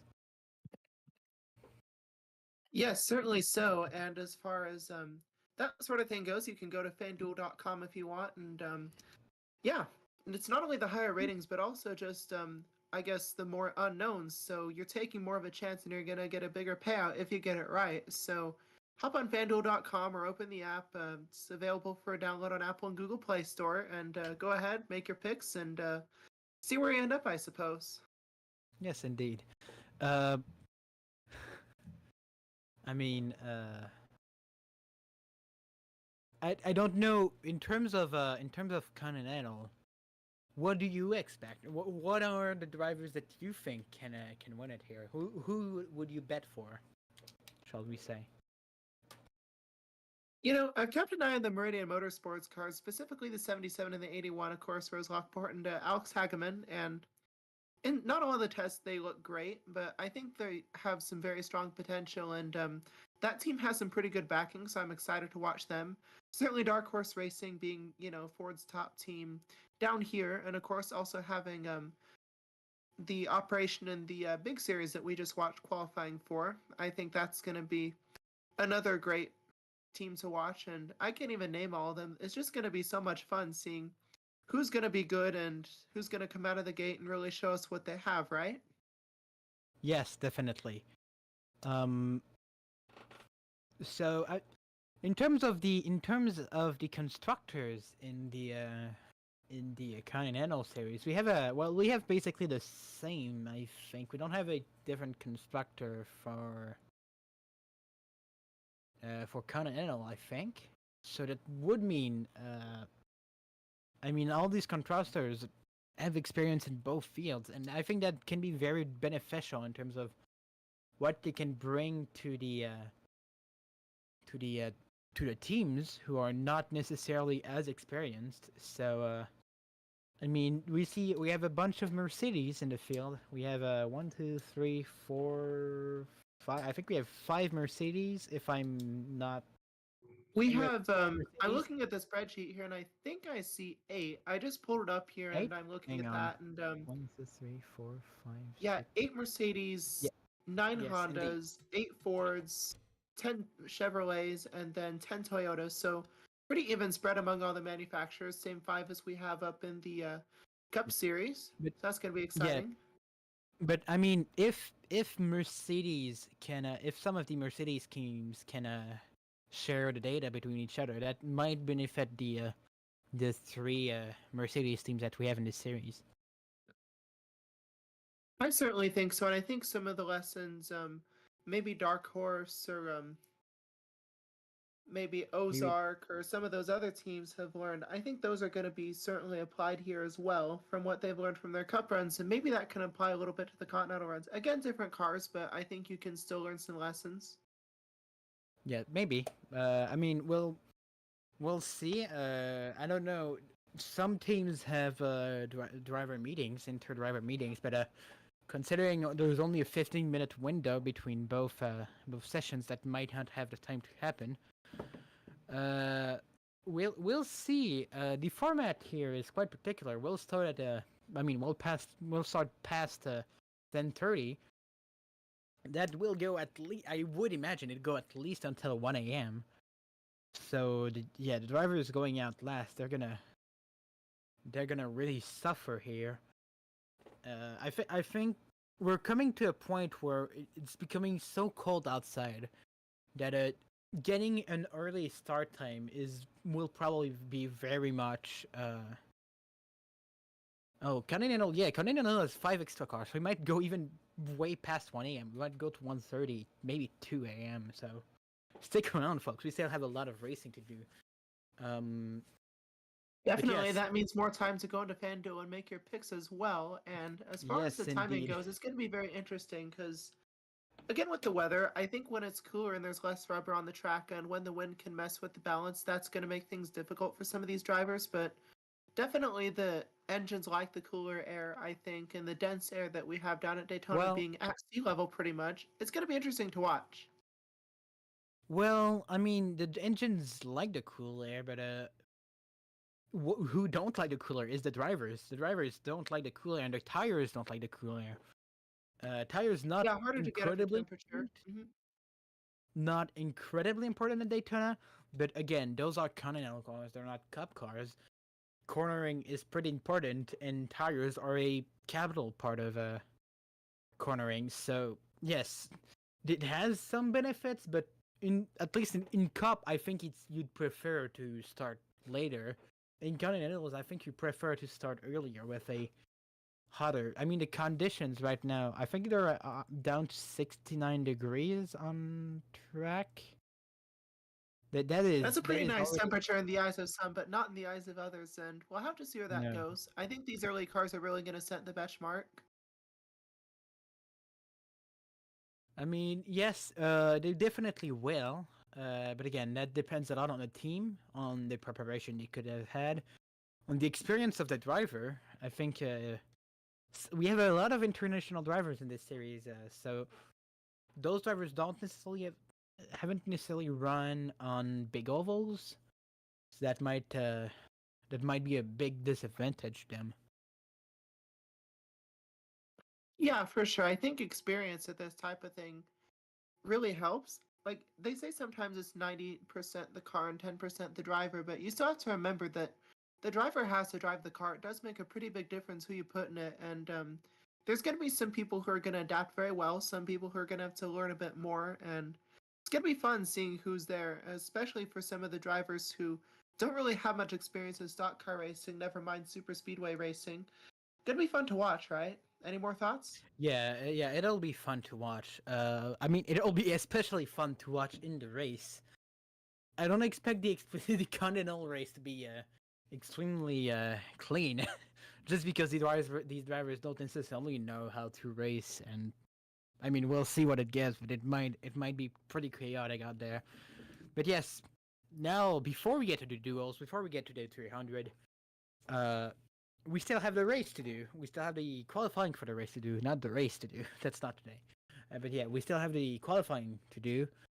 And are we ready for qualifying or not? I'm not exactly sure. I think we will be soon. And as we all know, when in doubt, go flat out at this kind of track. And yeah. Not applicable to the situation. Well, I guess when in you doubt, know, just yap and talk here in the booth and all that, and Exactly. figure out what we're going to talk about right now. And yeah. again, you want to be flat out for this thing, obviously. Yeah. I think that oh, there we go. I think we're getting drivers on track now. Yes, I see a car being pulled out here. Yep, they've been summoned to their cars, just about everybody. We can see that as we get a great view of pit road. Yep, and we'll see who it is at this moment. Again, these drivers randomly drawn in front of a third party to assure that everything was fairly done. So we don't necessarily know in which order. It doesn't necessarily have a real order of passage, it's all randomness. There we go. There's the 81 who will be the first driver out. We'll throw it to the booth there. Yes, that's Alex. Alex Hageman's going to be out, and we will send it to the booth for Echo, our good friend here, to take it away. Thank you. Yeah, and welcome back to Daytona. Continental Series cars on track to qualify. Alice Hageman will be the first one to go out, driving for Meridian Motorsports. And again, in this first round, it's all the smaller teams that are going to be going in the first group of qualifying. So all the 2-car teams, the 3-car team of RGB Racing, and also the 4-car teams at Gulf and at Gulf Racing and at Macmillan Enterprises. So the 81 of Alice Hageman, driver from Grand Forks, North Dakota. Yeah, that's fine, Maddie. You can do that.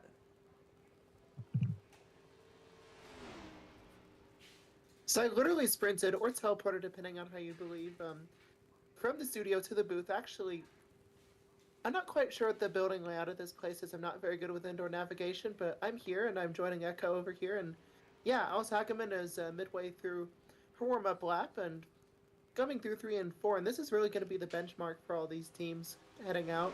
This will help us understand a lot about how these cars handle on the high banks and on the long straights and all that. And yeah, I'll let Echo start describing this lap as she crosses start-finish line.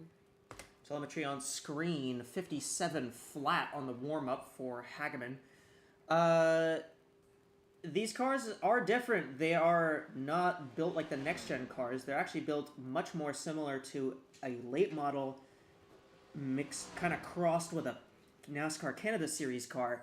These cars are built out of mostly fiberglass, so they're very easy to crush. But it also means that some of the paneling and the way that they drive is a lot different than how the Cup cars drive. So these cars drive a lot more like a traditional stock car.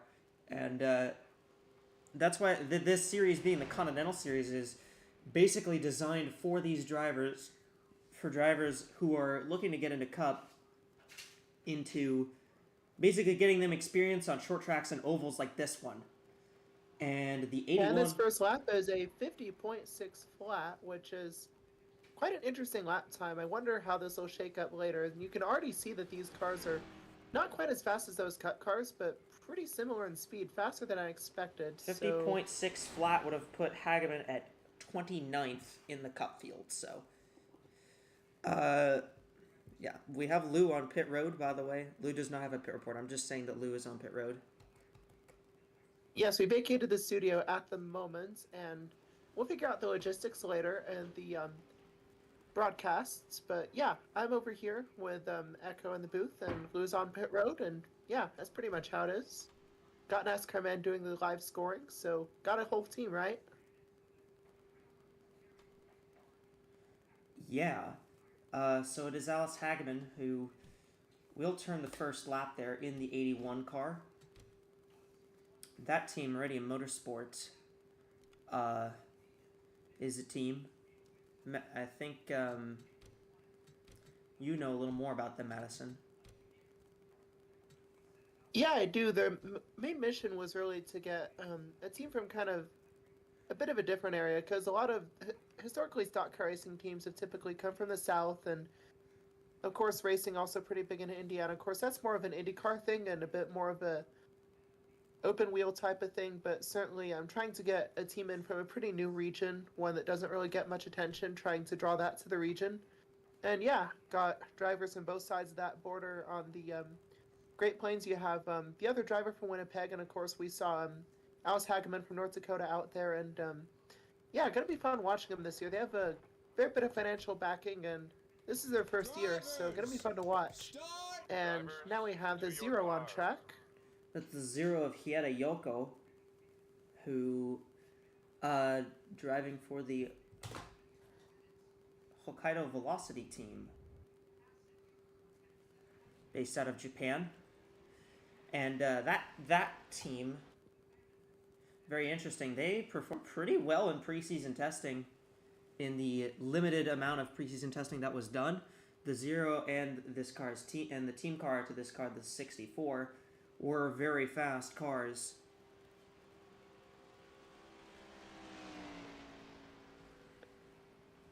Certainly, and she's going to roll through turn 4 here, about ready to mash the throttle and start that flying lap. And I think one lap is, I guess, the benchmark for where you think a car might perform, but 2, 3, 4, 5 laps, that really gives you an idea of what's truly competitive, what's not, and how the cars really run.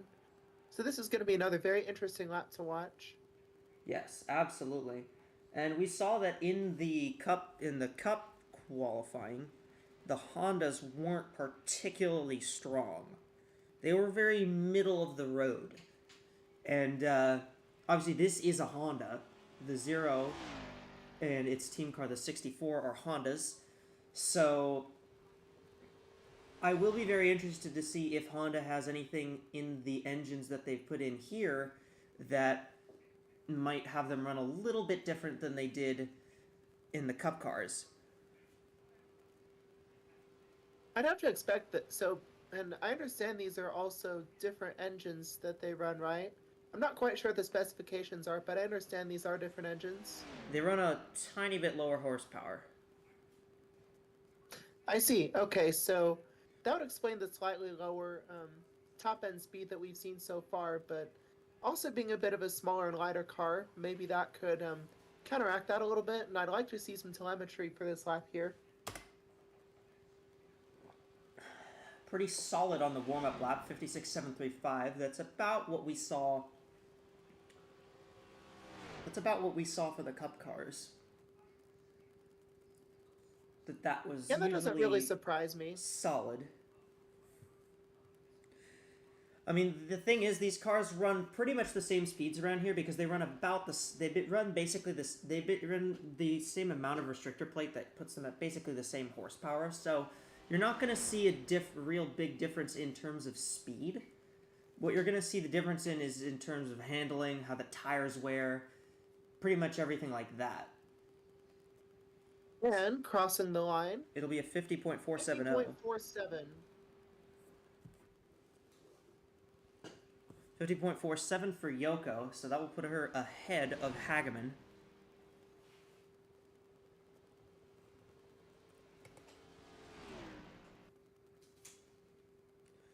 So the second car to go being the Zero of Yoko.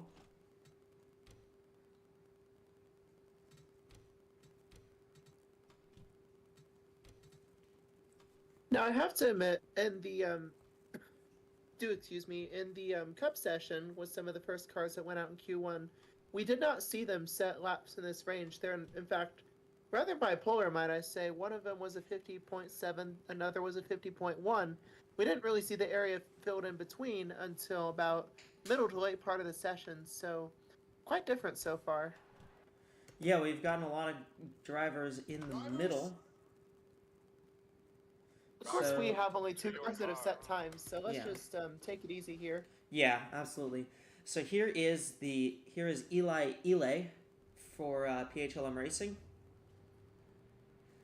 This is a Mercedes, so if you recall, we did see the Mercs very fast in Cup quali, so I will be watching this car very intently because obviously the Mercedes were very fast in Cup quali, and I think they're looking to try and pull the same thing here in Continental. Now, Mercedes is teaming up with Ilmor for these engines by what was set up in Cup qualifying, and we know that Ilmor has experience with engines for stock car racing and really racing in the United States and North America as a whole. And of course, you know, the truck series, they use Ilmor crate engines, same in ARCA, and we're seeing Mercedes and Ilmor team up actually much like in the past to provide stock car racing engines here. So certainly not totally new to this, even if Mercedes as a brand is a bit new to stock car racing. Absolutely, and I mean it helps when it helps that they have that they've partnered with an experienced engine manufacturer like Ilmor, because then they didn't really have to do a lot of the work and research that would have been required if they had gone into it alone. So it's been a very special program for Mercedes to get into running with these Ilmor engines, and most of the Mercedes that we've seen all weekend have been pretty fast. So Yeah, only one real exception from Cup qualifying, and back to the Mercedes-Omar partnership, we saw that manifest in Formula One back when Mercedes was getting back into that back in the 80s and 90s. So that partnership with Mercedes-Omar is nothing new either, as Eli starts flying lap.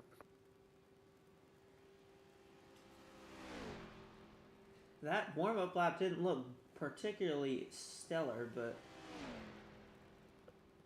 we'll see what the A little 04 bit slower through the corner too.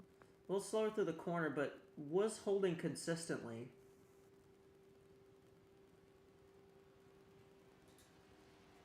See if the 04, no, she did not crack 180, so.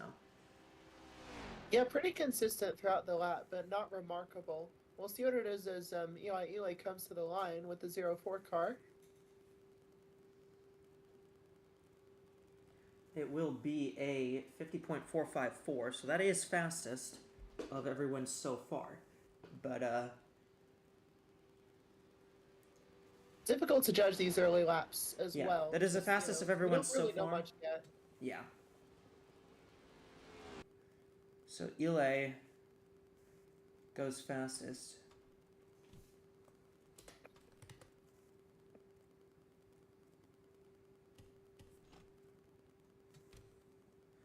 Again, the wind's not really blowing that much.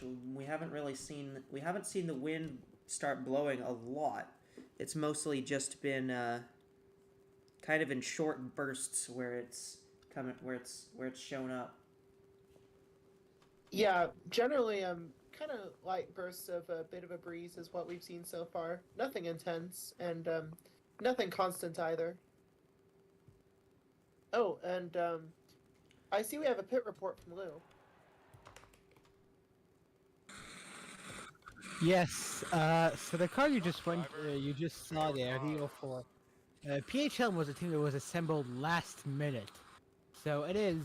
So the fact that they went fastest there is pretty impressive, and might be something to know for the other Mercedes who are to come next. Goodness me, a car just went by me. But yes, it might be something for the cars to come next to note. The other Mercedes might be very strong if a team that was with basically only debutants at every part of the team is able to go fastest here. Great, thank you. And we have Rose Lockport on track now. We saw Alice Hageman, the 81 from Meridian Motorsports, go out first, and fourth is Rose Lockport here. So both cars going out early is going to be a bit challenging, but it's going to give us a good benchmark here. What do you think, Echo, as the 77 starts her flying lap, or warm-up lap, I mean? It's going to be hard to gauge their speed this early in the quali run for Meridian, considering that both their cars are going out first and fourth. But especially it'll be annoying for them if they end up being not particularly fast and they don't have really anything to look at to try and adjust the setup on until way after their laps have been finished. So it'll be interesting. It'll be a challenge for sure. They won't have the amount of work that they won't have the amount of time that some of these other teams will get to try and make adjustments to their cars, but this is the hand they've been dealt, so yeah, take it with grace, I suppose. And Yep. Yeah, this team was not particularly great in preseason testing, what little we had, but I did see some flashes out of that group, so it'll be interesting seeing where they are. Certainly one of those teams that really has to learn a lot and kind of be the guinea pig here. not a stellar warm-up lap, 57.287. No. But to be fair, we are also comparing this to the Cup cars. These cars have a little bit different aero on them as well, so Yet I'm noticing pretty even speed throughout the lap again, much like the 04 that just went out. And just about 179 at the very end of this straight. In fact, quite similar to the previous lap we saw. I'll be fascinated to see where this goes. Just ticked 176 there, so we'll see what Lockport is able to run here, but I think it's going to be a tiny bit slower than the 04.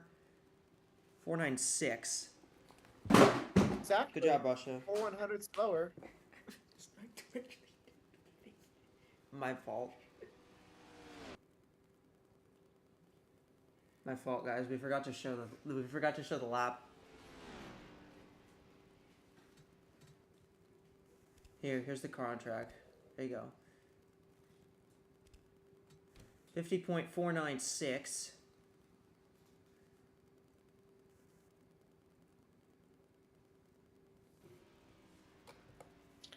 For the 77. Yeah, we were doing it Lockport. radio style there, not intentionally. No, that's like the 4th time I've done that, so it's fine. It's gonna happen.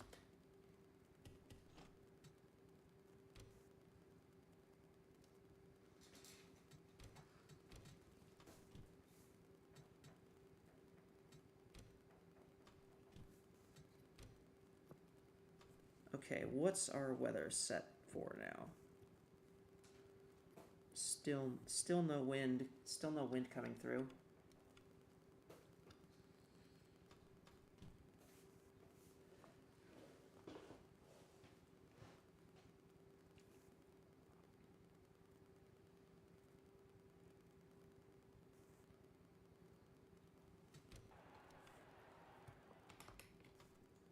So next up it will be the 99. That's Karina Willis Callaway. First time we're going to see RGB Racing on track. That's another Honda. So the Meridian cars both 3-4 right now, but the 77 ran considerably faster than the 81, so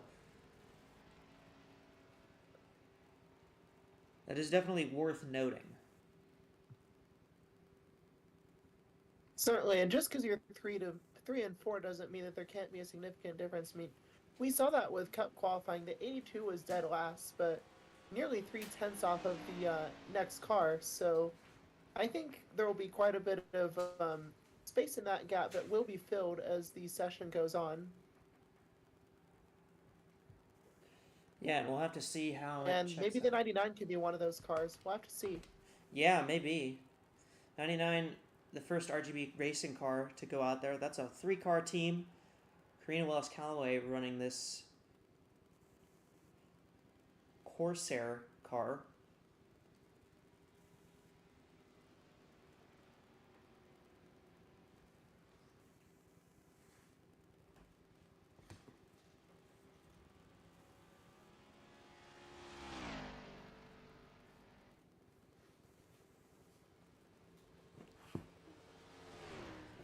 '99, this team assembled very interestingly. Originally just the 88 and 99, but when the field was expanded to 45 entries just about a month ago, RGB Racing took up one of the extra slots.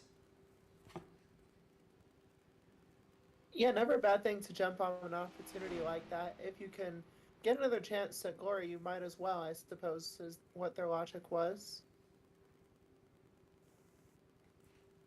And gonna start the flying lap here. I'd like to see some telemetry as we go around. 176 at the line is Pretty solid. not on terrible. the, 56.9 is a pretty good opening lap by what we've seen so far. Pretty solid. See what kind of speed she can hold through the corner. 177 around 176. Just dropped to 176, but pretty. Yeah, that's pretty in line what competent. we've seen so far. Pretty competent warm-up lap. Might even hit 180 at the end of the backstretch here. It does hit 180 at the end of the backstretch.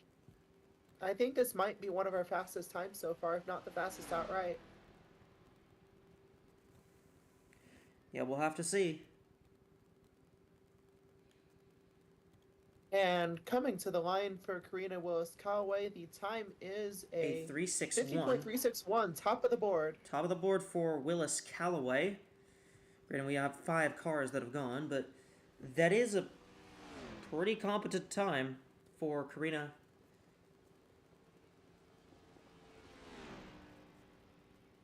I'd say so. That's certainly going to make the other teams scratch their heads a little bit and think if that benchmark they thought they were setting earlier is really that good. I think you'd want to look at the cup times for the real benchmark, but take that with a grain of salt. These cars are a bit different. Yeah, no, these cars do run quite a bit differently than the cup cars. So, I mean, I'm sure it can be it's comparable in some ways, but it's not comparable like all the time. It's not Yeah, it's not comparable in one to every one, way. but you can get a few ideas.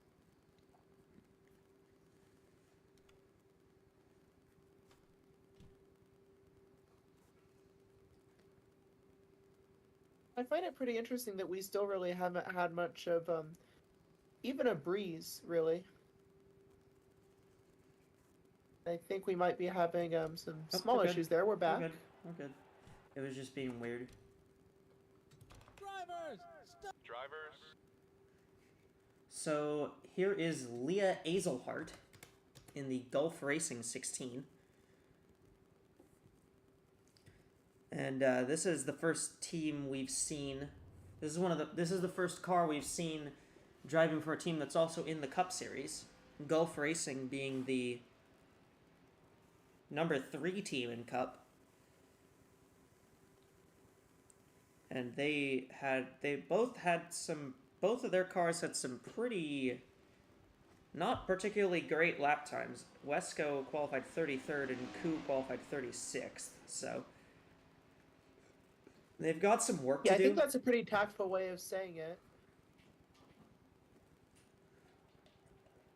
While they have some work to do, they can definitely make it. They could probably run a lot better here in this session. They got 4 cars in the. They have 4 cars in the Continental Series. The reason their 4 cars are running in this group is because they were part of the group that they originally had 2 cars, but before when the slots opened up, they took 2 extra slots and expanded to 4.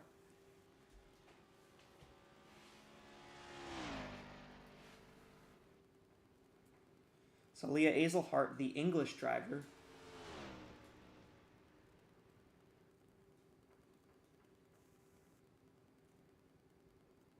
who also has run in the ISRC Fastenal Series, among other things.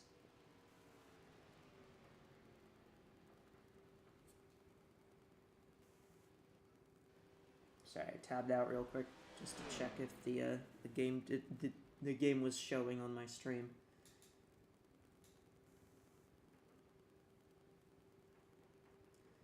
Delaware Life Camaro. And 56.8 on the warm-up, so pretty solid looking for the 16.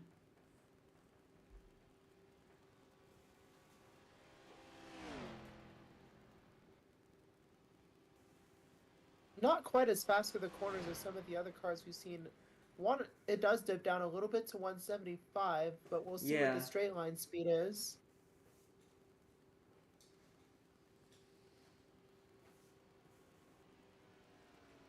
Picked up to Barely 179. hits 179.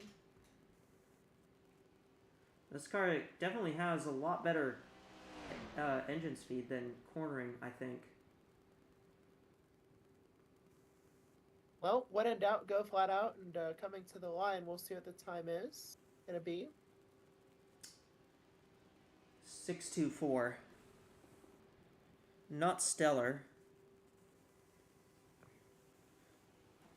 That is the slowest time so far.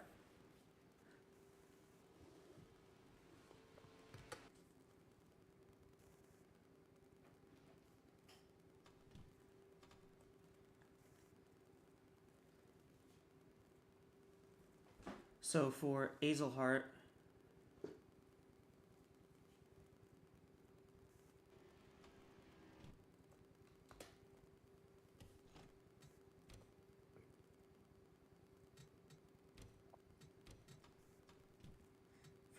running the slowest time, probably not what she had in mind.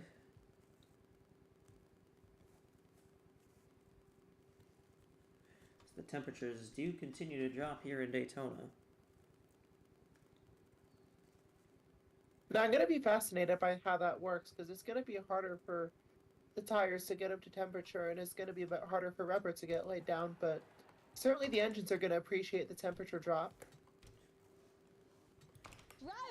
Drivers. So here is Cassidy Jones. Another Mercedes. Another Mercedes, yeah, so we'll be interested to see how this car qualifies. Again, this team being Heath Clarkson Racing. They have a technical alliance with Heartland Racing in ISRC, so that team has performed very well on plate tracks, on these kinds of tracks. So we might see this car run very well in this one.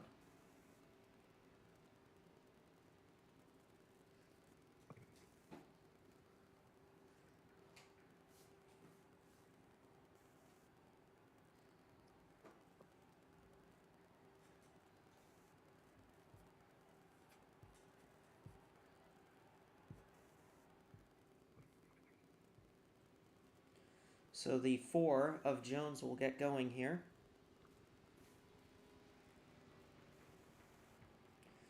Well, Cassidy Jones, I believe, is the youngest driver in the field. I believe she's still just 17, so... Well, inexperience is not as helpful, but certainly the youthful spirit is really going to make a big difference here, I think. Certainly, when you can go out there and go fast and be confident in yourself, that can be a really big thing. And you have a lot of time to learn. Being just 17, you got so much left in your racing career. Going to be a lot to learn for this driver, but certainly a great opportunity ahead. Absolutely. Running in the 4 for this Heath Clarkson team. Just running very solidly. She just needs to be very solid, and that's really all she needs to do here. Jones, 56.748 on the warm-up. Pretty solid. Yeah, pretty good from what we've seen so far, and not holding that much cornering speed, though. That does concern me a little bit. Stays at 176, not terrible. Gonna come down the backstretch here.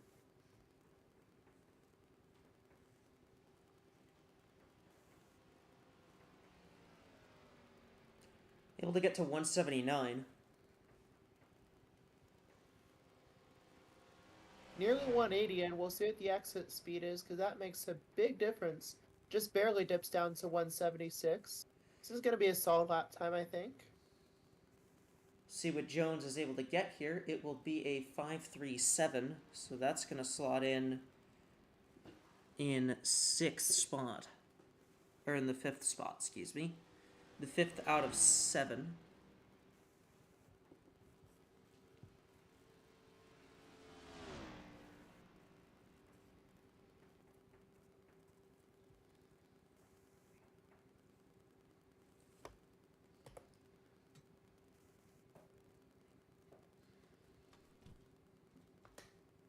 Oh, and I believe we have a pit report from Lou. We'll let her take it away for just a bit.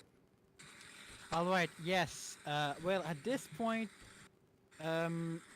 apparently, Leela Hazelhart has just said to engineers coming out of the car that it was really hard for her to drive because apparently there was something wrong with the door, and here was and there was a lot of air coming into the cockpit, blowing directly onto her, and it is very cold here outside. So yes, I mean, you can hear it. I took my coat out because it is very, very much cold at the moment outside. So yes, apparently that might be part of the reason why the 16 is the slowest currently of the drivers out on track. What I have done their lap on track. Yeah, great insight, Lou, and yeah, certainly 60s at Daytona definitely feel colder than 60s in other places for sure. And probably should prepare my wardrobe a bit better. And at least I'm indoors up here, not like you down there for sure. And we're gonna have the 59 on track here. Let's have a look at this. Yeah, that's Abby Buchanan driving for Appalachia Motorsports in that Ford. Yeah, that's a new partnership now, isn't it? Yes, it is. Normally, Appalachia usually runs Chevys, but they partnered with Ford here in this series, so it will be very interesting to see how this partnership plays out for Buchanan and Appalachia here. We have guys like Penske and Ganassi, and they've been unafraid to partner with different manufacturers in each series. I mean, just look at Penske. You have Chevy and IndyCar, you got Ford and NASCAR, Dodge at one time, and Ganassi ran Ford and sports cars, but Chevy and NASCAR and all that, and worked out fine for them. So I think Appalachia they'll be fine running Fords here. Bit unusual for them, but it's going to be something that they'll thrive with. Yeah, absolutely. Manufacturers don't really take aligning with different ones that seriously anymore, unless you're switching away from them in a certain series. Yeah, Red Bull back in their NASCAR days was the only real exception to that, and that was a bit anomalous. Yep. So Buchanan gets a 6.11 on the warm-up. Pretty strong looking.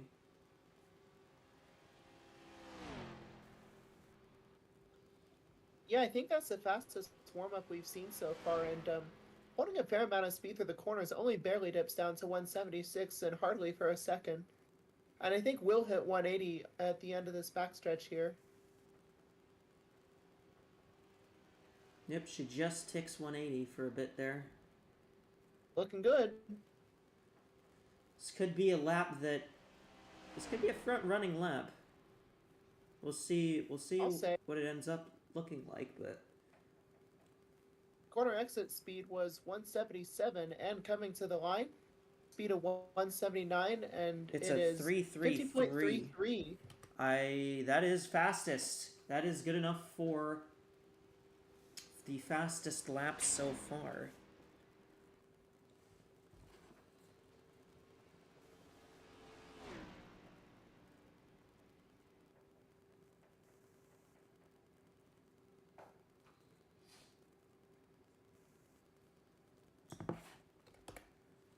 And you really want to qualify good here because, again, there are DNQs in the Continental Series. You really want to really want to be able to qualify because if you can't qualify, then you're going to be at a severe disadvantage for the season. Yeah, that's more of an uh-oh than an ouch if you don't qualify for this race.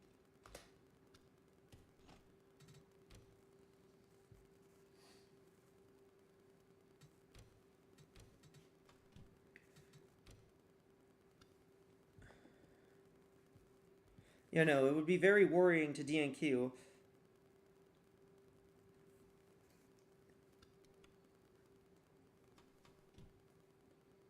I mean, really, any race to DNQ it would probably not be good, but this race especially, you want to make the season opener just because you want to get points. You want to be able to get some points to. Yeah, this is Daytona. This pays the biggest, does it not? Maybe in races, of course, the points are distributed evenly these days, but certainly for, the wallet, this is the biggest race. Absolutely. Here's Jackie Kennedy in the Gulf Racing number 12.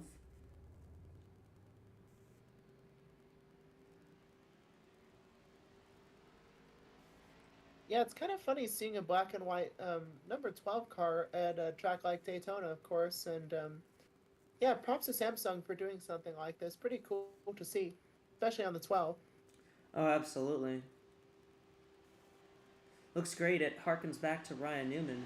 I know that's probably not intended, but I know that they probably know that it looks like that, and I think they're fine with that. Yeah, cool coincidence. And if you're watching NASCAR back in the 2000s, Newman was pretty well known for being a good qualifier at that time, and maybe it'll harken a bit of his spirit here at Daytona. Gonna get a really fast lap on the board, maybe? I'm sure that's what that team is hoping for.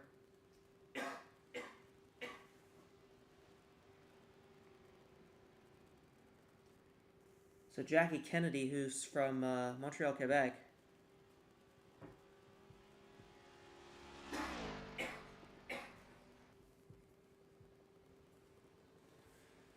Trying to, yeah, basically trying to harken back to Ryan Newman. I don't remember Newman ever being great at super speedway qualifying, but yeah, super speedways were a bit of his bane, I suppose. In terms of qualifying, well, yeah. Except 2008 Daytona 500, and he was upside down pretty frequently there. He was upside down basically anywhere. He was either upside down or someone was on top of him. That's like the whole thing with him. 57-0 on the warm-up for Kennedy. Reasonable. It's all right. It's passable.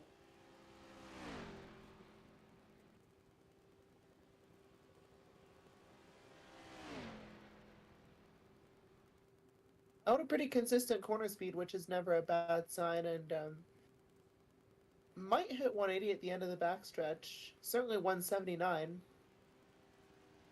Just gonna tick 180? No, did not tick it. Not quite. Wow. Kind of surprised. She had the momentum to do it, but just couldn't get it.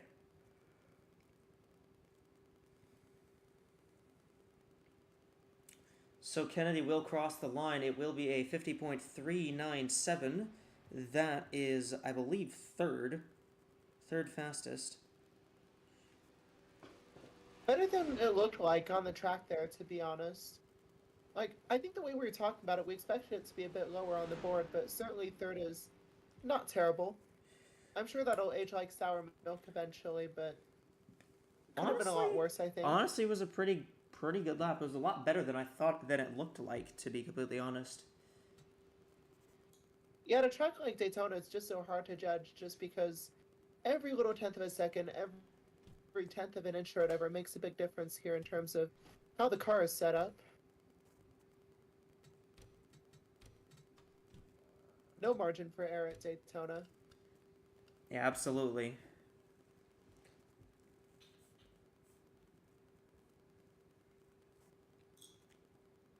Still, haven't really had a bit. Hasn't really been very much wind that's picked up during this session so far. So very interesting. I think that improves the parity because back when I was in the studio doing the cup stuff, I think we talked about that, and it kind of inhibited how much speed the teams could have, but it also kind of saved teams from having terrible laps, I think. Here's Freya von Lundquist in the 42 for Macmillan Enterprises.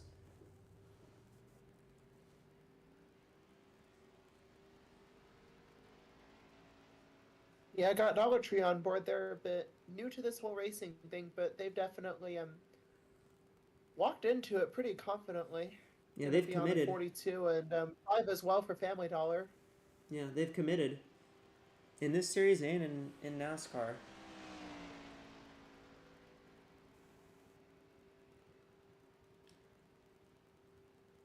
And obviously they're sponsoring the Danish driver, Freya von Lundquist here, who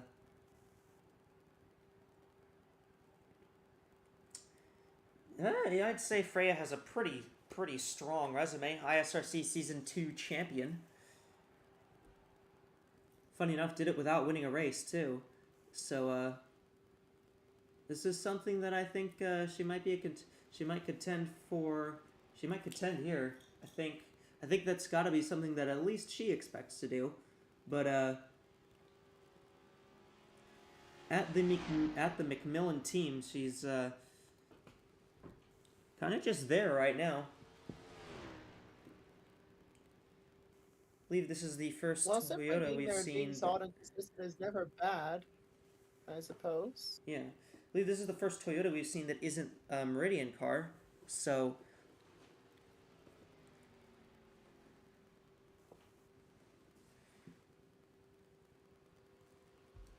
the 42. Now McMillan also kind of boosted themselves because originally they were just going to be the 5 and the 42, and then during the when they added the extra slots, they actually took 2 of those slots as well. So they expanded to have 2 more cars, which ended up being the 7 and the 35.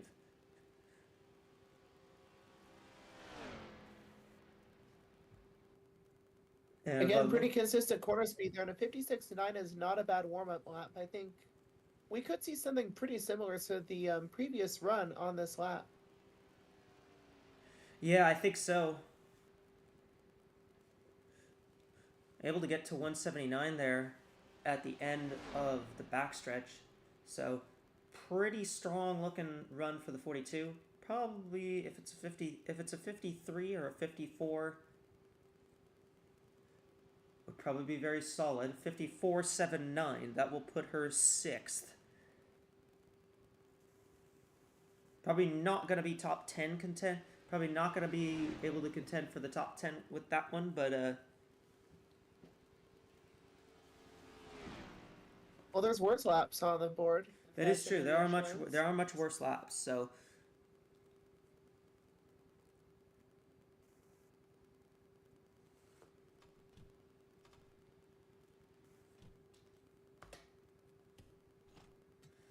Freya von Lundquist sets her lap here.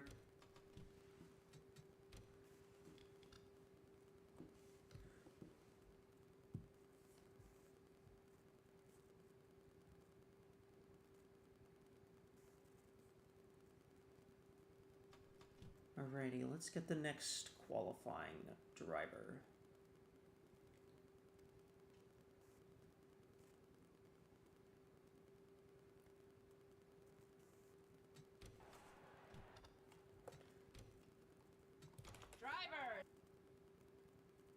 So it will be the 46 of Shizzy Min, the driver from Macau.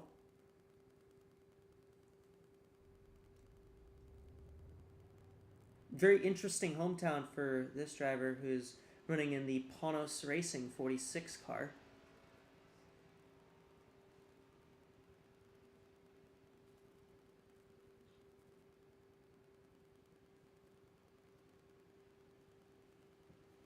Yeah, I'm not really sure if she has a whole lot of single-seater experience, but certainly with the Macau Grand Prix being in her hometown, certainly you'd have to think maybe at least try to crack at that at one point.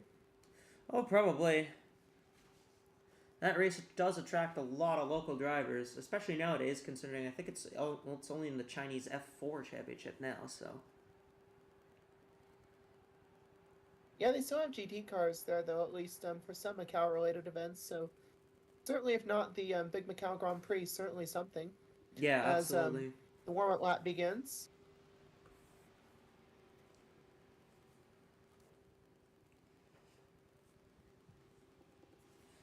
I think this is, I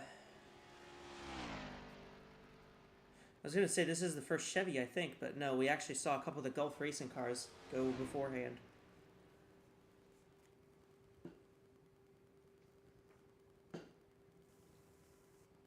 Yeah, been a pretty even spread of manufacturers so far, though I haven't really noticed many Fords out yet. Ford was very confident in their speed back at the clash with the Cup operation, and a little bit all over the place in the Cup qualifying from what I saw. We'll have to see how they do down here. Yeah, Ford, I mean, they had 2 cars make it to the top 10, to the Fast 10 in Cup, but they both ended up the bottom 2, so we got our telemetry up, 56.954, the warm-up for the 46 there. Corner speed doesn't look that promising, I have to say. Yeah. No, not too bad. I thought it was going to dip down to 175, but not quite. Did just hit 176. Yeah, the highest qualifying Ford in Cup was the 71, who wound up ninth.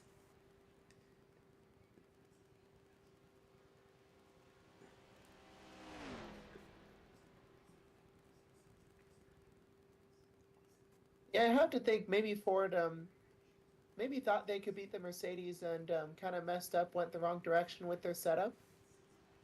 Either way, 532. 55.3 for the 46 here. 532 for Min.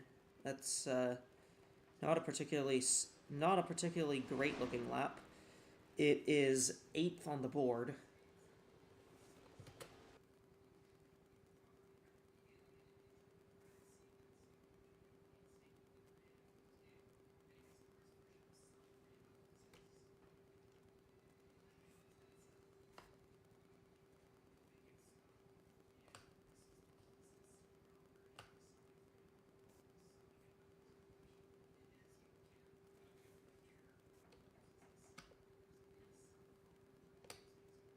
I need to adjust this because I forgot that the Continental sheet is a little bit weird.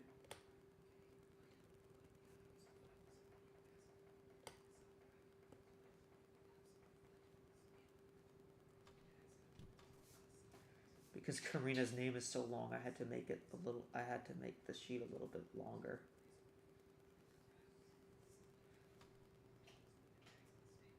So yeah, that bumps the 16.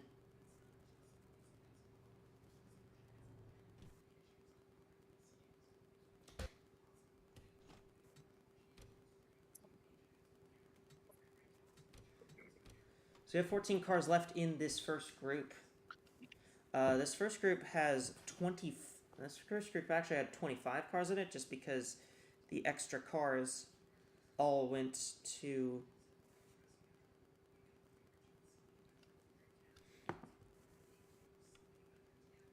The extra cars all went to the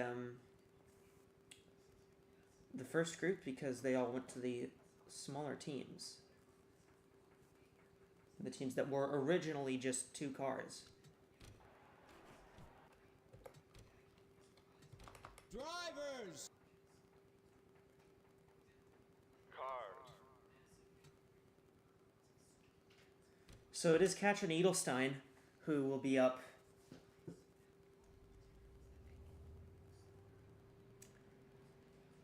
In the 14 car for Heath Clarkson. Her teammate Jones was 9th.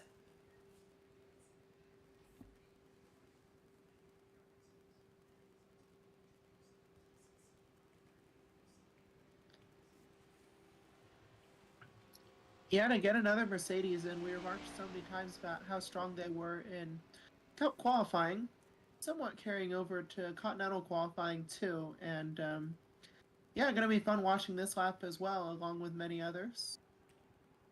Yeah, absolutely.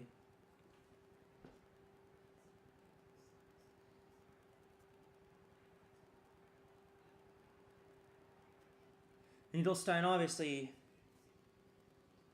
very solid in some other series. She runs in ISRC as well.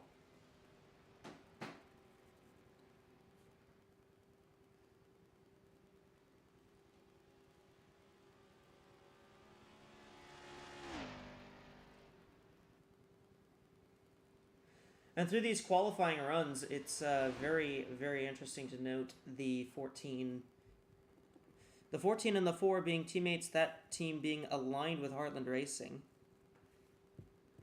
We have a report from Lou on pit road. What do you got, Lou? Well, actually, I'm in the garages now, and I was just talking with people at the Northside Motorsport team.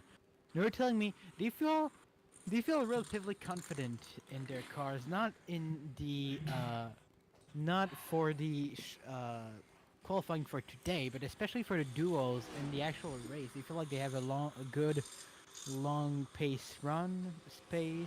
That's not the right way to phrase it. Whatever. Yeah, they feel like they have a long pace figured out. They think they probably won't do the top 10, or certainly not all 4 cars will do the top 10, but they think they can get some good results in the duo. So I guess we'll see what happens. I think all of their cars have still to make a time here, so we'll see here. Well, the North Star cars are in group. Thanks, Lou. The North Star cars are in group number 2, and Edelstein will run a 4.40. That is 4th on the board. Yeah, and we heard the teams back in the garage is pretty hard at work over there, and I think a bit less so for this series, and I think more so for Cup, you kind of want to focus on a race setup, just because, like in Cup, the duels are really going to determine qualifying a lot, and as far as this series goes, like, you want to be careful. Like, what the smaller teams are really going to focus on their flying lap setup for sure, and more from you, Lou? Sorry, no. It's just I'm gonna precise this. I'm not currently in the North Star Motorsport garage. I've moved. Right now, I'm in the Cup garages. I'm doing reports for tomorrow. Tune in. I think we have practice tomorrow. So yes, yeah, I'm doing notes for that. But yes, those are cars. At the moment, finalizing their setups before going to bed. It's not anyone in the Continental garage. I think they're all just waiting. There. Yeah, thanks for the clarification, Lou. And certainly a lot of teams learning a lot from qualifying and getting things set up for the race as well. And yeah, it's going to be fun watching this too, because since there are DNQs in this series with 45 entries and not quite that many making the race, certainly a lot more to fight for here, a lot more to fight against.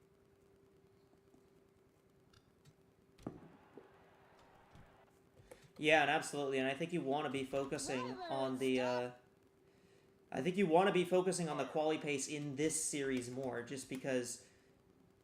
Well, not everyone's going to make it, and those last 8 spots are guaranteed based on qualifying times.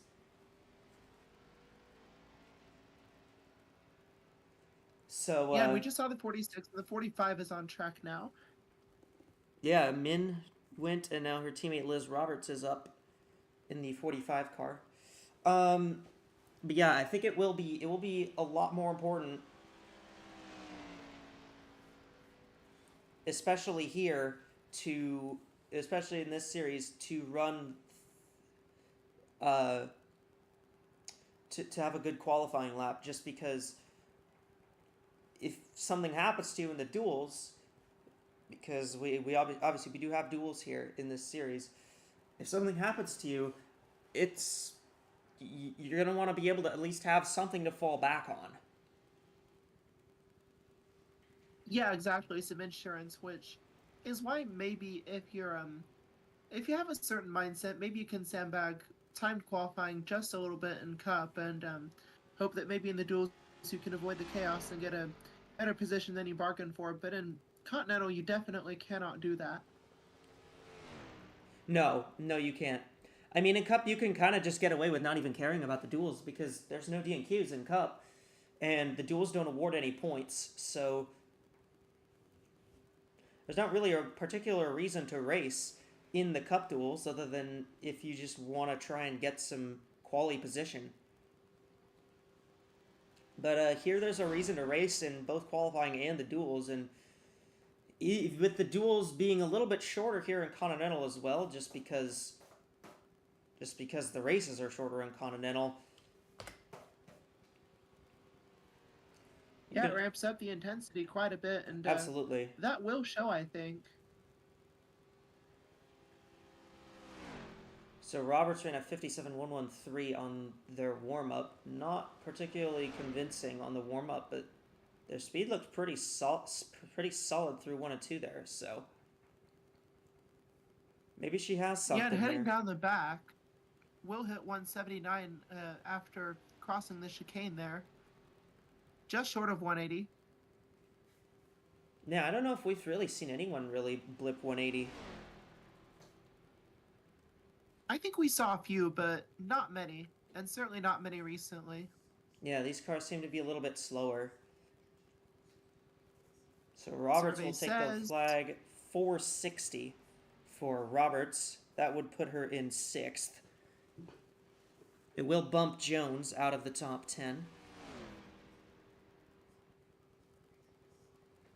So absolutely for sure, you know if you make the Fast 10, you're in the race. Because the top 2, obviously the front row locks, but the next, since there's 8 spots in, there's 8 spots on qualifying provisionals, that means that 10 are locked in through qualifying. So if you're in the Fast 10, you will make the event.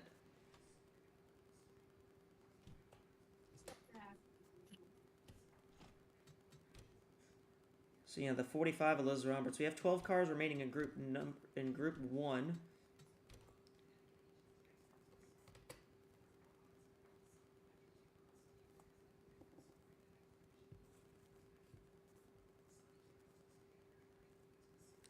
And yeah, the wins are really not. The wins have not come back really at all.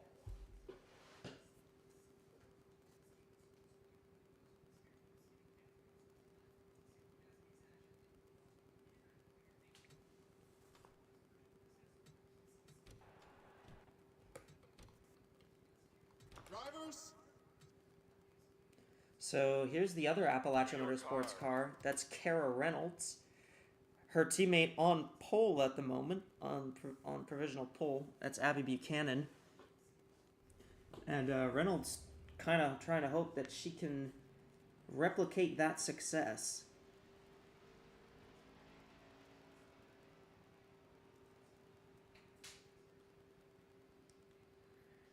Haven't really seen many Fords go.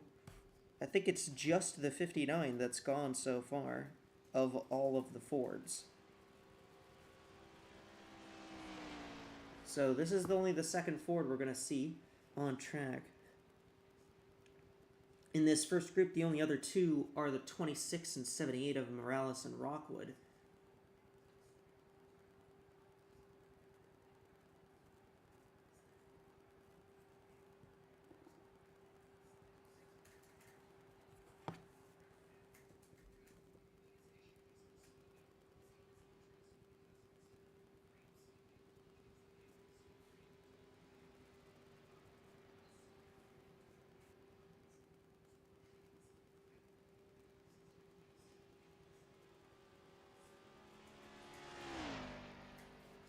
So Kara Reynolds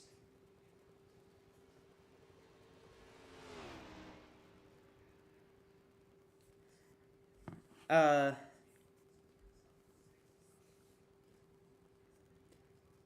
to just be there for the Appalachia team. This team obviously running Fords in this series, which is a bit strange to some, but hey, if it works, it works.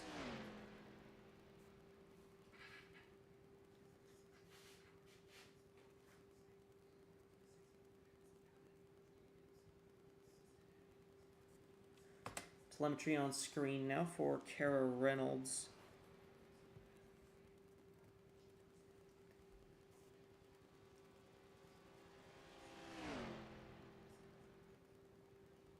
Holding very good speed in the corners. She ran a 6.77. On her warm up, and very, very fast down in the corner there and down the backstretch. She might peak at 180. Yes, she will. She'll get to 180.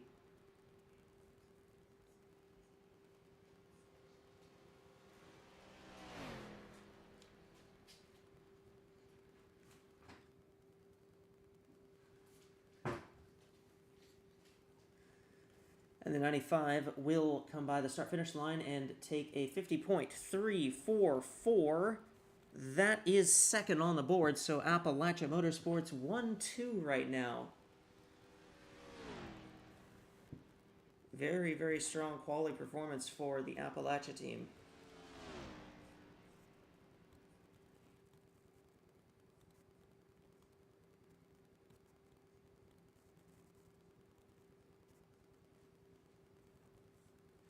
It's gotta be very impressive.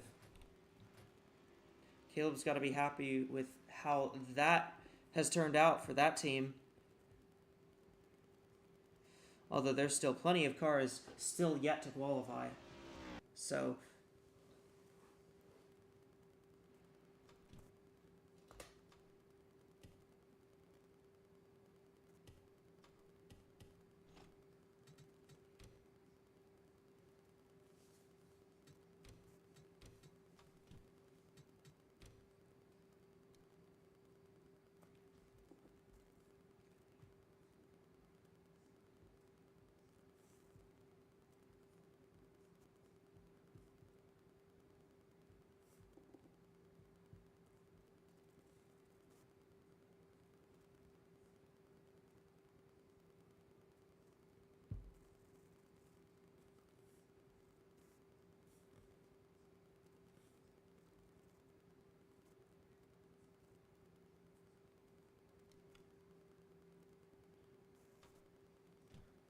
let's get our next car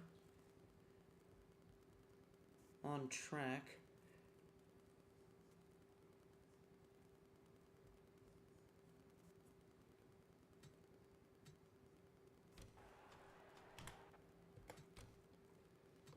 Drivers, start It is the 40 of Lara Sundale. To your cars. That is the PHLM car. That's the other PHLM car. Again, Lou mentioned this, but this team was assembled pretty much last minute for this series. So they're just kind of throwing stuff at the wall right now and hoping that it works out. And Lara Sundale in a Mercedes, and Mercedes have had very strong qualifying efforts outside of the 4.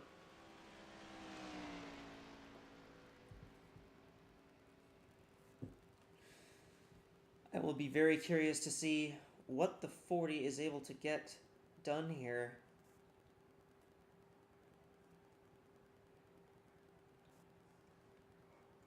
On this lap.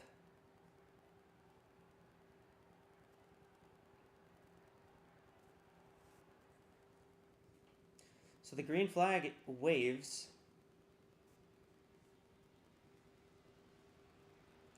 And the 40 of Sundale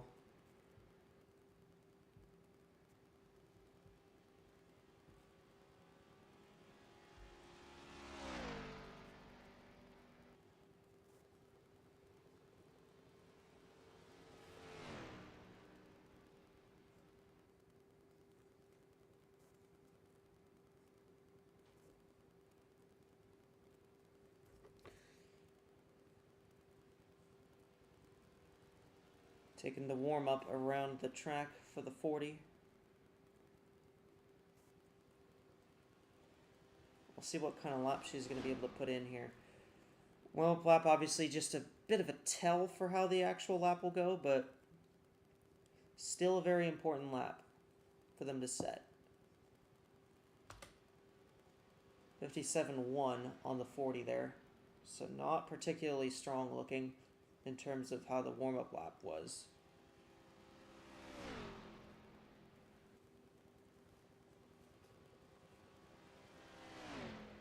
Pretty consistent in turns 1 and 2. Held to 176 throughout. See if she can get some speed down the back.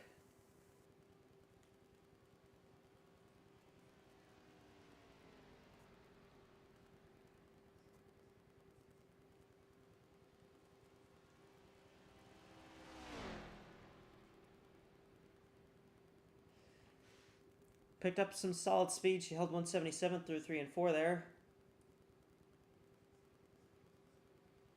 Kind of lap she'll put down is a 4.75. That puts her in 9th position, just ahead of the 42.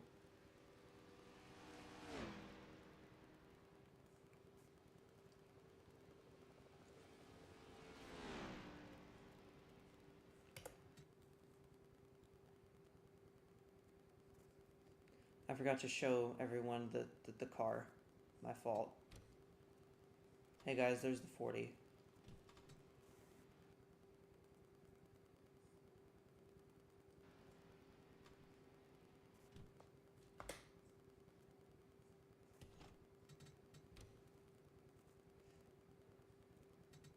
Can you guys see why we're only doing this for Daytona?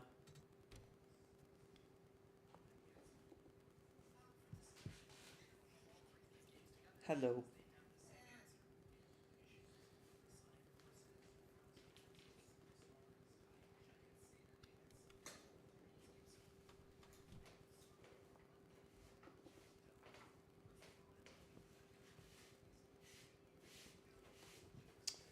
I understand we got a report down on pit road from Lou. What do you got? Yes, I mean, Drivers! we're Drivers, I talked to the Ford when I talked to the Ford people last week. They told me about the Cup pace, yes, but they also told me about the Continental pace. Again, they expected both series to be very quick for them, and on the Cup side, it hasn't panned out. But hey, if you look at the Continentals, yes, we only have the 12 Appalachia cars that have went out in terms of Fords, but they're at the top of the board, so I don't know what to say except that maybe they're just better in the Continental series. Maybe they are better with chassis. At least they told me they were better with chassis than with engine. That might explain why they are better in this series than in Cup, where the engine is slightly more important than here. So maybe that's part of that. I mean, I think that's a Ford out there on track at the moment. The 78, yes, it is. So we'll see what it can give you, but at the moment, it is pretty good for the Fords. Good to know. Yeah, Lexi Rockwood now out there on track for Project Horizon Racing. This is the other Ford team, and I forgot to take the thing off again. I may be dumb.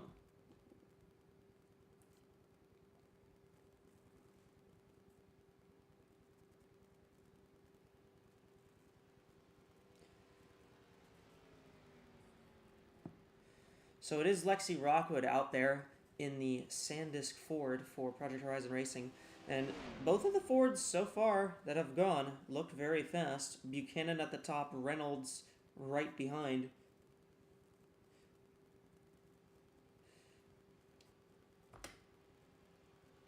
We'll see how the 78 looks. And the 78 definitely looks very fast.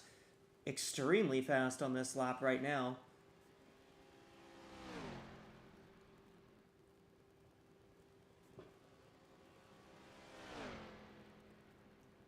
Holding 177 through the entirety of 1 and 2 there. We'll be very intrigued to see what kind of time that the 78 is going to pull here.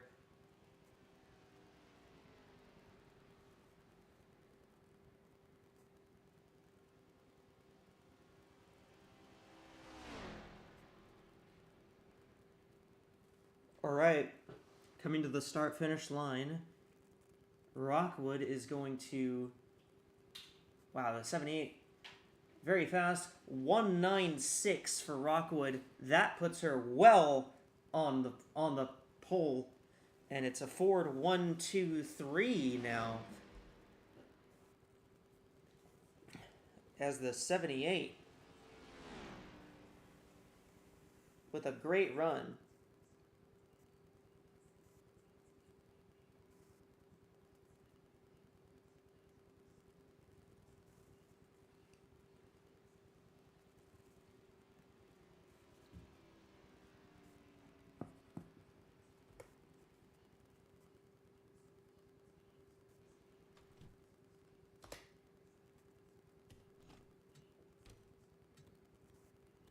So 9 drivers left in this first group.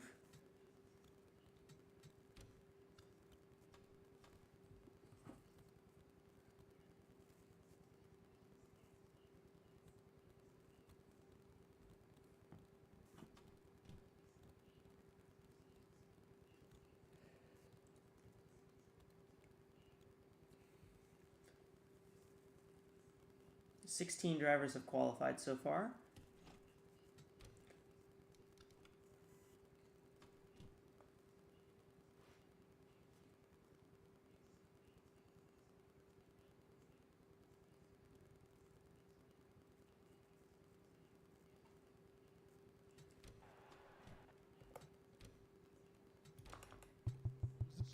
And it will be the 44 of Lulu Connie who will qualify now.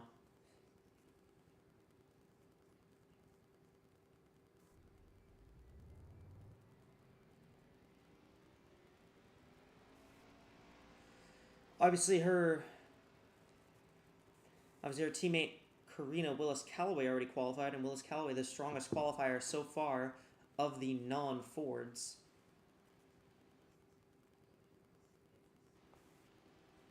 See if the 44 can pull something very similar here.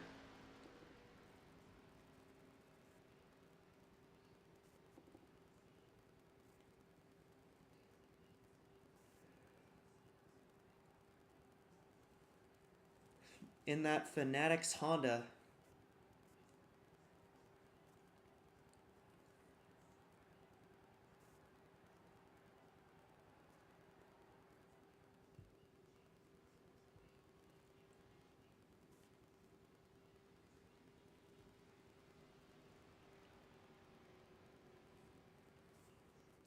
And I think, yeah, it's really telling that in Continental, the Fords have been the fastest ones.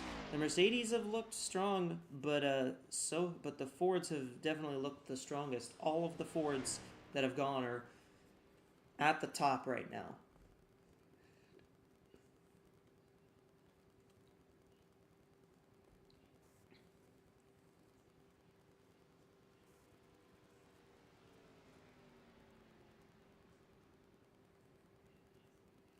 So Connie, who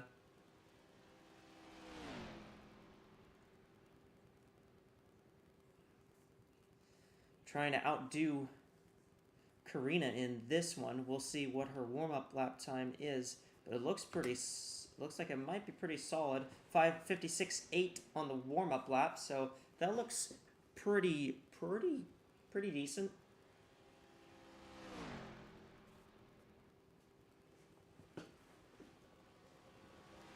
On that Fanatics number 44.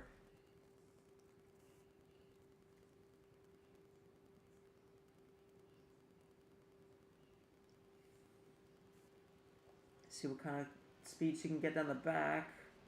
Not going to be able to hit 180.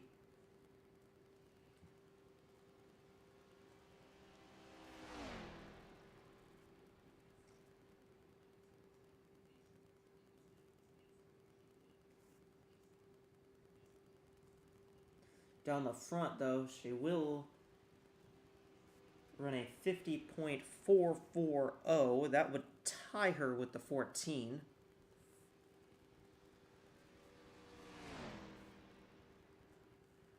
And that tiebreak would be broken by alphabetical order of the last name, because there's literally nothing else we can go off of. So Connie will be sorted behind Edelstein.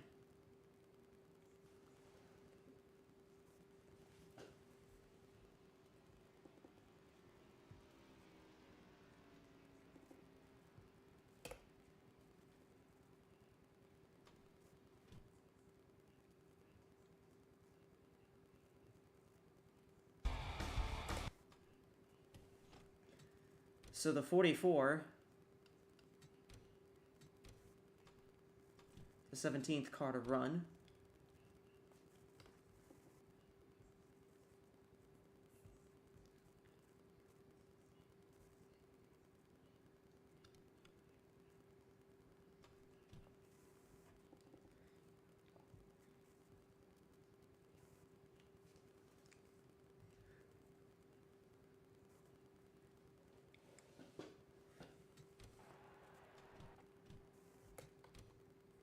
So next it's the 5. That's Zoe. This is Zoe Quinton.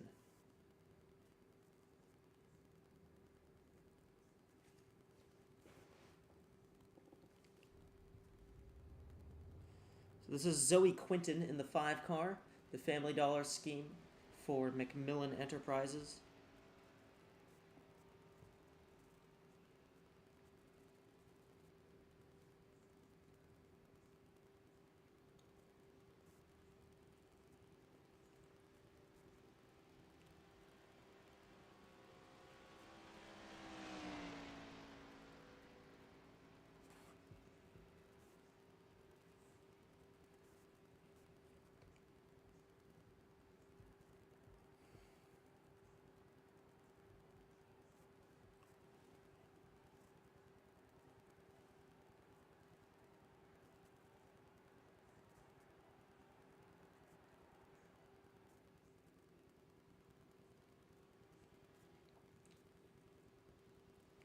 So there is the green flag. Quinton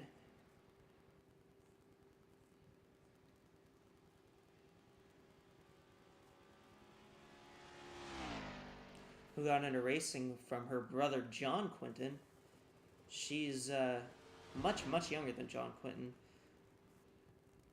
but she's still a race car driver, and she very much enjoys driving this 5 car for McMillan as she's moved over to this team.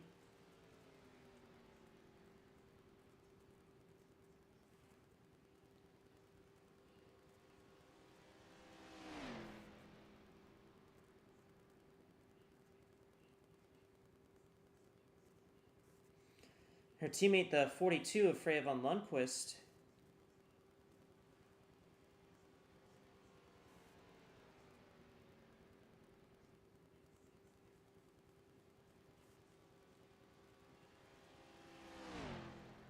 has already gone out.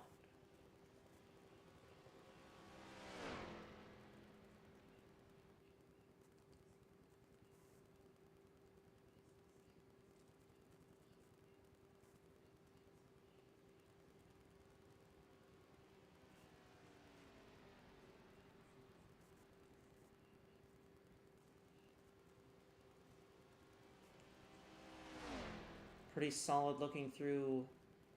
I'm not sure about through 3 and 4. So this lap probably isn't going to be the best lap that we've seen. And it is a 55.40. So that will put her 16th.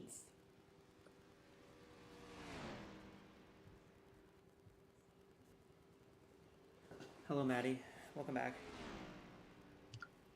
Hello, and I see we have some more cars on track. Yeah, we've had cars on track most of the time here.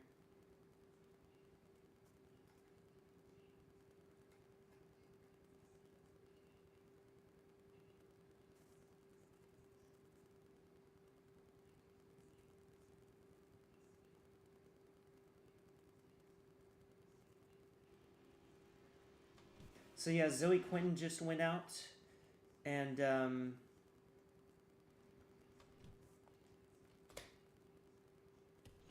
we've had, I believe, 18 cars run a lap.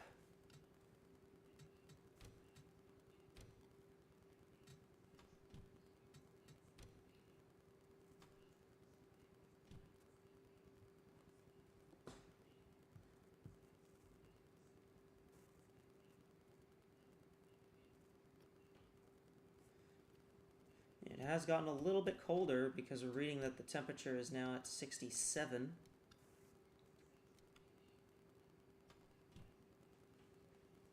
So yeah, as the track continues to cool off,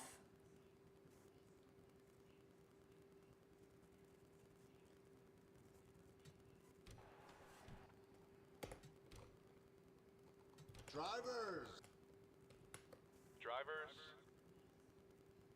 so here is the 26 of Robin Morales, another Ford. So again, the Fords have been extremely fast.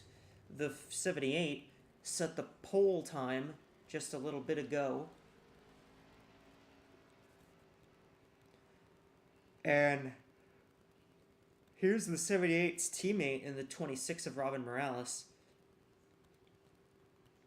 Ford 123 at the moment on the board.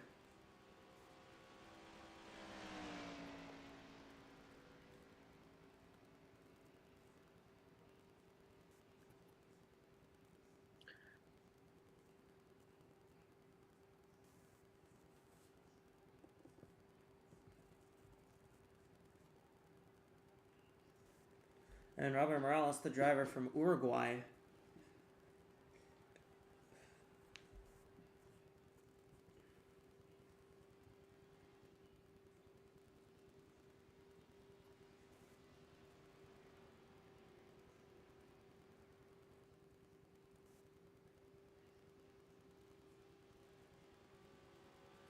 Running this lap here in the 26 car for Project Horizon Racing.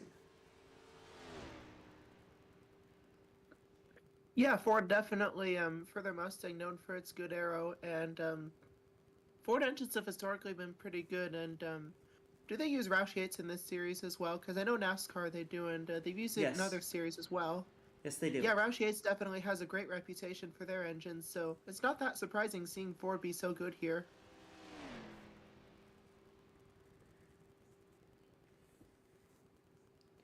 Gonna start the flying lap here. We'll see how good this warm-up lap was. That's been crucial.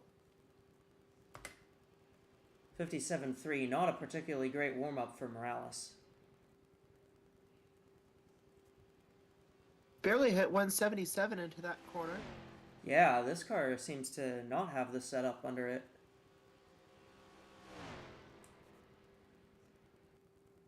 Easily dipped down to 175 at corner exit. Yeah. It's a bit, I'd be a bit concerned on that PHR team. Struggled to hit 179. Did blip 179 there, but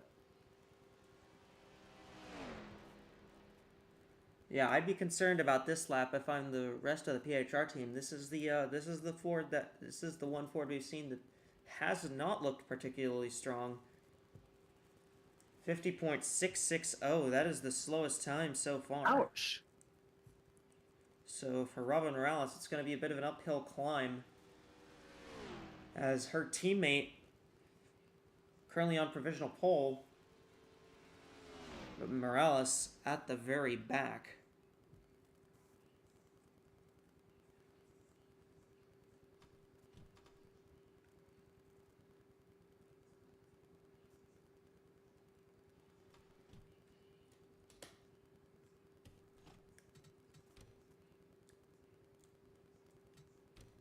And in just a moment, we have a pit report from Lou as we get this next car on track.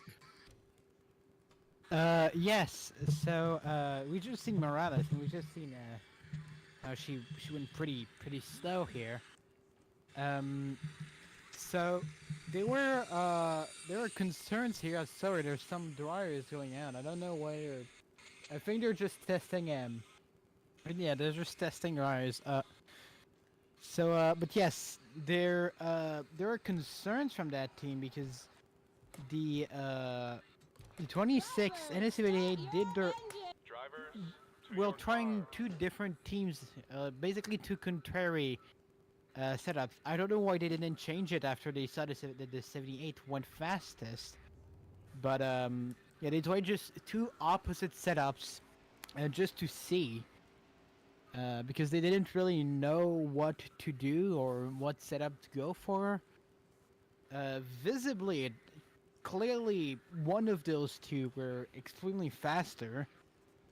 But yes, so this part, and also I want to tell you guys that some drivers from Group 2 have tried to tell AWSCO officials if they could maybe report the end of the qualifying tomorrow, but they've been told off that you know, you gotta race what you gotta race. There's a tight schedule here at Daytona in the Speed Week, so they tried as much as possible to abate to it, even if we're coming in, let me check, 4 minutes to midnight. We're still gonna have the end of Group 1, Group 2, and then the Fast 10, so we still have a long time here to go. Yeah, thanks, Lou, and certainly Ford definitely knows what not to do for their setup as we see the Havoline Camaro on track, not the one that was involved in Clash controversy, but this number 66 here. Got anything on that, Echo? Yeah, that's Jet Brackett driving that car, and yeah, she's running. This is the same team. This is the same. It's the same team. It's Gulf Racing, but it's the number 66 here, and yeah, there's not really much else to say about it. Bit of an ironic name, isn't it? Being Gulf Racing and having Havoline as a sponsor. Yeah, I mean, to be fair, it comes from more where they're from, which is the Gulf region of the United States. Yeah, how's that warm-up lap? Not very good. Not particularly great looking. And that car did not enter the corner quickly. Might even dip down to 174. It's like she'll stay at 75. Not quite.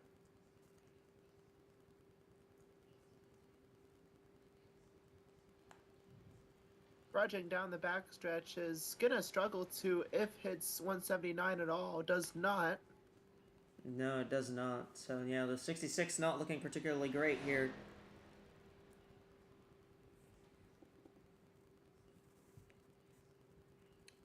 Would be Brackett's gonna have to qualify. Brackett's gonna probably have to race in through the duels. That's a 6.92. That is the new slowest time. So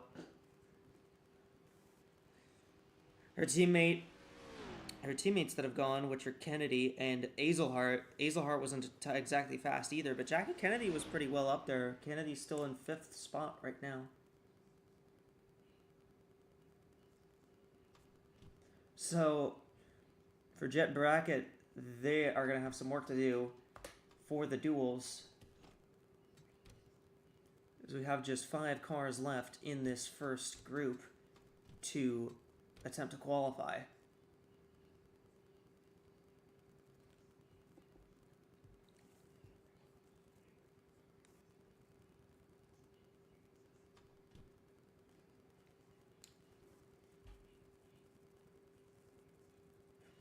And yeah, it's taken them a while. Obviously, running single car qualifying for both sessions this late at night is some of these teams are not particularly happy, especially some of the teams that some of the teams that are having to deal with running in both series. Like some crew members are probably staying, trying to get some evaluations on the on how these cars are qualifying and all that, and yeah, there's gonna be some sleepless nights for some of these crew members for sure, and that is not very good in general, let alone for a racing team on such a demanding weekend like this. A bit questionable to run this late, but that's just a product of what can happen sometimes. That's racing.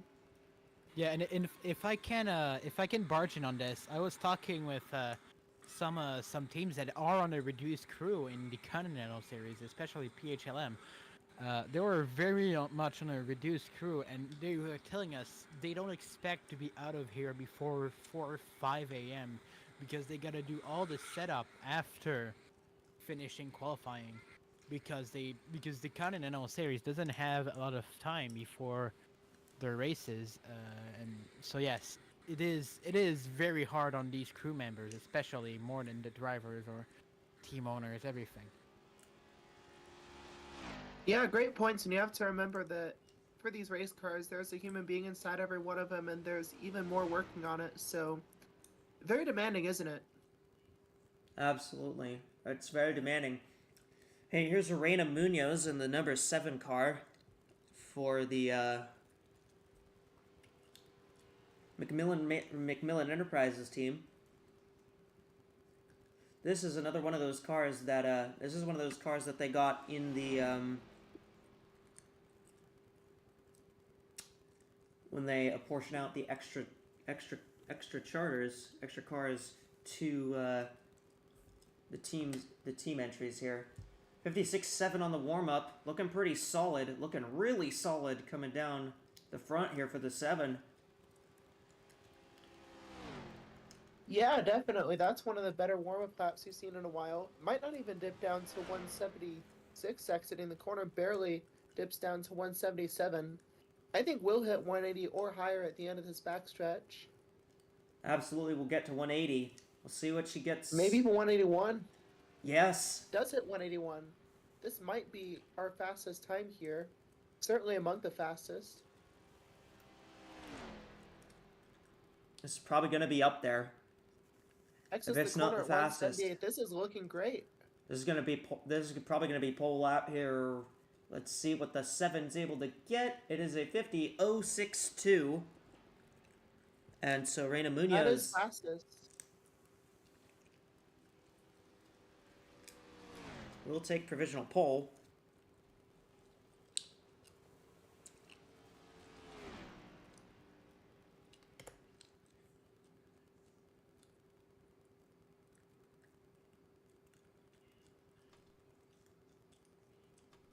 Well, it's nice having a fast lap for a change after several that were extending the bottom of the pile yet further, digging a bit of a Absolutely. hole.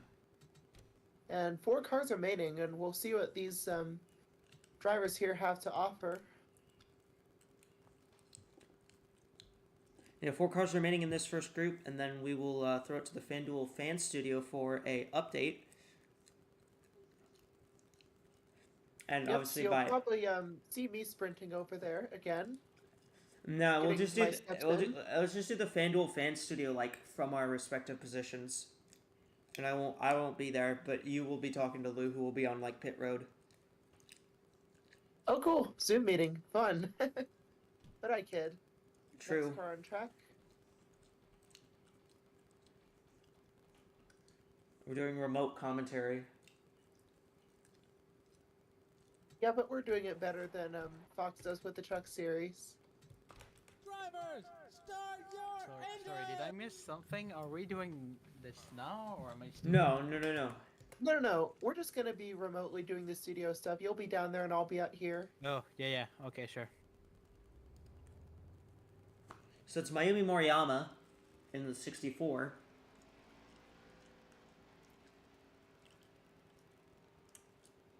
Yeah, very marketable. Got Fortnite on the car, if I'm not mistaken. Yeah, that is true.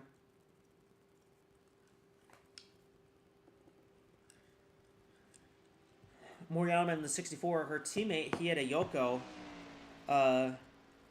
currently 11th on the board.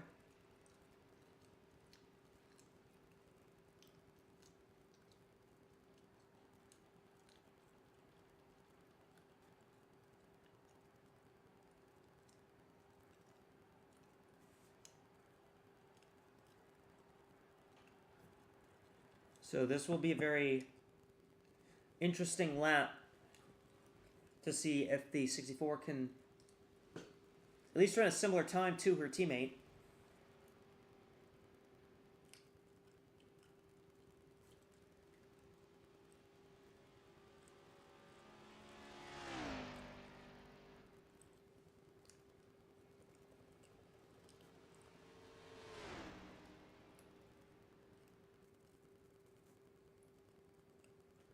As of right now, all these small teams will be just finishing up their runs, and some of them, I believe, will be hoping that they... I think at least some of these teams are hoping that they won't have to go into the Fast 10 and stay up even longer.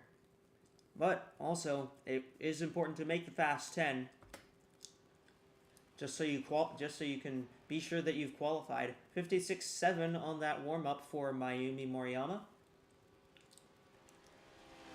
Yeah, pretty good warm-up lap, and I think back to that not wanting to make the Fast 10, I think it's a silver lining the fact that you're fast enough to be guaranteed in no matter what, and that makes you a bit less stressed for the duels, and yeah, certainly a bit of relief though if you're like 11th or 12th.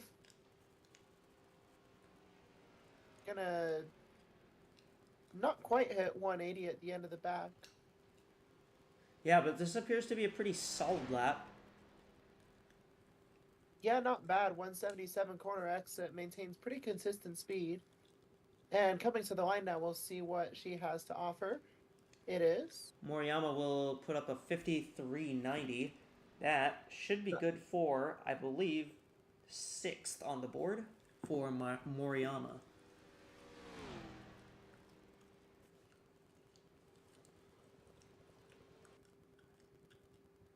So a very solid lap for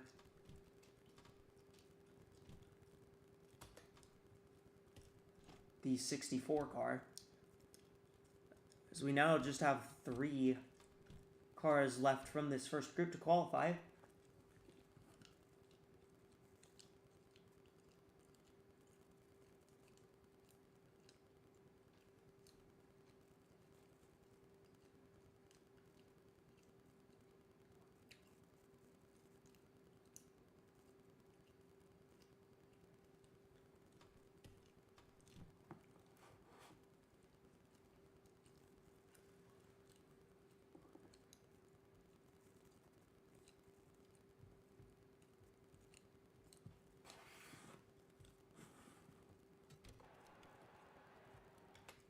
On the bright side of thing, the Daytona garage is pretty pet friendly. I understand our pit reporter has their cat on pit road, causing a bit of mayhem, but you know, it's a cat. Fine.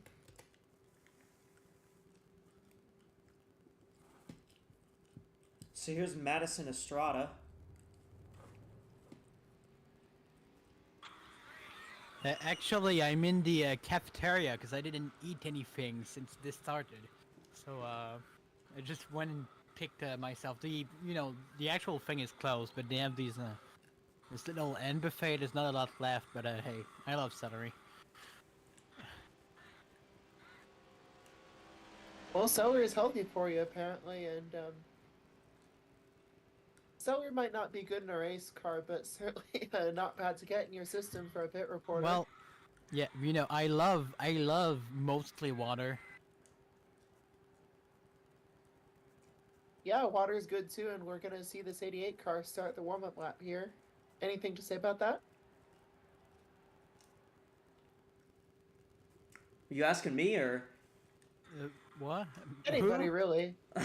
Oh. Yeah, this is midnight, everyone. Welcome to 24-hour Rolex night commentary, basically. Yeah, just be silly.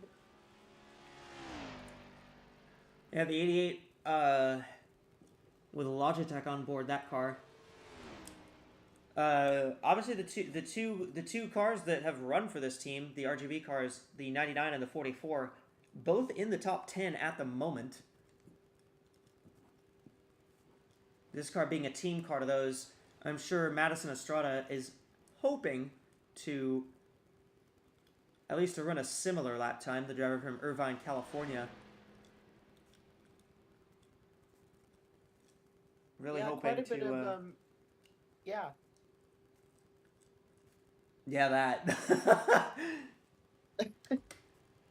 Yep, welcome to AWSCO qualifying, everyone. Quite a bit of racing history down in Orange County. 57 flat for a opening lap there is not terrible. Not the worst thing ever. If she can keep it above 175, I think she'll be about top 20. Have at least a solid lap. Just barely kept it above. Might hit 179 at the end of the backstretch. She will hit 179. Did not flirt with 180 though. Held it for a pretty decent amount of time. So, decent recovery, but this is probably going to be the slowest lap of the RGB cars. Probably about middle of the board, and we'll see upon crossing the line. 54.43. Just slower than the 44. Literally slower by 3 1,000ths of a second. Well, you know, thousandths of a second mean anything really in this kind of situation. Yeah, absolutely.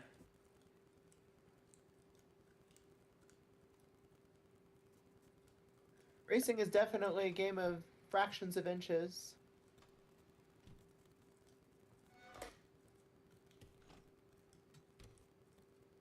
So just 2 cars left in this.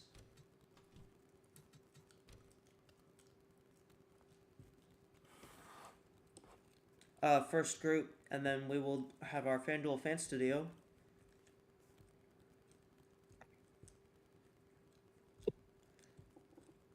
Yes, I am calling it the FanDuel fan studio now because I think that's, I don't know, I like that name. Well, FanDuel again appreciates us plugging them so much, and yeah, just remember with all this qualifying going on, remember to set your picks for the Fast 10. Remember to set your picks for the duels, and of course the big show after that. And yeah, go ahead and do that. FanDuel is giving away $1 million if you can guess the top 10 of the Daytona 500 correctly. Is that in order? We need to have like the. My game crashed. Yep. Hey, that didn't. It took like 100 tries to have it happen. Hey. Yeah. We need to have like a you know how there's the my car is as fast as Xfinity 10G. We need to have that, but for find a version for FanDuel. I'm shocked that it took that long for my game to crash. My odds were about as good as FanDuel thought they would be.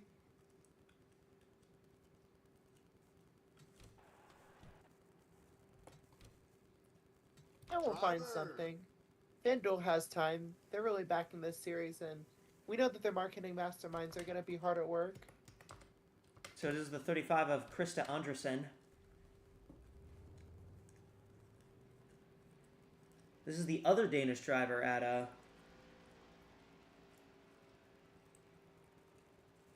Macmillan Enterprises.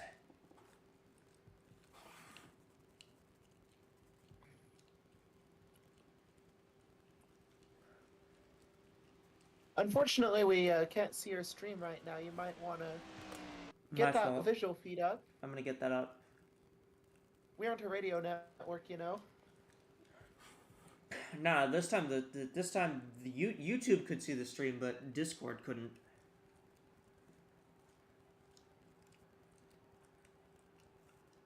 Thank you for reminding me, though. It's a bit late. No problem. I bet for our West Coast fans right now, they're laughing because it's only 9:15. Yeah, no, it's 12:14 for me, and for all of us here in Daytona.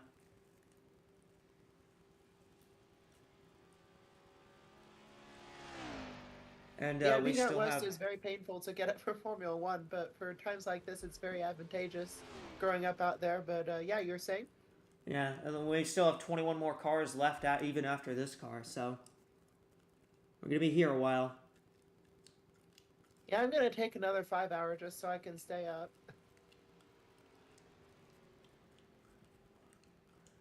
We won't get some Taco Bell because that'll mean I'll have to leave for a while. Yeah. Well, speaking of Taco Bell, that 35 is looking pretty solid on track. We'll see what kind of lap that car turns.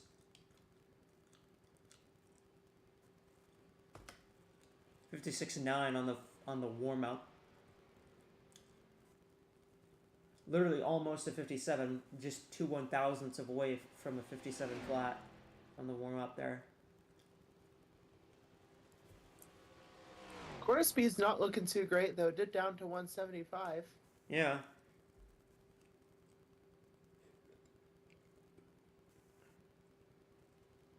At least we haven't seen anyone really struggle. Like, bop down to 174. We haven't really seen anyone do that yet.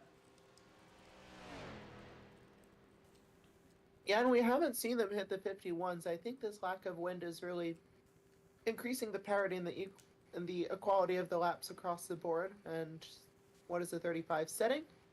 6.56. That's not great. That's third. That's the third slowest lap. So for Andersen, some work to be done.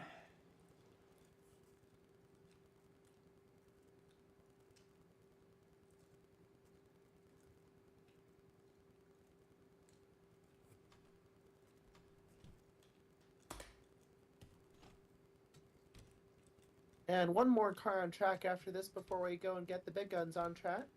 Yep.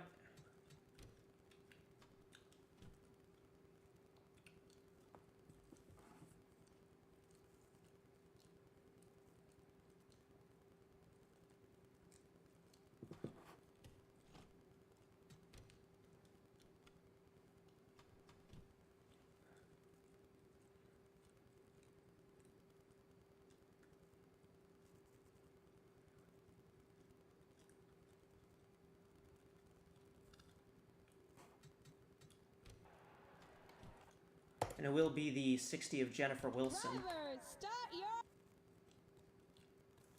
Cars.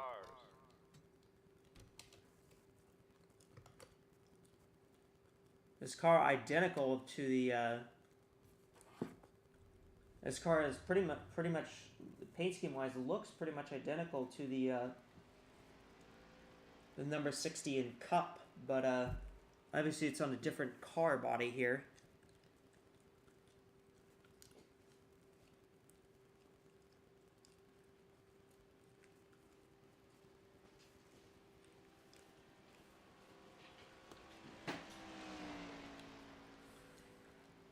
So Wilson in the gain bridge number 60 will be the last one from Group 1 to go for her lap.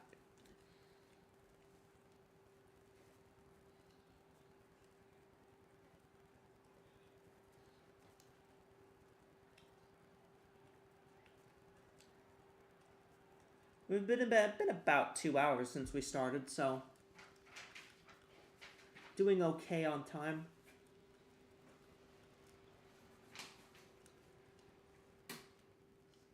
Yeah, still going to be tough on these teams, but certainly trying to get it done in a timely manner. Absolutely.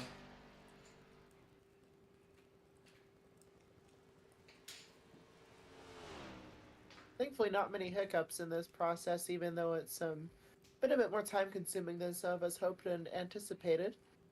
And yeah, I think this Game Bridge 60 is going to be possibly a big player. We'll see. Yeah, we'll see how she does here.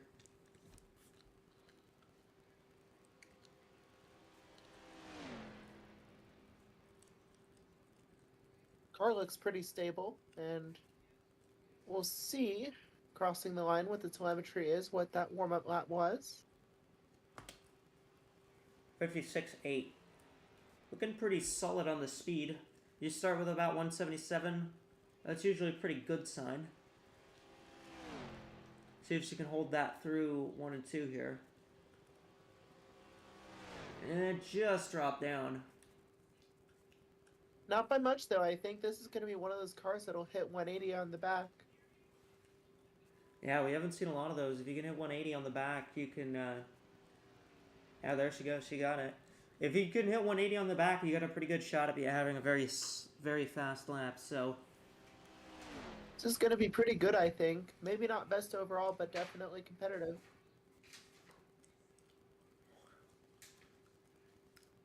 Coming to the line. It'll be a 53.48.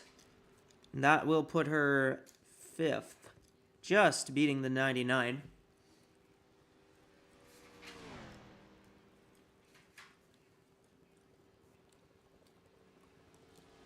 And that will mark the end of group number 1.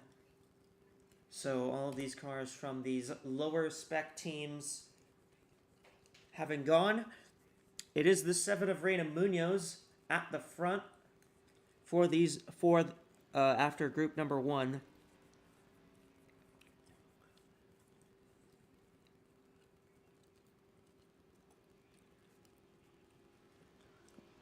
With Lexi Rockwood, Abby Buchanan, Kara Reynolds, and Jennifer Wilson following them up.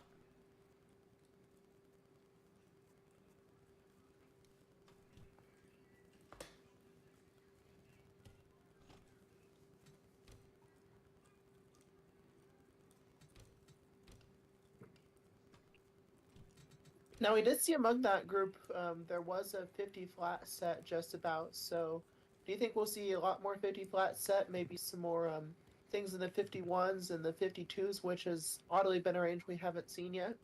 Maybe even below 50? Depends on how much wind we get, I think.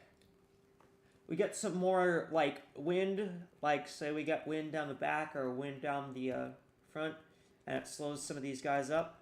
I think we could see it, but, You know, probably there's been gonna no depend. wind in this session, right? And the only time we ever saw a car in the Cup qualifying go like a 50 flat was when there was a bit of wind down the back. So I seriously do think that these cars are a little bit faster in their quality trim, and I think the urgency of qualifying here is really why. So as Kate Summers comes up, we're gonna send you off to the FanDuel fan studio. Maddie and Lou, take it away. I will be here. Just I won't be talking. All right. Well, man, Maddie, you rushed quickly from the commentary box. Hey, it's a good thing the studio is in a liminal space on the track. So after what is this? About 25 drivers, 24 actually, that have set their time. Who do you think? No, actually, yeah, 25 drivers that have set their time. which driver you think is the fastest in terms of pure speed and not anything that could be related to the car here? Well, it's tough to say, but I'm really looking at Dark Horse Racing as being a real potential contender. And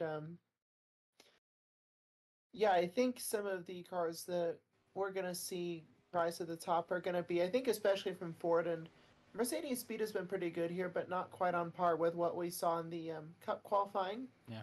I think Toyota has a chance at maybe sneaking a couple top 10 spots, maybe Honda, possibly Chevy. It's kind of hard with so many unknowns heading into this and the general shortage of testing that we've had. What do you think? Well, I think currently, what we're seeing is some of these drivers being incredibly fast in comparison to the others. It's again, the conditions are quite tricky. They're getting trickier by the end. It seems like those cars are enduring, the lack of heat better than what we thought they would. Especially the tires. Goodyear has made a good job of having the tires heat up properly. So yes, I mean, what we're seeing here is just incredible parity, except for the top 5, except for the top 2 even. I mean, the entire field is within 3/10 except for the top 2 drivers. That's just crazy. Yeah, certainly, and those 2 times are definitely something of an anomaly. You see a 50.06, and then you see a 51.9, and then the next time is a 53.3. It might not seem like it, but that top time is about as far from second as second is from third. And I think we're going to see that gap get filled by some of these teams as they make runs, but it's just a question of who, and I think talent is going to make, funny enough, for Super Speedway qualifying a really big difference in who gets to have these fast times, as we're going to see a 55.87 set by Kate Summers. Which is middle lower part of the field. It's a reasonable time. Now, a thing that you guys have to remember is that in the Cup Series, the higher teams with more cars, have a bump in their rating. This is not in the Continental Series. They're all equal. So that means that the Kate Summers is going on the same, well, not the same car. The setups are different, but is going in the car of the same relative pace to all the others. Yeah, it is kind of a spec series, but that lap was actually, it was kind of middle of the pack other than those top 2, but it's definitely on the lower end. Only a little bit faster, but then Alex Hageman, not great. I mean, is there such a thing as not being middle of the pack in here? Because, except if you're, not even. There's not a time that's been slower than 50.6. There's no time that have been in 50.7s.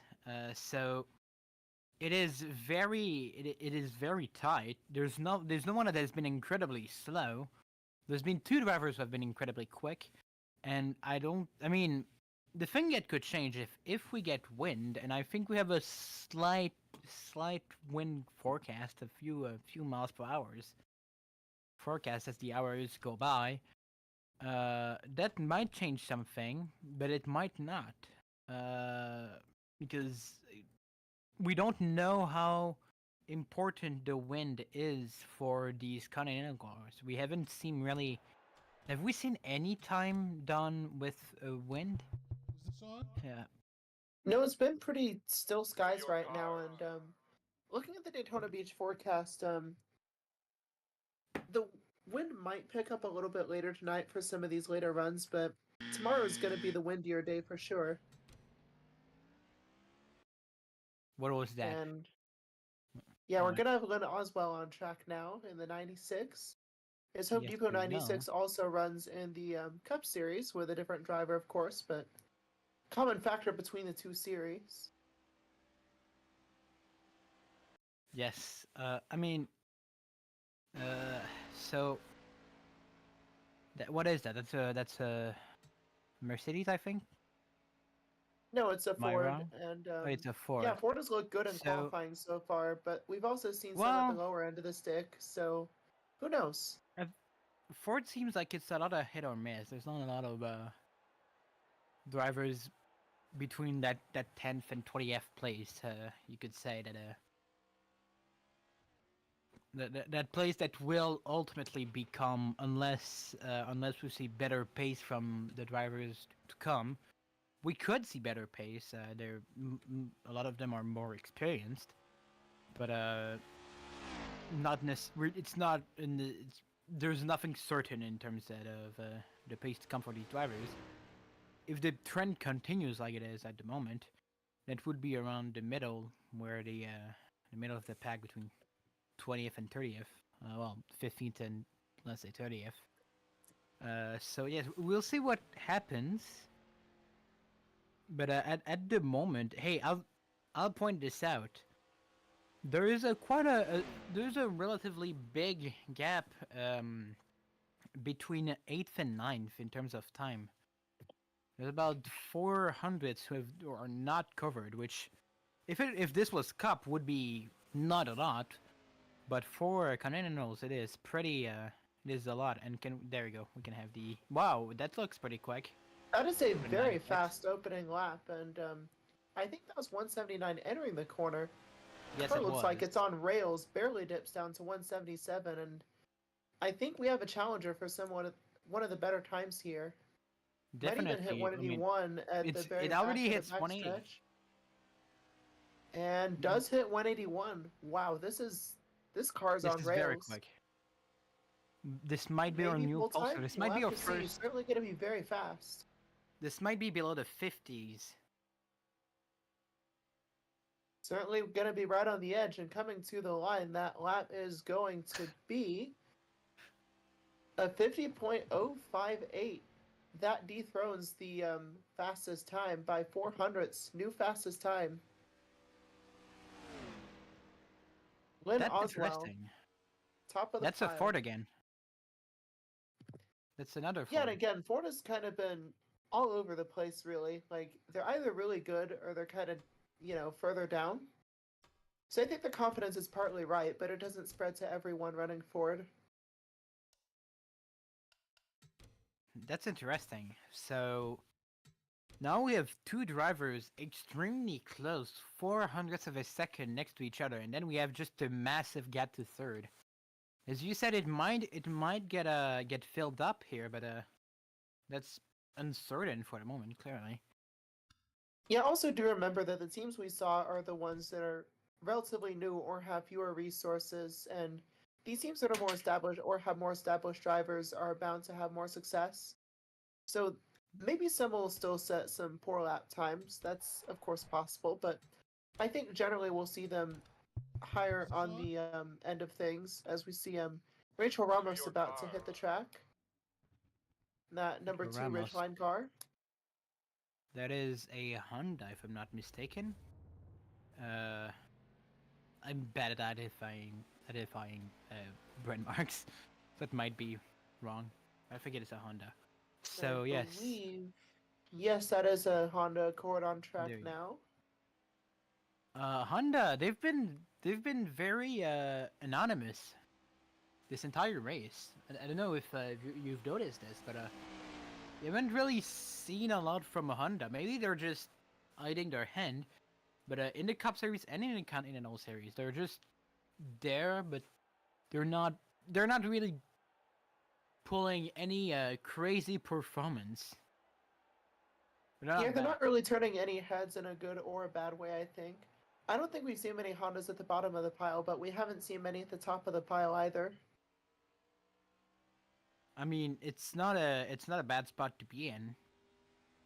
That means you still get a high.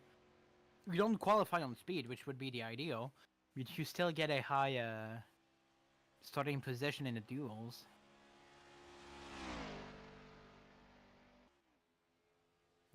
Yeah, so I don't know if you've seen. I don't know if you've seen how many Toyotas there are, but is it me or have we not seen a lot of Toyotas since they started?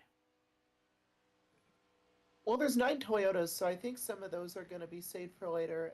Or no, there's actually 10. No. I think 2 of it's them because are actually 4-car teams. So We saw Meridian I think- already, and we saw Macmillan, and none of the Intervis cars have gone yet.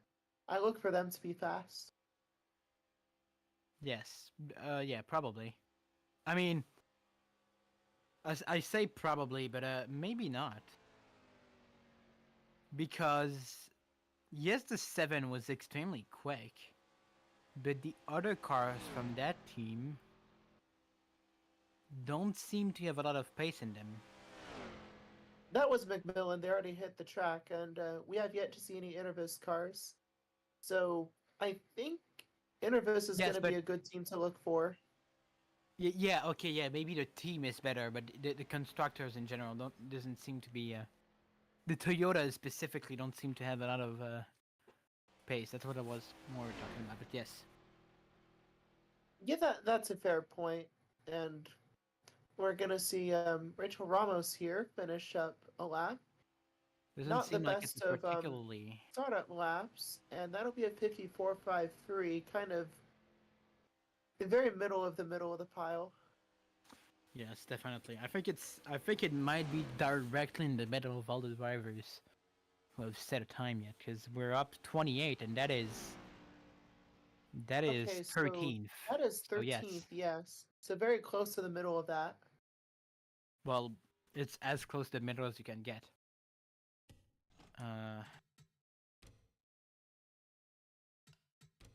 We might throw back to the track here.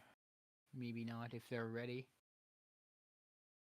So, well, I don't know. We'll keep on going until we get a signal to go back to the track, I guess. All right. Well, I know you're here, considering you're doing the thing. But yes. So yeah, it will throw. That was your FanDuel Fan Studio update, or however it's called. We'll throw it back to the track here with Echo and Madison, who is running down the stairs, and that is why I am extended this sentence. There you go. I think Madison's now. Yeah, looking like 2012 Clinton Boyer here, but yeah, I'm back with Echo now, and we're gonna see a few more cars hit the track, and by a few I mean about a dozen and a half. Yeah, we're just yeah, about to what do you see. think, Echo?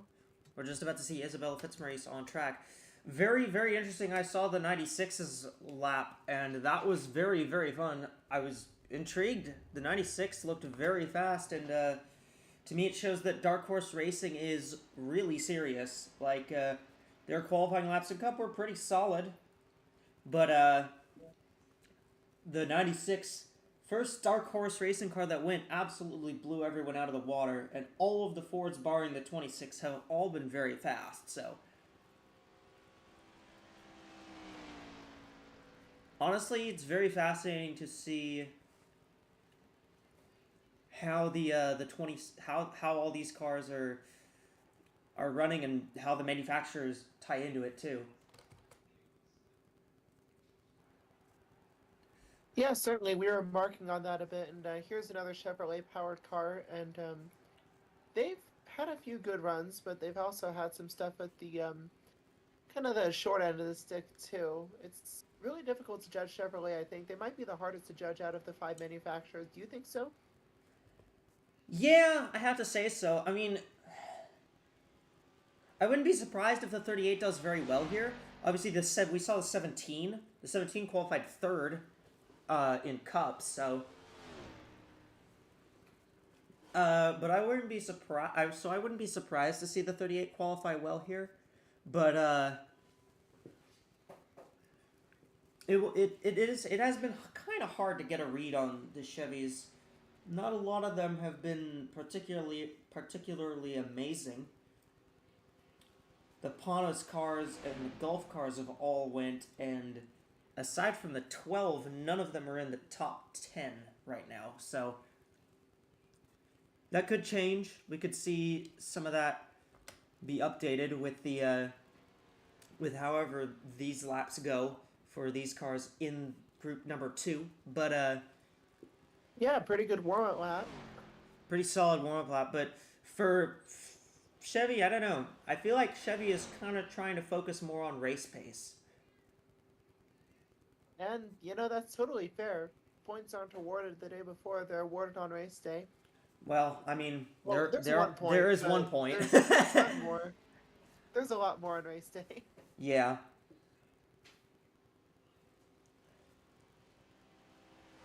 Fitzmaurice in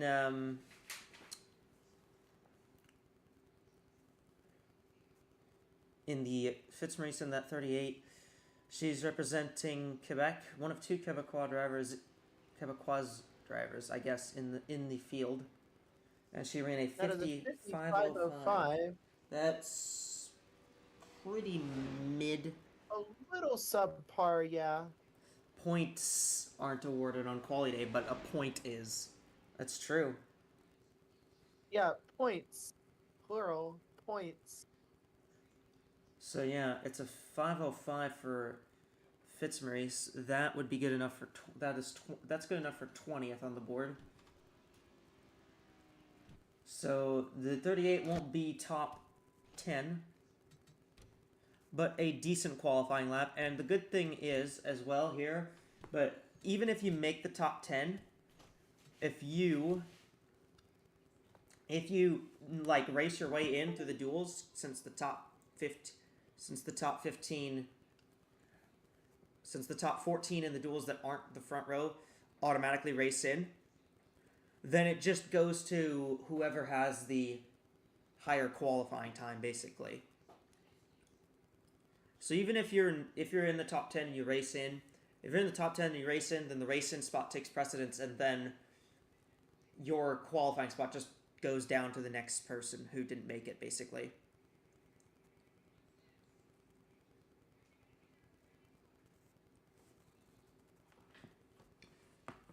It's a bit of an odd system, but it works a little bit better.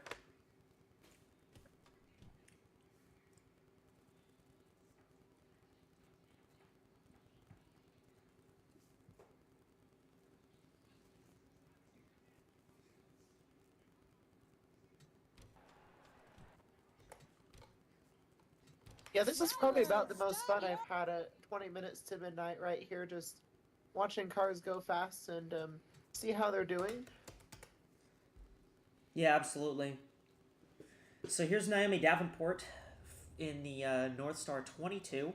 The 2 was already gone. Rachel Ramos managed a 4.53 earlier. Ramos is 13th on the board. This is one of the 4 North Star cars in the field. And we'll see what the 22 is doing. I mean, you guys mentioned it during the fan studio update that the Hondas have been kind of inconspicuous. They haven't really done a lot up front. And I don't know. Maybe that's by design. Maybe that's just maybe they just don't have that quality pace. You know, maybe it's just subtlety right now, and they'll hit their mojo later in the year. Like, in NASCAR, we've seen Ford do that. Like, you know, they won't look that impressive early on in the year, and then come the later part of the season, and then boom, they have a championship somehow. So maybe Honda's going for that mentality, or maybe they're just genuinely a little bit clueless on how to do this sort of thing. Considering Honda doesn't have a lengthy history in stock car racing, it could be anything. Yeah, it could be. 22 of Davenport, the Canadian driver. Yeah, but I mean, the Hondas have looked solid. The 64 in Cup made the Fast 10, and while it wasn't like amazing, I would say it was fairly interesting to see the 64 make it, but not a lot of Hondas were particularly slow in Cup. And we're kind of seeing that same thing happen here. Whoa. This is a really fast lap. Wow. 56-0?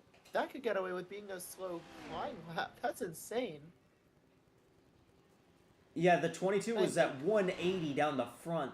Didn't even hit 178 in the middle of the corner. Wow, this is going to be a really good lap. It's on jet fuel, but it's actually working. Goodness me. 182. 182 at the back. That is the fastest speed we have seen. there's no question this will be the fastest is time when we talk 100% about Honda pole lap. mediocrity, and we're gonna get laughed at. Just dropped to It 179 might there. even be in the 49s. Oh, it's going to be 49s. Easy. Here we go. 49.697. 49.697. What a Oh my lap from God. Naomi Davenport. I didn't even think they could go that fast.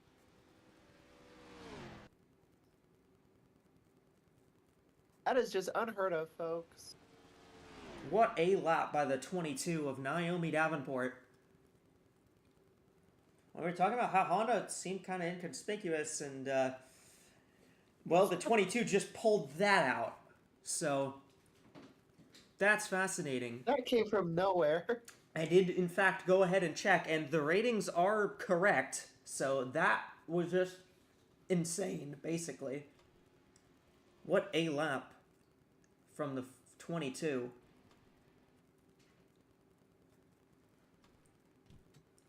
Yeah, it was like Jacques Villeneuve in that one qualifying session, being a whole second or two faster than anybody else. Just, you get those kinds of crazy fast laps sometimes, and that was one of them.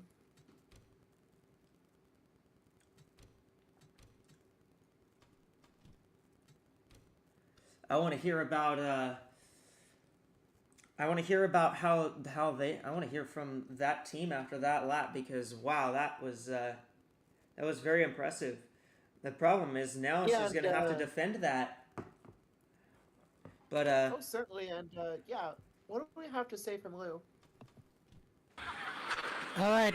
Well, I was literally speaking with that team as the lap was going on, and the moment the lap time was posted, the team just erupted in cheers. And I mean, at least to anyone in the garage, it is clear that this is, except for a very weird situation, this will be the pole time. Very much likely that it will be. Yes, they were telling me that the Honda were pretty good. That they felt like even though they didn't have a stand-up moment, they were generally just working in the background, and that everything was going to plan. But I guess that's not going to plan, but that's better than going to plan. And everyone at that team is just extremely happy here. I don't blame Well, that's them. been a very wholesome pit report, and yeah, I mean, you definitely want to go better than what you planned. And they certainly did. That was just, I'm still in shock at what happened. Yeah, that might be the fastest time I've seen really ever. In conditions like this, at least. So here's Lux Akuma. I'm not sure if she's gonna be trying to one up that last lap, although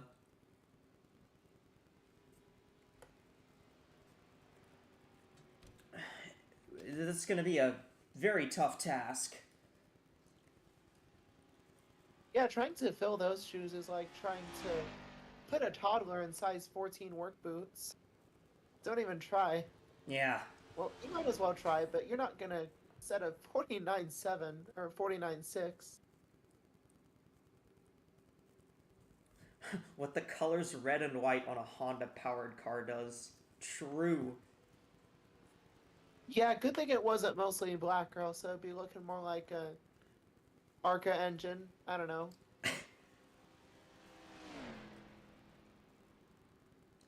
So Lux Akuma. 2019 NASCAR engine.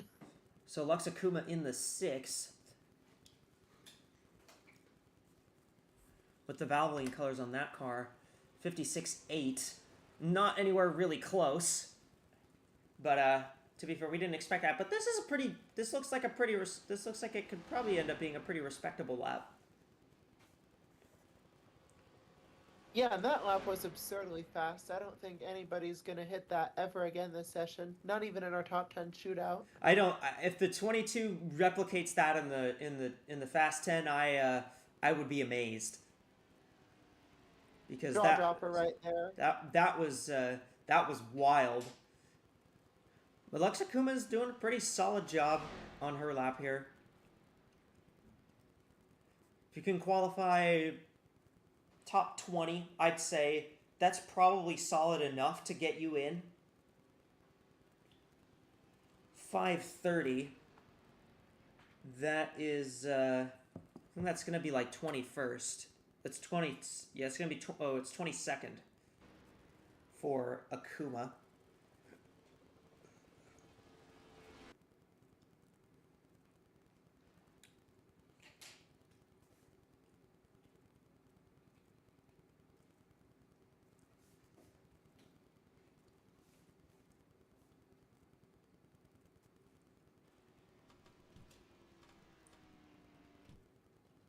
So, a decent lap time from Lux Akuma there. 14 cars remain in this group.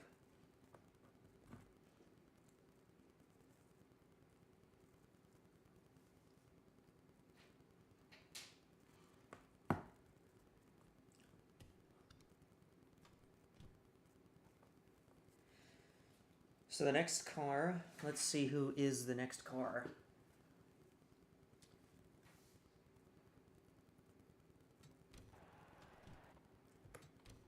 It'll be the 24 of Ashley Johnson. Yeah, Pepsi going with a very interesting design philosophy for their paint scheme there. Trying to be a bit more flashy and market their stuff and have big logos everywhere. Yeah. That could work for sure. I like it. Ignore that I made this game.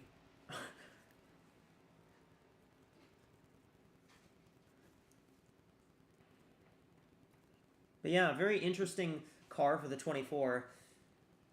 And very interesting for Ashley Johnson as well. She's in another Mercedes, so this is, I believe, the first time we're seeing the Uberman Enterprise Continental Series car on track.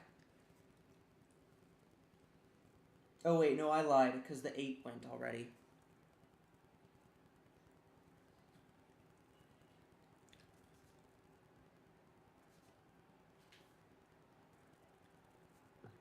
Oh, the 24 has a problem. Oh, that's a tire. Tire down. And... man, that's unfortunate. Gonna park right by the start finish here. The 24 is not gonna make their lap. Wow. Span of just a minute, we went from having an off-the-charts lap to having no lap.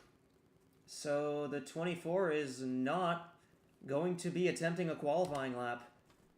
Because of that, they blew a tire coming to the warm-up, and they crossed the line, so...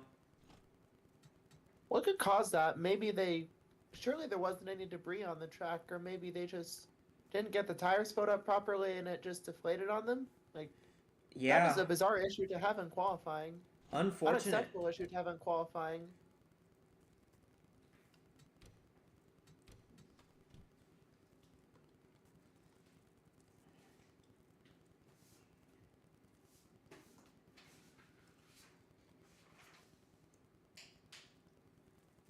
So the 24 is not going to be able to attempt a lap here.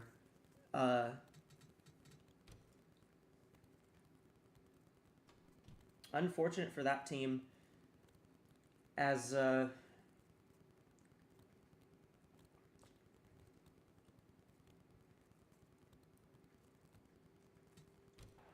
that's really not something you want to have.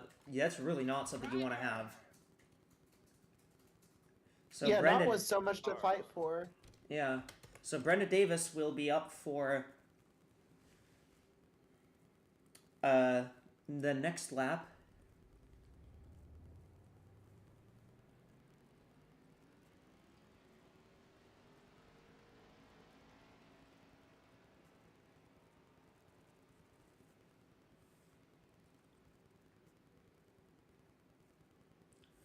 And because the 24 did pull on track to qualify, unfortunately that means that they will not get another chance to run with that tire down, with that, even after that tire failure. So very unfortunate for Ashley Johnson, who's going to have to start from the back of her duel.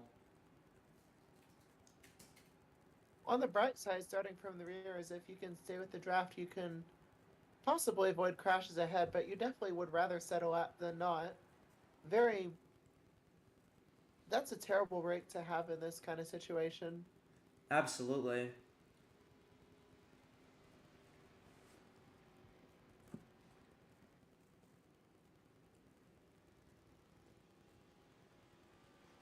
So Brenna Davis in the 54. That's another Ozark Motorsports car.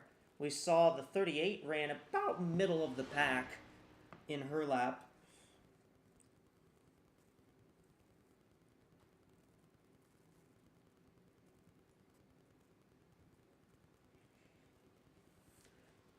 Yeah, I mean, I don't know. I can't stop thinking like Ashley Johnson's got to be so frustrated at that.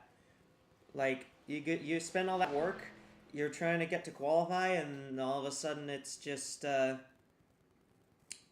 gone because of something you Yeah, didn't I'm even do. baffled at what happened. Yeah. So we'll see Anyway, Brenna Davis, Warm-up lap 56.5. looks very good. That's a pretty fast warm up. Not ridiculous fast, but certainly one of the fastest we've seen so far. Absolutely, yeah.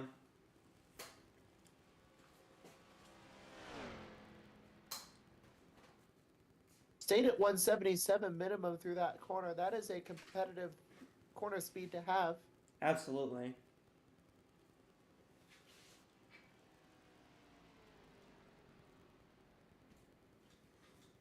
Able to hit Not 180. quite 181 down the back, but certainly very promising. You know, I don't think anyone is going to get to the 22 in this round, but I think if we're going to see someone challenge the 22, it'll be in round 2. 51.96, very, very fast. That ties her with Rockwood. Davis actually breaks that tiebreaker because she has the, because of alphabetical name order, so.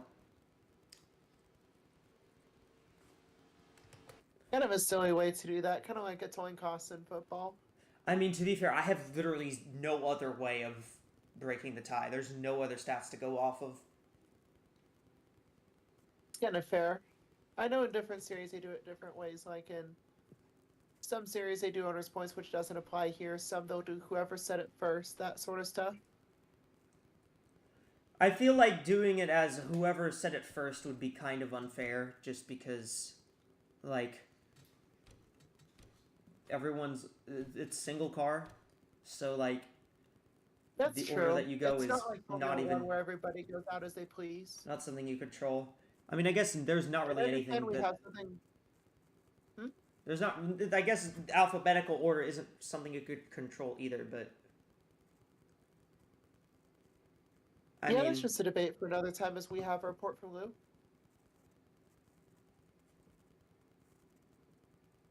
Lou? So, yes.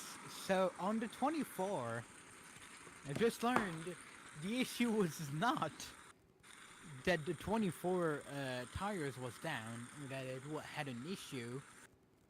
They did not put the right tires on the race car, and they were illegal tires. They were test tires used by Goodyear because there was a test session yesterday. So that's the reason why they had to retire, and they noticed it too late. It took them apparently a while to notice that. That is, man, that's a shame for the 24. And also, no, they cannot. Sorry, I'm gonna answer it. They can't. It's not an official practice session. It is a tire test with different components of tires than the tires used on the well, for the actual race at Daytona that we have right now. So that's why it is just a different component of tire, and it just obviously was illegal to run.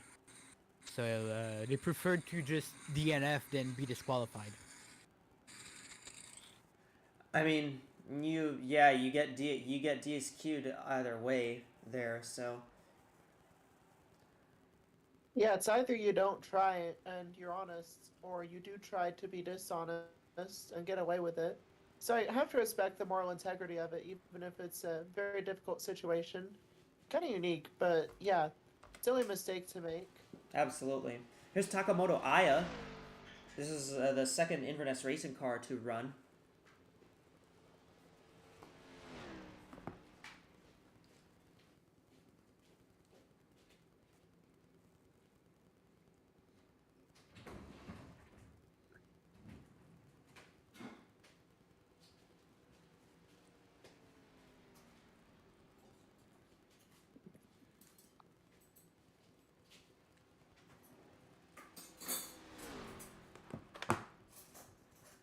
So the 11 of Aya is looking pretty solid right now. Curious to see how this warm-up lap will look. 57.3. Okay, maybe she's not looking very fast.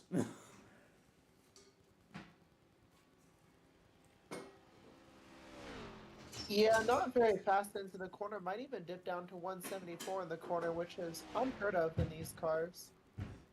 Not quite, thankfully. Yeah.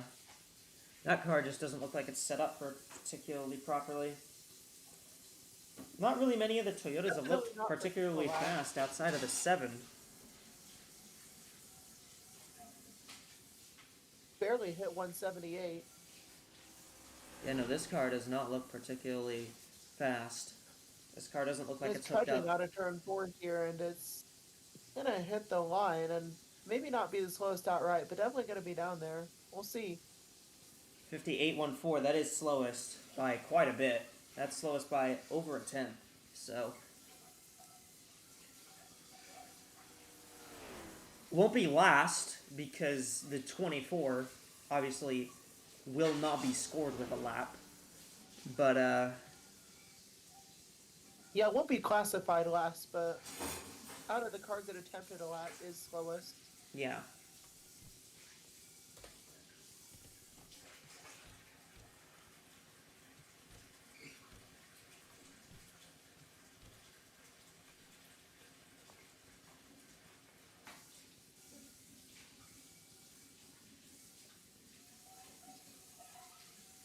Yeah, we still have not had any wind yet at the track, so. Yeah, and I touched with my opinion on this earlier, but I really think that is helping parity here, and it's making the lap times a lot more equal. There's no headwind or wind otherwise, or tailwind to influence the lap here, so it's just you and the car. So here's Vinny Schultz. Back-to-back Inverness cars.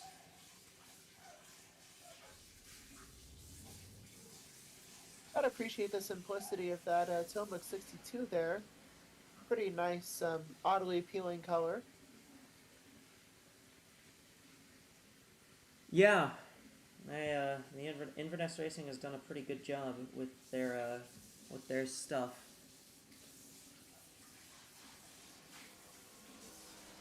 So Vinny is hoping to run a lap that is not a bad lap. Like we haven't really seen the other two Inverness racing cars, the 6 and the 11, both didn't really run a great lap. So 62 trying to change that here. You're being very tactful about the 11, and I'm sure they appreciate that. Hey, I mean, I don't want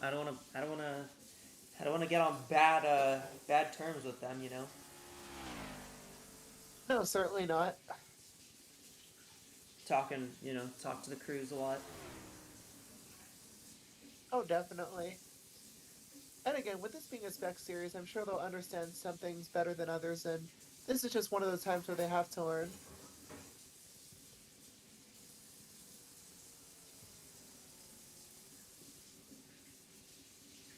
Yeah, I guess they just didn't really particularly get the setup right on those other two cars, the 6 and the 11, so. But we'll see if the 62 has something.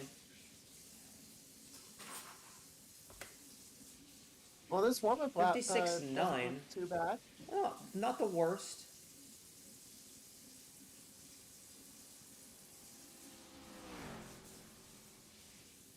A very impressive cornering speed, though. Yeah, but at least it's consistent, not dipping to 175 for a very long time. Did for yeah, it did for like very briefly. Gonna head down the back here and he hit 179 past the chicane. Does just barely. It's gonna be kind of a middle of the road sort of lap.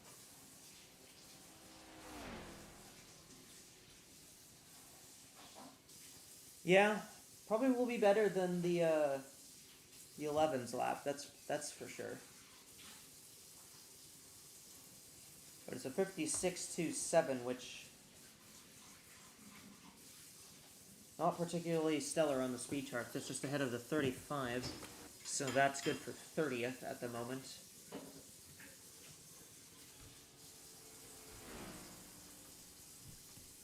Yeah, maybe Toyota's adapting their NASCAR philosophy a little bit of sandbagging a bit in qualifying and hoping that the race is where they shine. Yeah, I'm not sure you want to do that here, though, because everyone is at risk of DNQing, pretty much. Yeah, we touched on that. Not really a wise strategy to do here, where there are very strong possibilities of not making the race. We have 10 cars left, so that means we are going to start locking people into the second round of qualifying.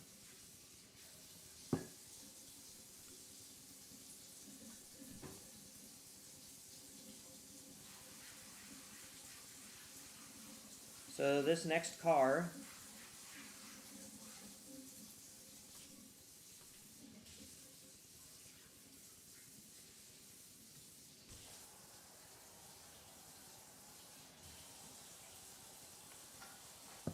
Drivers, to your cars.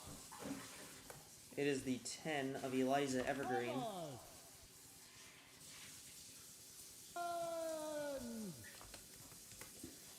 So if the 10, so unless the 10 runs a faster lap than the 22 here, the 22 will be locked into the second round. Which, I don't know about you, Maddie, but I don't think that the,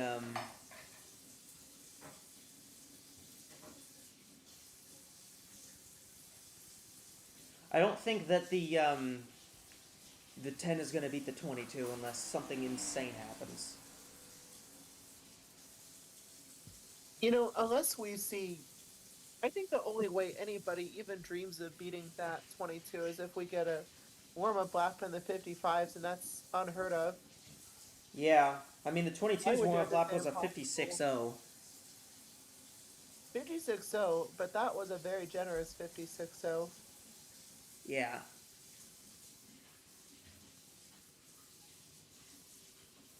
So Evergreen is going. Evergreen's going to take the green. Yeah, gonna take the Evergreen.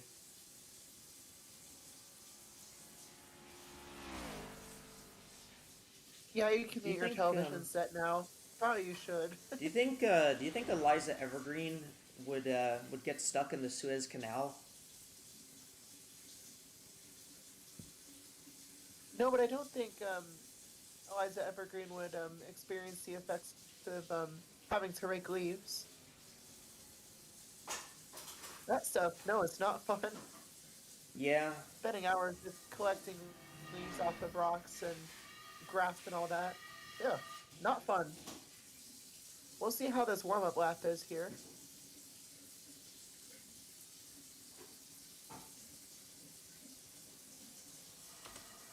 $56.6, pretty solid looking. Yeah, it's a pretty good warm-up lap, and I'm gonna have some faith here that Eliza Evergreen took that green pretty well. Very, very strong in 1 and 2 there. That was a good lap. Those were good corners. This 10 car might be one that goes up there. I don't think it'll beat the 22, but I think this car will be up in the top 10. It stayed at 180 pretty good ways into turn 3, which is certainly notable. Definitely not in a position to beat that 22 car, but definitely going to be more competitive.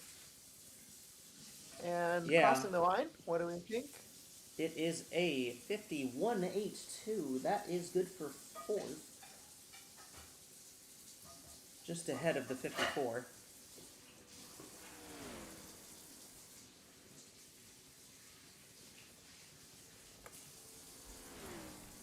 Not too shabby, I have to say. Yeah, pretty solid lap for Eliza Evergreen there. That will lock the 22 into the second round.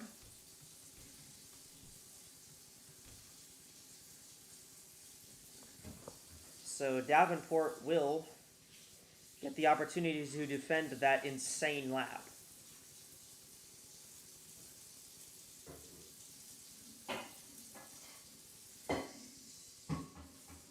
Yeah, if my jaw dropped at that lap earlier, it would basically fall off of my skull if I saw a lap that was faster than that.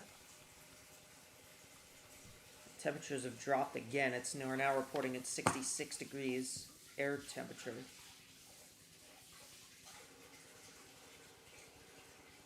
As I've said before, the engines really like when that happens. Cool, dense air. That's what they thrive on. Drivers, So here is LaTanya Gray.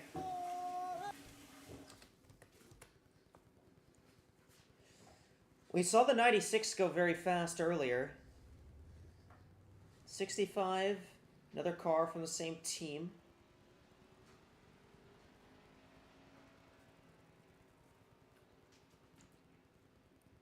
They do have a very interesting source of funding, I have to admit.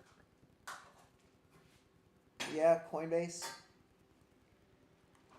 I keep getting Coinbase ads on YouTube, and I'm just like, I don't want to buy crypto. Like, come on.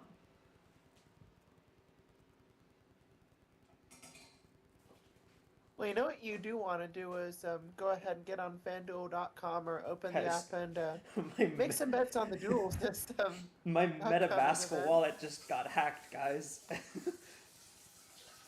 Oh, and I think we have a report from Lou. Let's take it down there. Yes, so a little bit more into the 22's lap time, crazy lap time.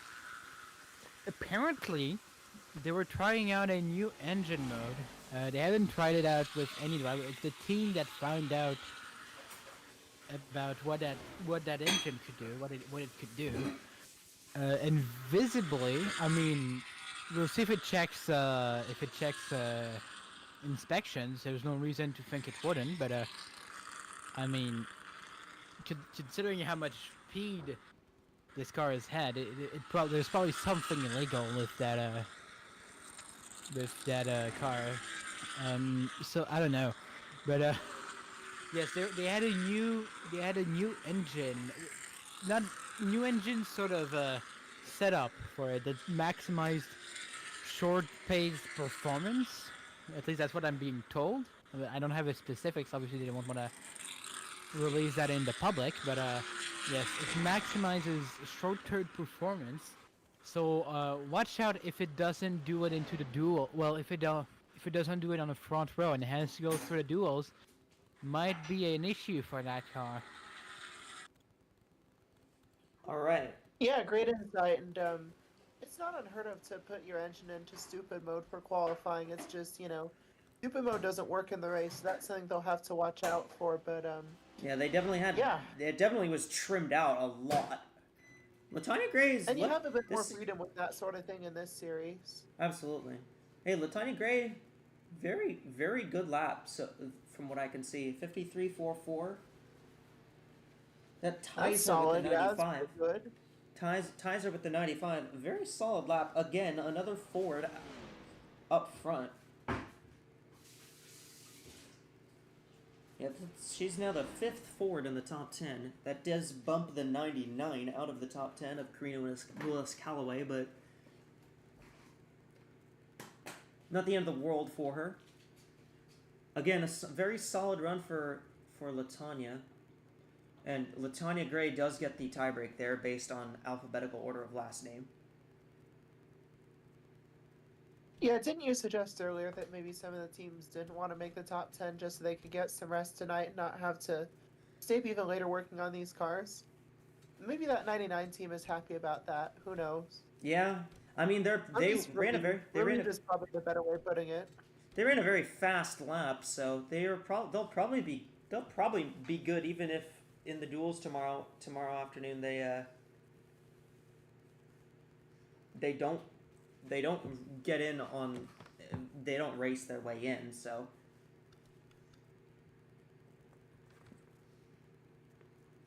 that is very true indeed. So that lap did lock in the 96 of Lynn Oswell. Yeah, and I thought Oswald's lap was remarkable until I saw the 22. I mean, it's still a great lap, but my game crashed again. I'm still in disbelief as we have a very slight delay in getting the cars to pit road.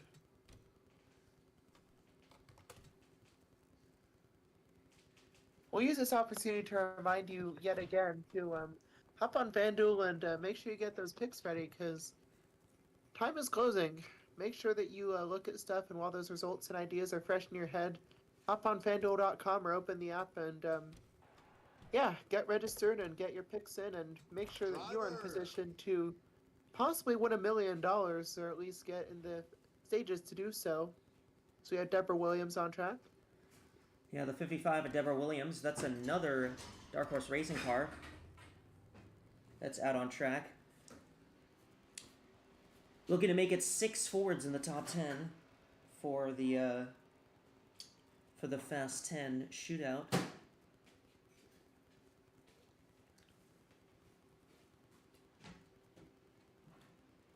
The FanDuel Fast 10.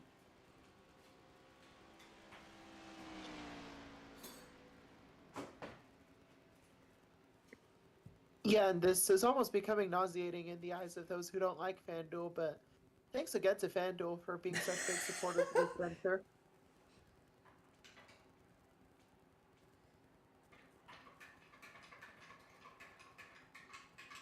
So Deborah Williams, who is up, see what kind of laps she can put down. I mean, all of the Fords have been very fast except for the 26, which is very odd. Like, literally every Ford, except for one of them, is up there. You know, I think we touched on it earlier, but maybe that single Ford went for sort of a contrarian setup to maybe try and see the virtues in the opposite thing and fail to find them. Yeah, that's what we heard, that the 26 was on a bit of a different setup and it just didn't particularly pan out. That happens in racing. The only way you know something is going to work is if you try it, and if something doesn't work and you try it, well, now you know, I guess. Yeah. Or if somebody else has tried it. Since these Continental cars aren't allowed to test outside of tire tests and the sanctioned preseason tests, you know, it makes sense that they tried something here. 56.6 on the warm-up for Williams. Very solid again. Strong. This is probably going to be a top 5 lap, assuming it holds pretty well. And corner speed looks pretty solid. If didn't dip down to, okay, just dip down to 176. Probably going to be 180 at the straight, which we know is an indicator of a good lap.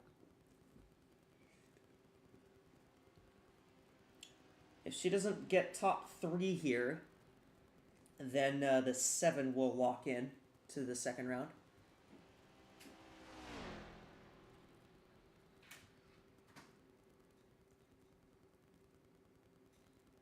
So it is the 55 at Deborah Williams. She will come across, and Williams will take a 50.340. That will bump the 60.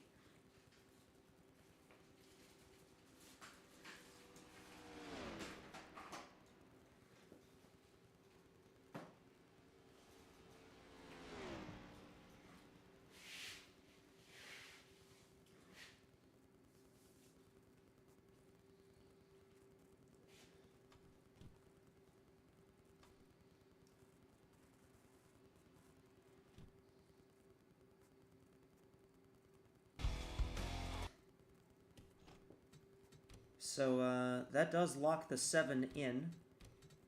So we have 7 more cars left to run in this second group.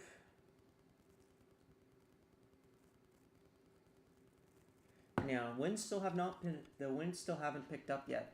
So if we get any wins, I think it's probably going to end up being in the FanDuel Fast 10.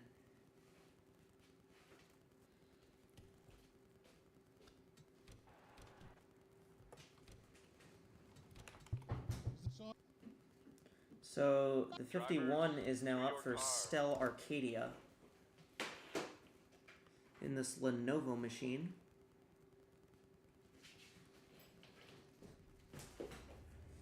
The North Star cars have been interesting, to say the least. The 2 pretty solid lap at a 50.453. Meanwhile, the 22 had the most insane lap of all of them. So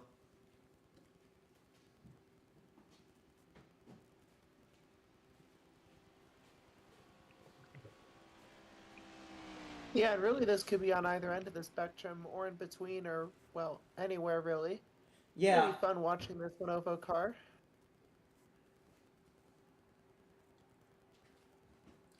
So right now, as it stands, we have 6 Fords in the top 10.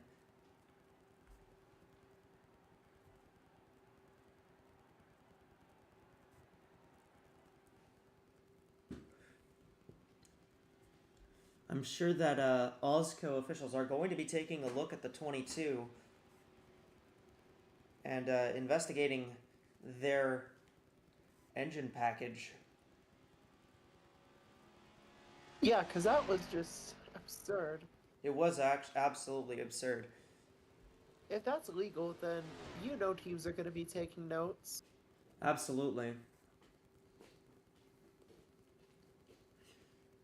You know, if North Star has something that they're not telling us, or maybe even Honda has something that they're not telling people, people are going to be snooping around trying to figure it out. Whether it's in legal or not very legal ways, they're gonna find out. So yeah, engine data is something that the manufacturers are very secretive about because that's really their whole secret. And you know, if it's illegal, you know, we've seen that in other series too. That can cause some really big problems, and that's a pretty decent opening lap, don't you think? 56.8, pretty solid for Arcadia. Not the most impressive speed entering the corner, but is able to maintain it throughout.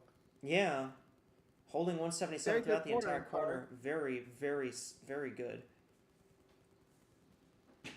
Slowly climbing speed down the back. Should hit 180, does. Doesn't Get quite to surmount 181.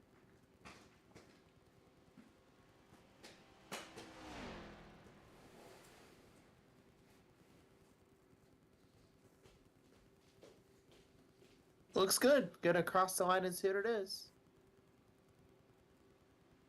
265 on that lap. So that puts her between Rockwood and Buchanan, and that will bump the 95. 7th fastest. Since the 65 has the tie break.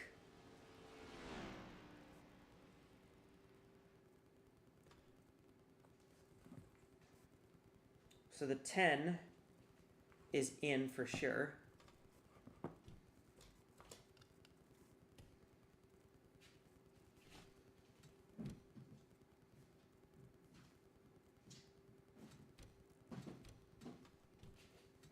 The 10 is now into the second round.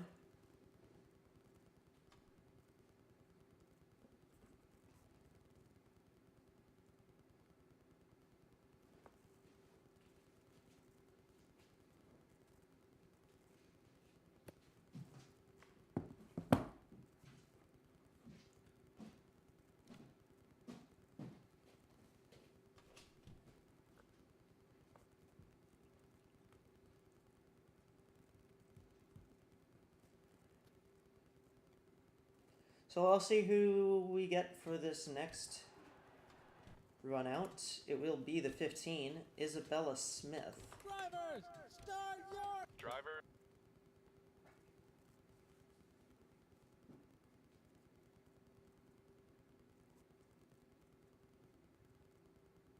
Yeah, and see the 15. No, that is.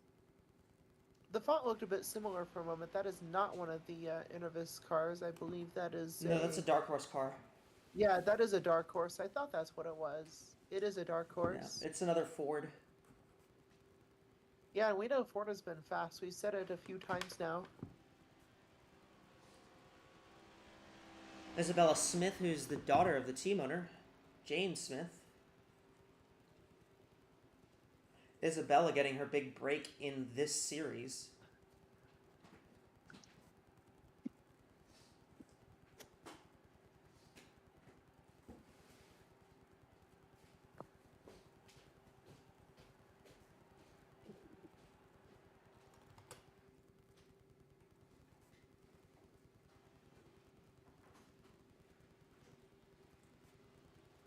If the 15 does not get if the 15 doesn't get a top 5 time, then that will lock in the 54.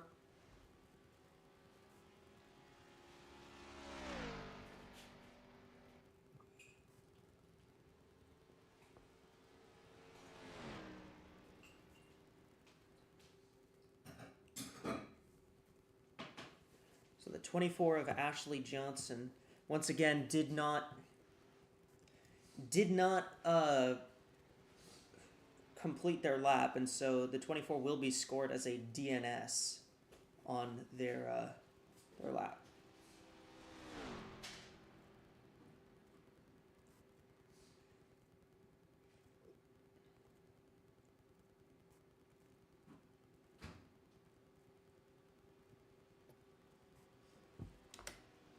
$56.9 for Smith.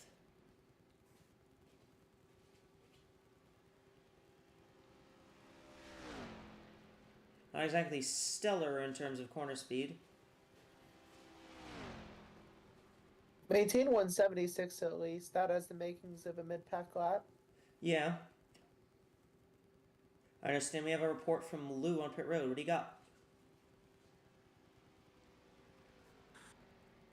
Well, there seems to be a bit of confusion at the 22's garage here. Obviously the 22 is still out. Well, it's not exactly in the garage at the moment. It is in a sort of waiting area of the garage. Well, it is in the garage, but it's not at its 10 because it's waiting to go in the Fast 10, the Fangio Fast 10. But there has been a couple of engineers. Actually, I counted 6 under engineers who have gone in the 22's stand in the past few minutes, and they seemed pretty confused as to what was happening. I tried talking to them. Obviously, they wouldn't say anything because at the moment they don't so we don't exactly know what they knew, but apparently it surprised them very much that the 22 was this quick. It was not something that was planned.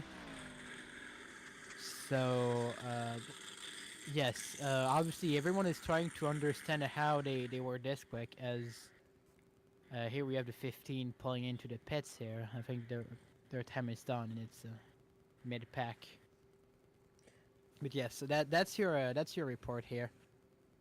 54.66 for Smith. That's not going to be good enough to make the Fast 10, so...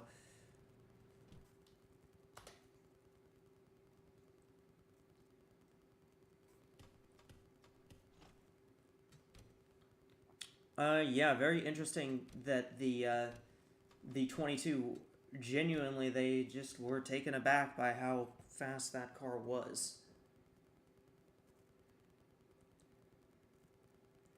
Although I guess if I weren't planning for my car to be that fast, I would be shocked too.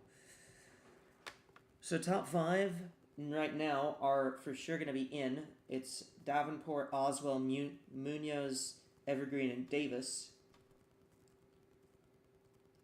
At the moment, Rockwood, Arcadia, Buchanan, Williams, and Gray.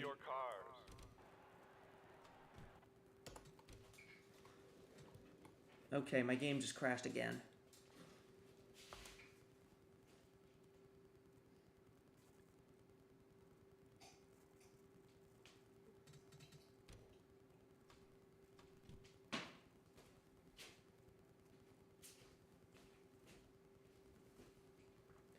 course it starts crashing after I'm in the... Of course it doesn't crash at all on the next gen, but it's crashed 3 times on the Pinty's mod. Drivers, start your... Drivers. So it will be Kathy Ableton Perez in the 25. Who will be up now.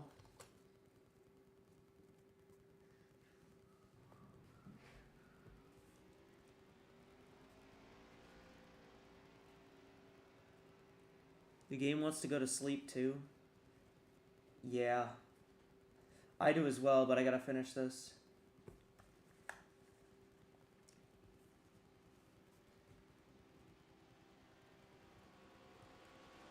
So it is Ableton Perez who will be qualifying here. And driver the 25.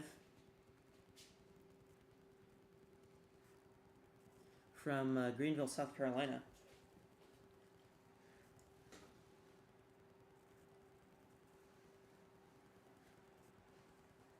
I mean, the North Star laps have been interesting, because obviously the 22 had that flyer lap. The 51 had a very good lap, and then the 2 had a very middle-of-the-board lap. So, it's been interesting to note the laps for this team.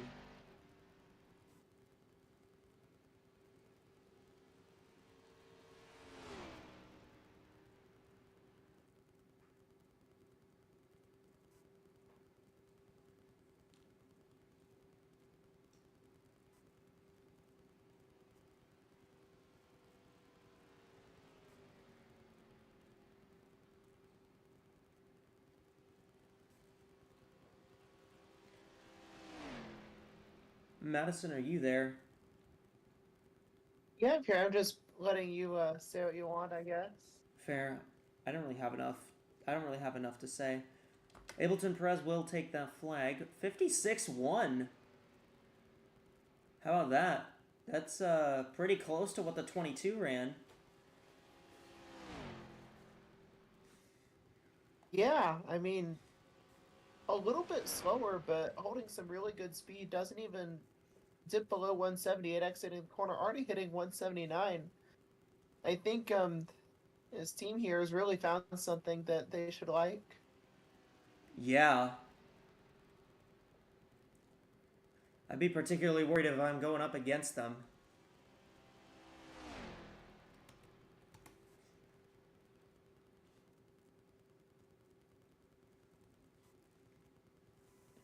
So the 25 will take their lap of a 49.897.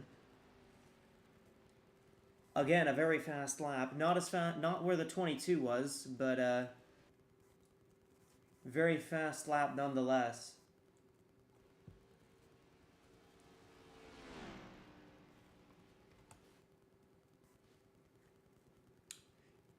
So,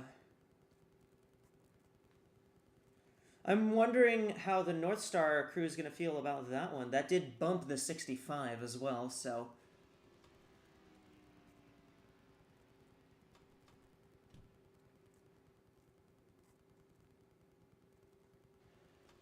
Wondering about how the North Star crew feels about that lap time. Did anyone tell Honda this is a naturally aspirated engine formula? Real...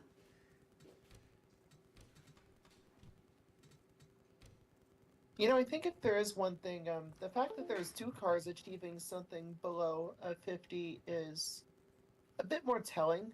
Like, maybe this team really is just that absurdly quick, legal or not, and it's not just one stupid little thing that happens to be right.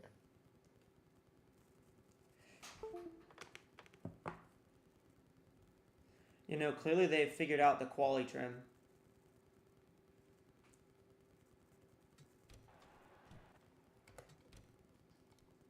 Drivers, start your... So it is the 93 of Izzy Oberman. This is the last Inverness racing car that will be going.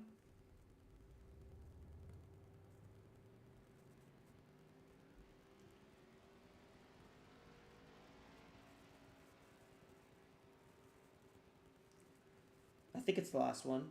Yeah, it is. So yeah, this is Izzy Oberman, daughter of former Gridiron Cup Series driver Janie Oberman, which is really funny that one connection to Gridiron Cup is driving for another connection to it. Because she's at Inverness Racing for Ryan Inverness's team. So the top 6 are locked in at the moment: 22, 25, 96, 7, 10, 54. And then the next, so if the 93 doesn't finish better than 7th, the 93 doesn't beat the 78 here, then the 78 will lock into the second round.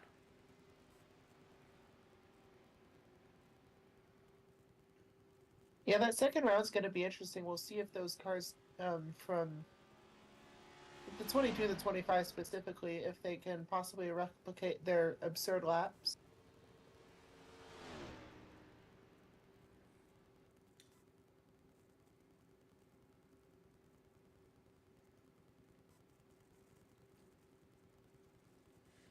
Yeah, I would be curious to see how the 22 and 25 do there, because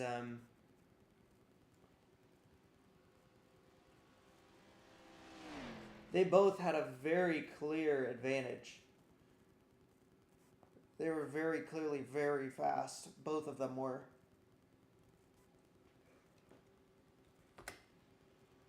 .56.4 for the 93. Very solid warm up.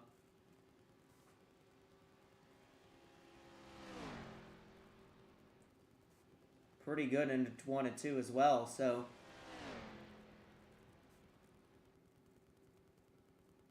this is looking like the Honda laps, but on the 93 here. So maybe these guys figured something out.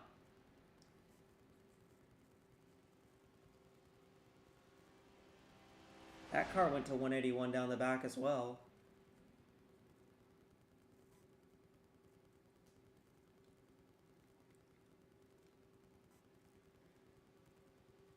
Checkered flag, 50.003.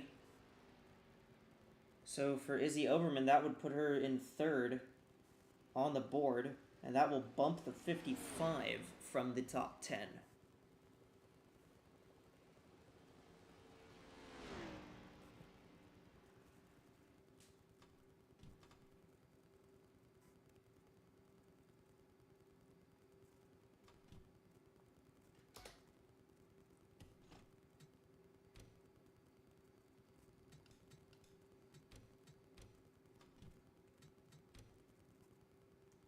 So pretty interesting for that one. That was a very, very good looking lap. So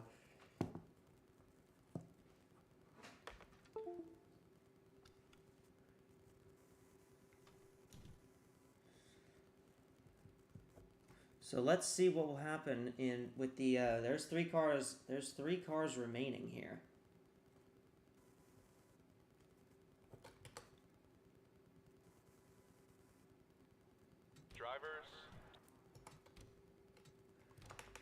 Drivers. Here is the 84 of Casper von Weber.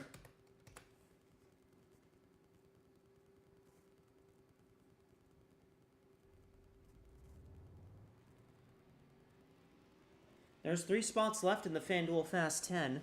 The top 7 in qualifying at the moment are in right now. Davenport, Ableton, Perez, Oberman, Oswell, Munoz, Evergreen, and Davis. Right now on the bubble is Rockwood, Arcadia, and Buchanan.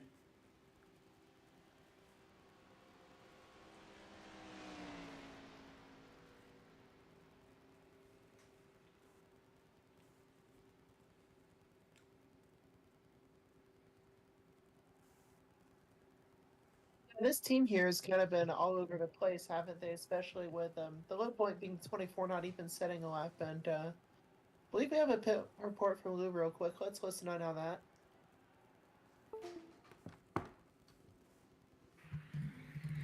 that. Yes. I just wanted to tell you guys very quickly. NASCAR officials have now gone to the 22 and have pulled it pulled it a little bit farther away from the rest of the cars waiting for the top 10 here to go in the Fast 10.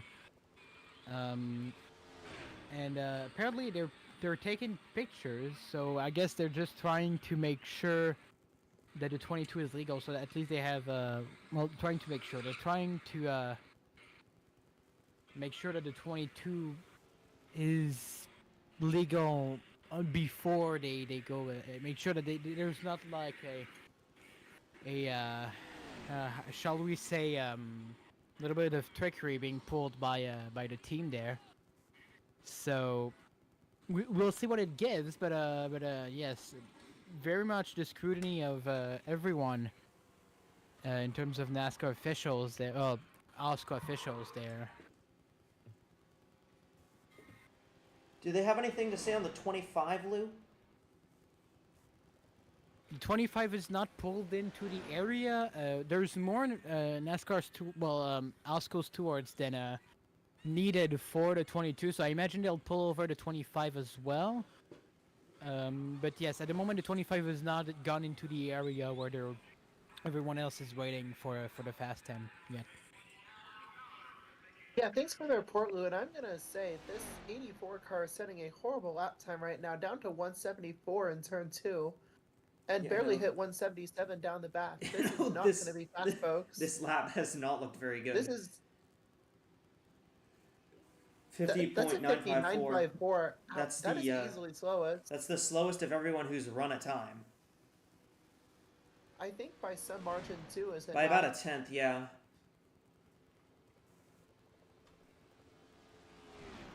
So Casper, that's a couple cars from that team on both sides of Cup and Continental that have been slowest.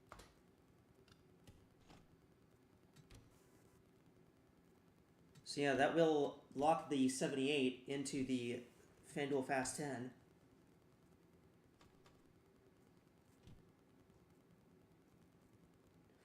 Just 2 more cars left here in the second group here, and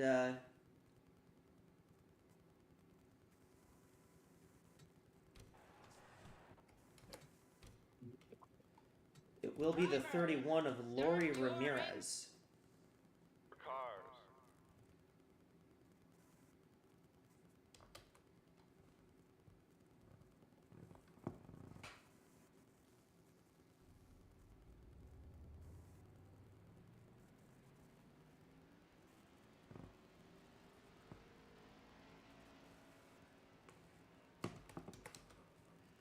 So, Ozark Motorsports has been a bit inconsistent.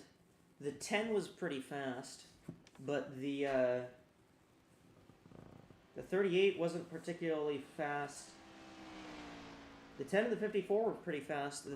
The 38 was not. So we'll see what the 31 does here with this driver from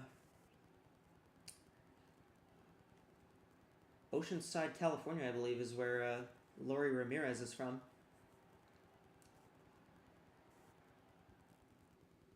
Green flag, and Ramirez will begin her lap here.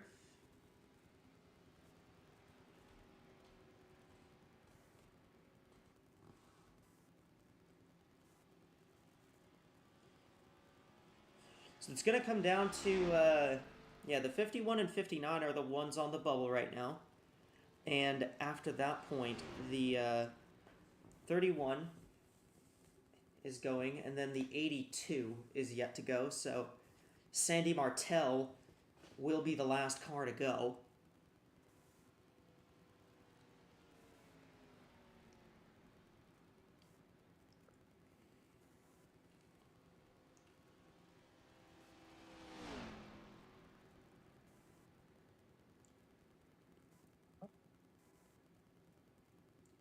Yeah, the car looks pretty smooth. I'd like to see how fast that warm-up lap was as we cross the line here. 56.6. Pretty good. Pretty good opening lap. Pretty solid.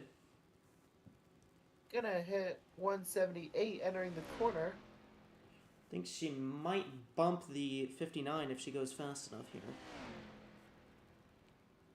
Possibly. Only barely went down to 176. Will certainly hit 180 at the end of the backstretch.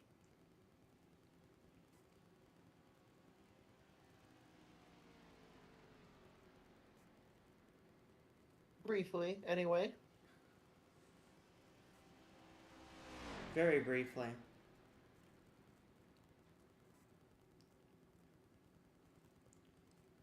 And coming off the corner, we'll see what this is. See what Ramirez is going to pull. It is a 53.24. That is 10th. That is right on the bubble. And that bumps the 59, but it does not lock her in. The 51 is in for sure. The 31 will need to hope that the 82 does not run faster than a 53.24. Yeah, and the 82 is going to hope that she's not going to run like her teammate did just now, the 84. I mean, right now the Certainly fastest Ubermud Enterprise car has been Kate Summers, and Kate is in 35th at the moment, so...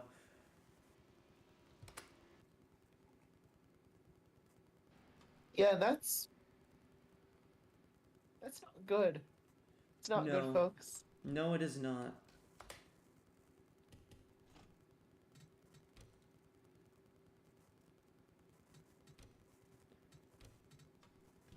So yeah, after the 82 goes, we will take you to the FanDuel Fan Studio one last time. And then after that, we'll be back with our FanDuel Fast 10, and then the FanDuel Fan Studio again will send us off for the night at whatever time it is. It's like 2 a.m. Yeah, it's quarter to 2 a.m. and even for our West Coast fans, this is feeling a bit late for them. Yep. The good news is we just have 2 more cars left. We just have 1 more car left in this group, and 2 more, and 10 more to go. Drivers! To your cars. And we just have 10 more after that point in the Fast 10.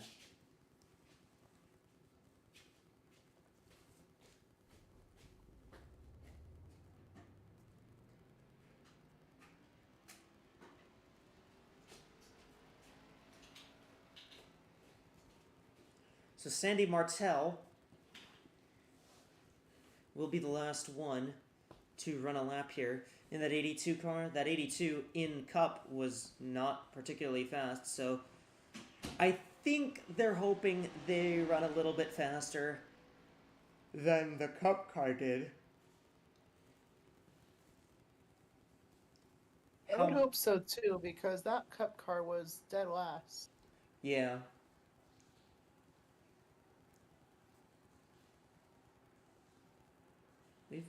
This stream has been going for almost 7.5 hours.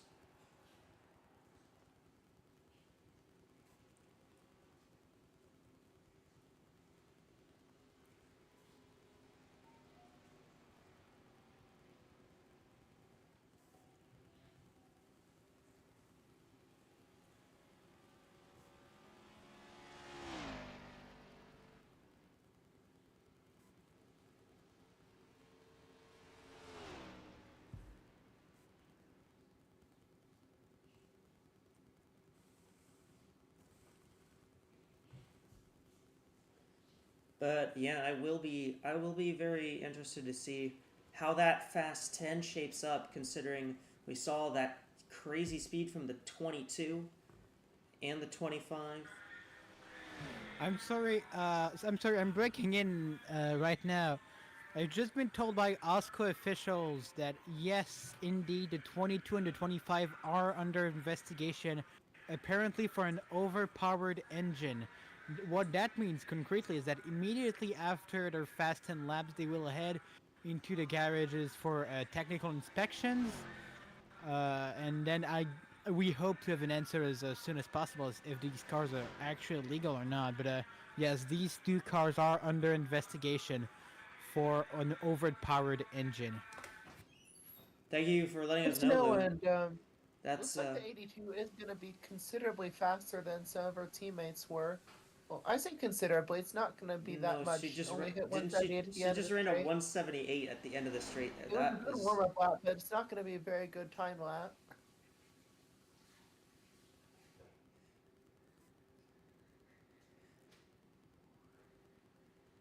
And into the turn. 56.54. That is going to be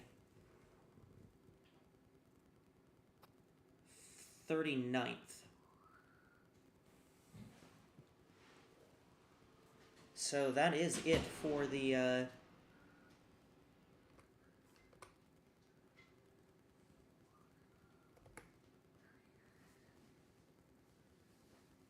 what did I do? Oh, I thought I broke it. So that's it for the first round of qualifying here from Daytona in the Continental Series. We're gonna send you to the FanDuel Fan Studio for a little bit, and we'll get the FanDuel Fast 10 set up, and we hope to have that ready for you as soon as possible. All right.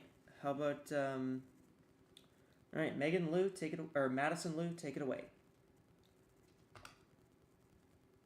That's 25 penny in that jar. All right. Yeah, I mean, I'm gonna make up for the 5 hours I bought. Still out of breath just running down here. I mean, I didn't even try. As you can hear, I'm still in the.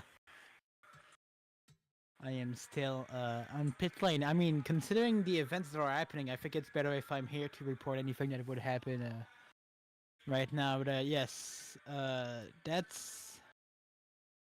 I mean, this might be the story going into the night of what will happen, because if that speed is replicated in the Fast 10, I mean, can we really just declare that one of those two cars would be the pole car? It's probably too early to tell it.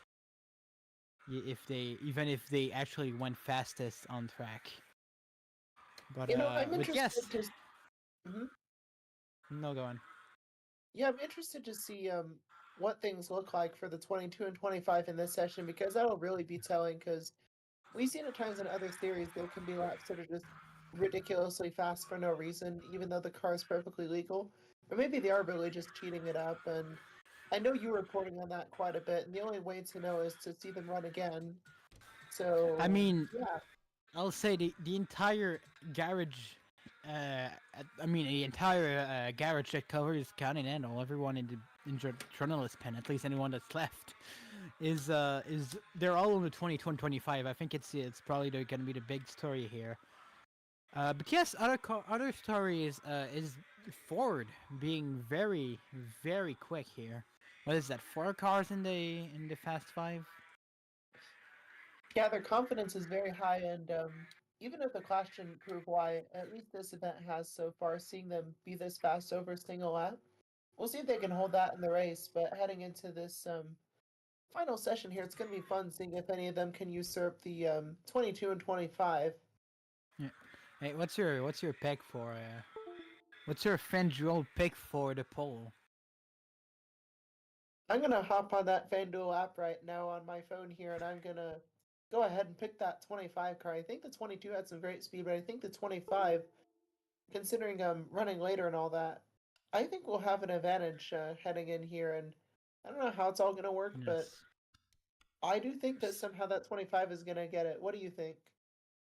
Well, I don't think these times are gonna stand through the night, so I'm gonna pick the 93, third fastest, almost under 49, almost under the 50s. Didn't quite get it, but I mean, I think it probably won't, but they definitely had pace, and I think they are the fastest on the track. So Easy Overman for the pole is my pick. It is 66 degrees Fahrenheit out there. My goodness, that's to give you an idea, what temperature was it when we started the cup? Was it what, 73? I think it was like 74? 74 or 75. 74. There we go. It's definitely So, cooled off tonight. so yes, that is almost 10 whole degrees gone. Man. Yeah, That- 8 that degrees is- is not a tiny difference.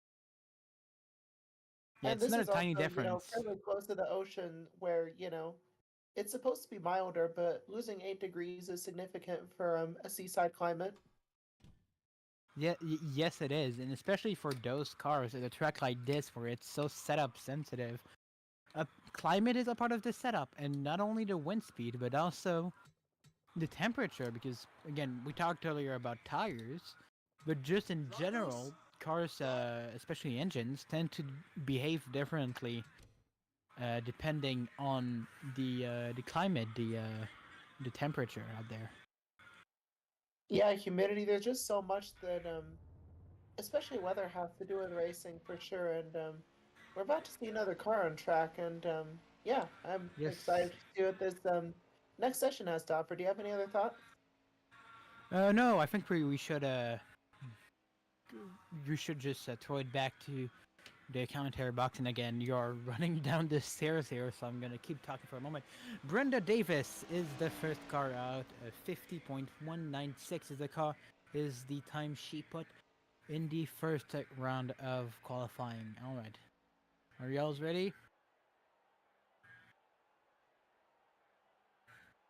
All right. Well, that was your FanDuel Fan Studio segment. We'll be back after the final 10 drivers. So yeah, Brenna Davis will be going up here. The 54 ran I actually don't even remember where they ran in the first round. 54 ran a 50.196 in the first round. Thankfully, yeah, the 54 was one of the 3 Ozark Motors. Jesus, excuse me. One of 3 Ozark Motorsports cars to qualify for the FanDuel Fast 10, along with the 10 of Eliza Evergreen and the 31 of Gloria Ramirez.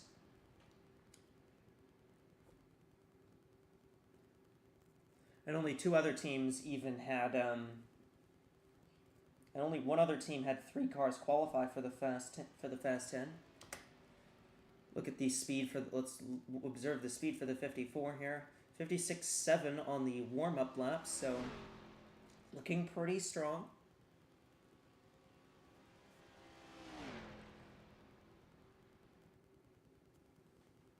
While Ford looked fast, they actually only had 2 cars make it to the Fast 10.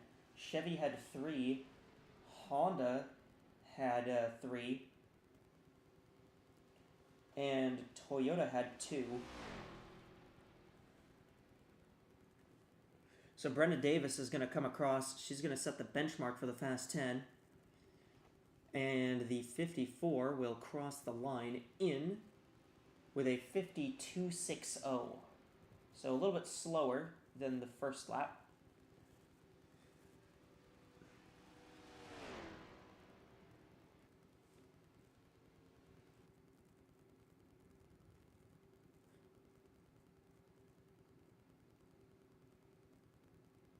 A little bit slower than the first lap, but still solid for the 54 car to be able to get a lap fairly close.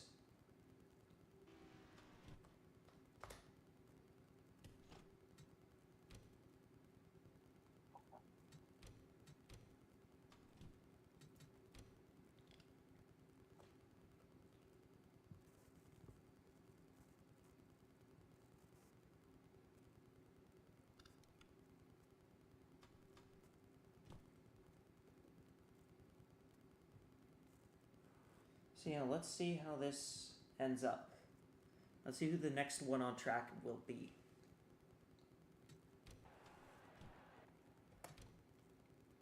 Driver All right, so it is Lexi Rockwood who will be taking the track now. Rockwood ran a 50.196 in the first round, tied with Brenda Davis, so these two may break the tie, or they might tie again.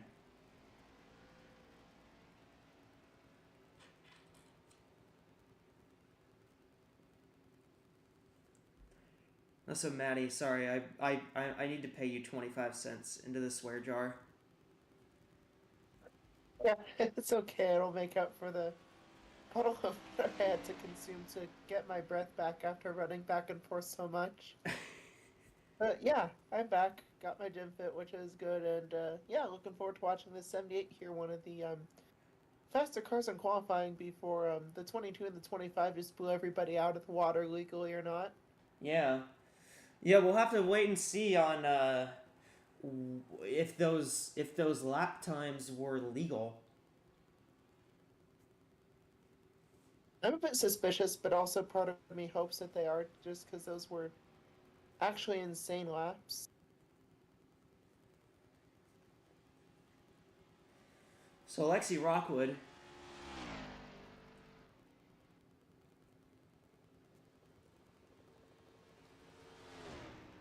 in the 78 car, looking pretty solid at the moment.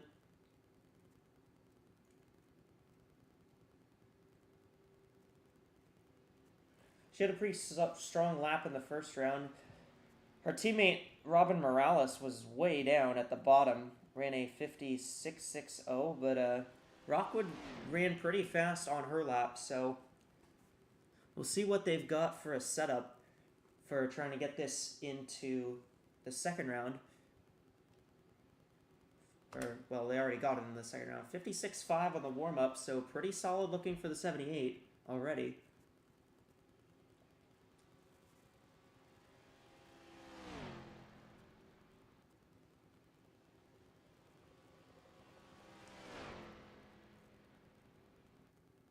Reasonable cornering speed, only barely dipped into the 176 range, which, again, typically indicative of a decent lap. And hits 180 at the very end of the backstretch briefly.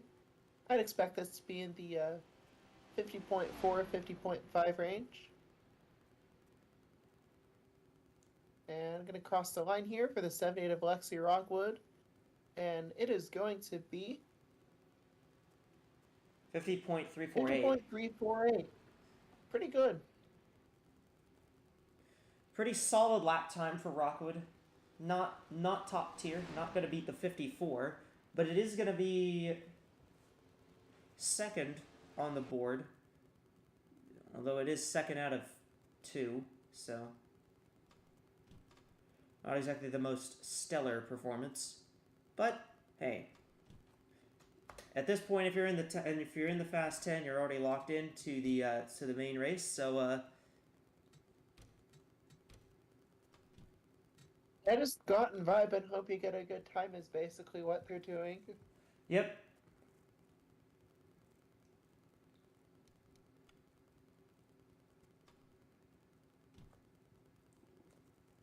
Let's see who the next car is.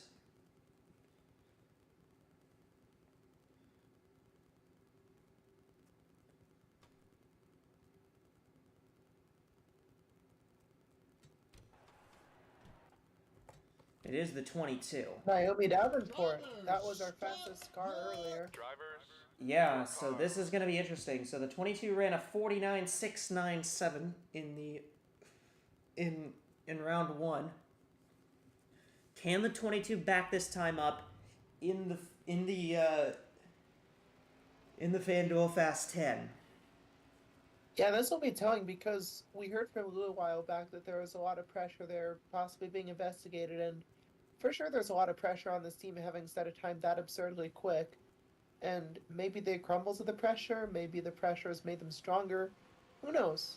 This is really going to be very fun to watch.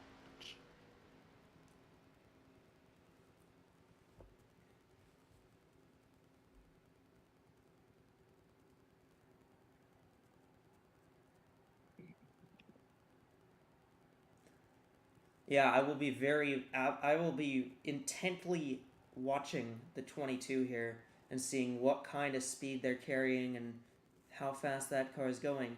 And I will also be watching the 25 for it. And you know what? Who I'll also be watching is the 51, because the 51 is also a team car to these guys. And the 51 also made the FanDuel Fast 10, so... I'm keeping my eyes on the 96 personally. I was pretty impressed with the lap that Len Oswald set.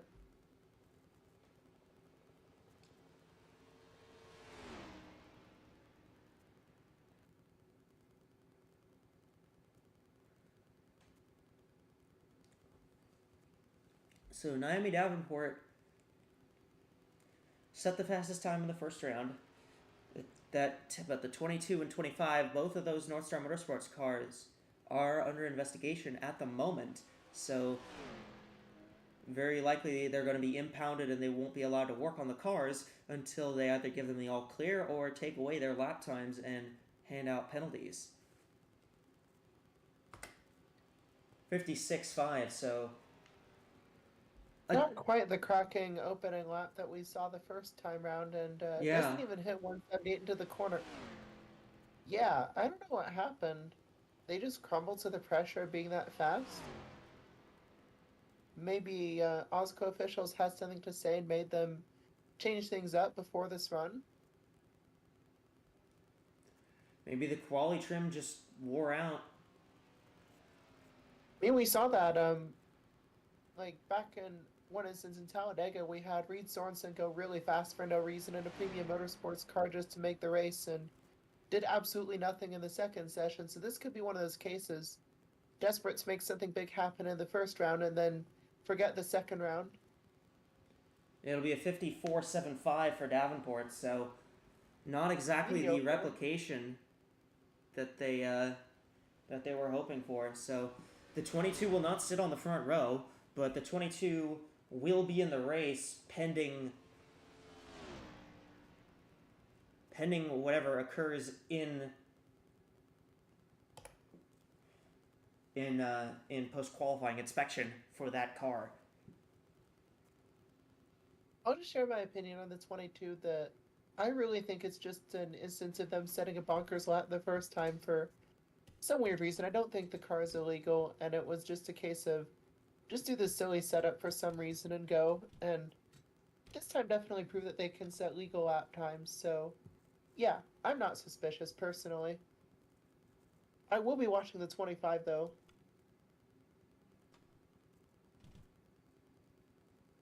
And I think we have a pit report from Lou. Yes, just very quickly here. With the temperature lowering, with the first two drivers, especially the 22, there's been reports of just the grip not being there. At least being extremely hard to find, especially during the apparently during the warm-up lap. The grip is just very much absent, so they were working very hard to get those times as up as they wanted to be at the moment, just as up as they are at the moment.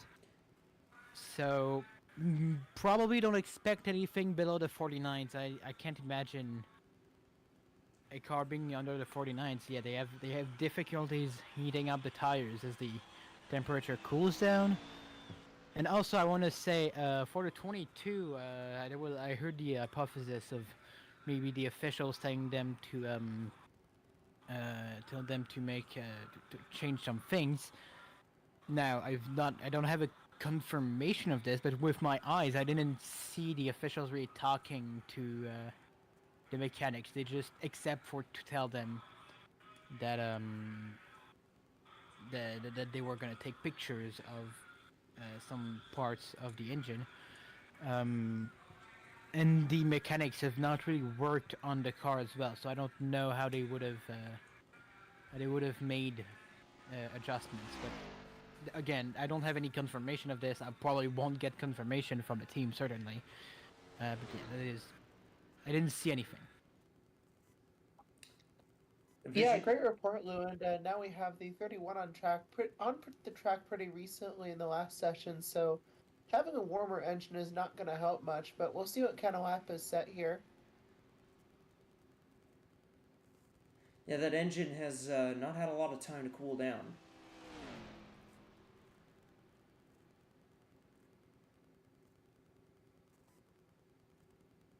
But the 31 has been sent back out here on track. And we'll see the speed that car is carrying at 56.7 on the warm-up lap. Looks pretty solid. I think this could be a lap possibly the 50.3, 50.4 range. Something like Because that. we saw a lap a lot like this earlier. Gonna hit 180 at the very end of the backstretch. Just barely.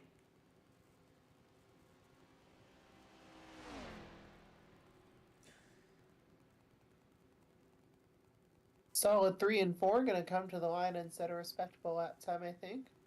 What is it for Lori Ramirez? It is 53.49. That is third on the board.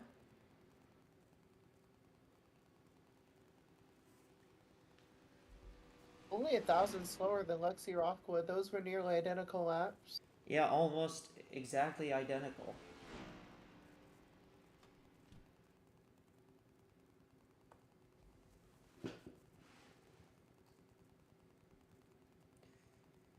So very interesting.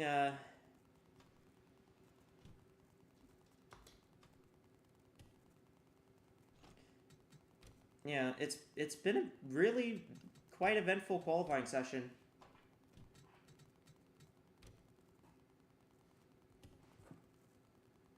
Yeah, and it's already past 2 here in Daytona. Yeah, the good thing is we'll be done soon. There's only 6 more cars left to go.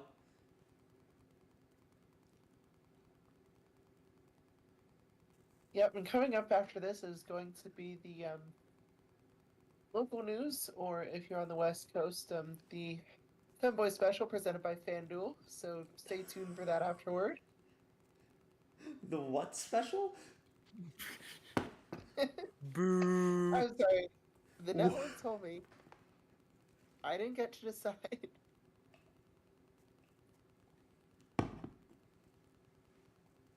Wait, you're sorry, I'm breaking character here, but you're implying this is being broadcast on analog national network television? Like this is on network TV and not on fucking like ESPN 4?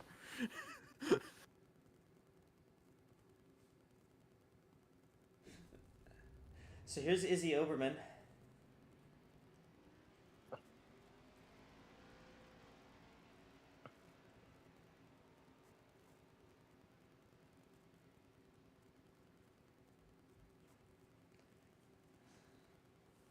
Yeah, I got the Dream Machine, dreaming of setting a decent lap time here. Hey, remember the 93 was very fast on its lap in the first round. Set a 50.003, which was actually the exact same time Yania Waterton set in the first round in Cup qualifying. So maybe that's a good omen for the 93 here. I guess we'll have to see, but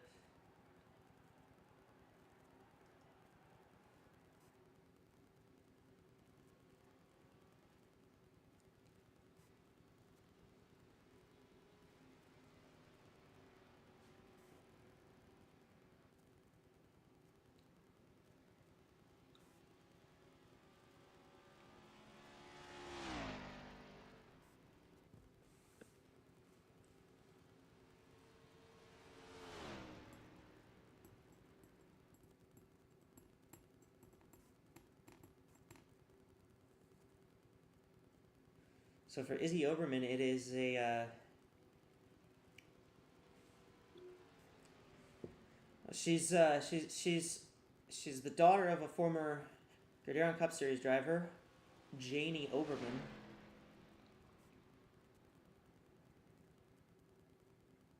Yeah, it's always good to have family history in racing, and Yep.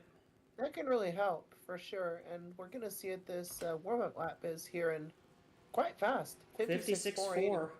That looks very strong. Gonna generously hit 178 into the corner. And coming through is gonna maintain some pretty solid corner speed. Doesn't even think about dipping down to 176.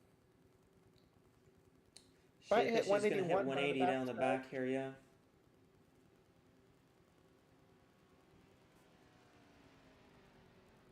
Doesn't quite get to 181. Well into the 180s though, or into 180 I should say. Doesn't quite, okay, just barely dips down to 177. This is going to be one of our faster lap times, if not the fastest. Yeah, it's gonna be a 52.16. That is first. So the 93 to the top. By just under half a tenth, that is fastest. Yep.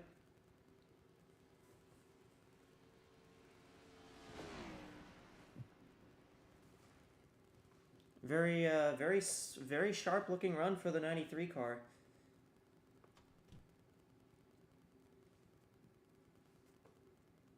And we'll bump the 78 from the front row, but the 78 for sure. We know that the 78 will be in.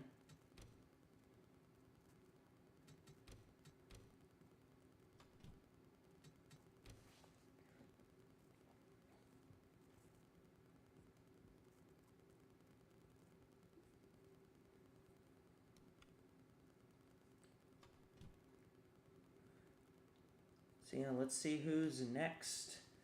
5 more cars to go. Then the front row is being set here just like it is in Cup. It is the 25.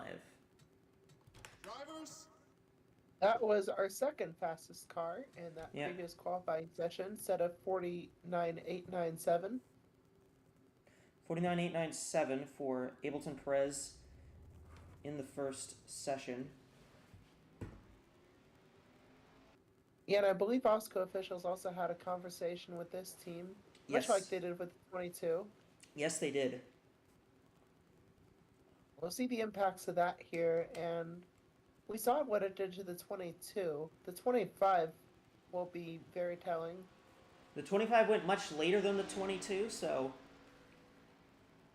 they might not have had time to make make changes if that's what they were directed to do.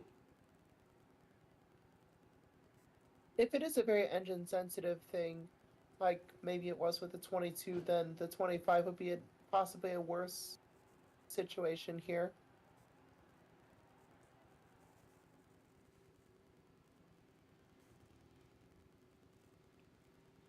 Because if it's not something explicit with the engine, it makes you wonder how on earth did they get that hot? Like, how did they get that fast is my question. Yeah, that's what I'm wondering too.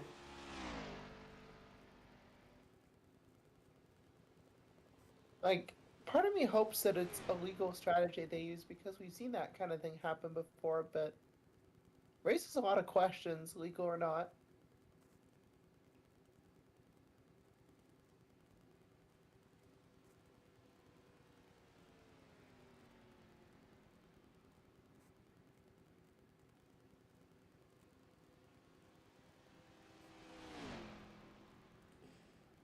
Yeah, I would be very curious as to what gets levied down because of that. If there is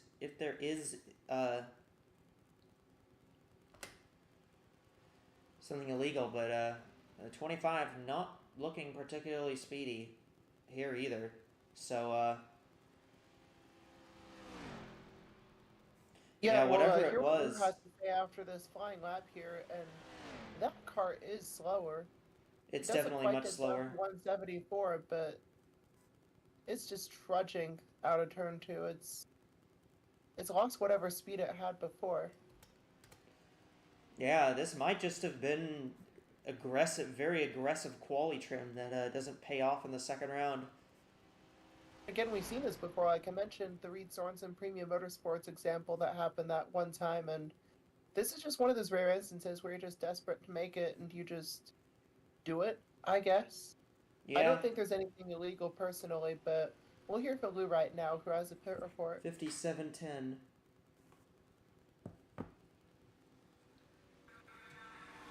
Alright, guys, so first of all, contrary to what I first believed, yes, the cars have been instructed to reduce speed. We don't know exactly how they did it. The AWSCO official only told us that they were instructed to reduce speed.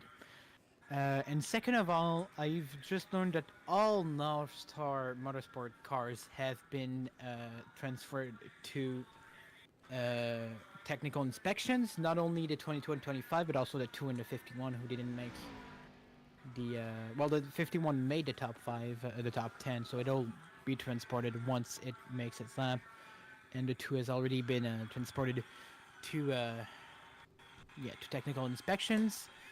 So doesn't seem like it's an issue with Honda if it is something, but only an issue with the North Star team. Yeah, great report, and makes you wonder how they would have done that, because I know engine oils and that sort of thing can play a huge role in lap speed and that sort of thing, or yeah, definitely the oils is one of the biggest things that really contributes to that, because you can have different types of oil for that sort of stuff. Yeah. I will point out that I've also talked to Honda engineers, and they're also, again, they're confused as much as we are as to how they got that much speed. They don't know how they got that speed. So it is not so it is definitely not something from Honda. Yes, it maybe oil, or maybe they just illegally changed the engine, or maybe it isn't. Maybe it isn't even an engine issue. They're investigated for overpowering the engine, but it is not. Maybe it's something else as well. We don't know. We can't know. Yeah, we can guess, but we can't know, and we're gonna see Len Oswell here in the 96 on track. Yeah, Oswald had a very fast lap in the first round. I think it was in the 50 O's. It was a 50.058. I think it was the fastest aside from those oddball laps set by the 2 Hondas there. The 93 had a 50.003. Okay, yeah, for a while it was, but yeah, 4th fastest in the previous session. Yes.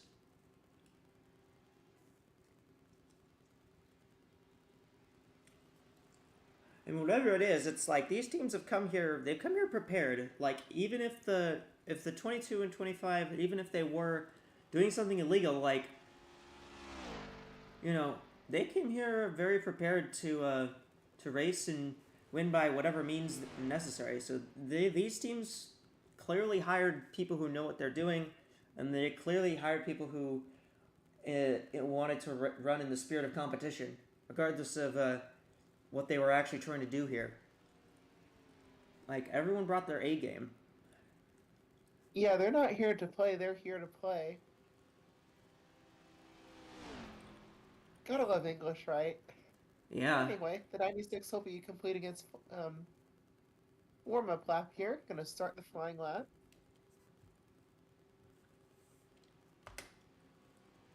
.56.8 on the warm-up. Not terrible. 178 into the corner is pretty typical. That's reasonable. Dropped a little bit to 176 there, but we'll see if she picks it up. See if she can This get just enough feels of like a a very run. ordinary lap. I'm telling you, it's gonna be a 53.4 or something like that. Maybe a 53.5. This is just a very ordinary good lap.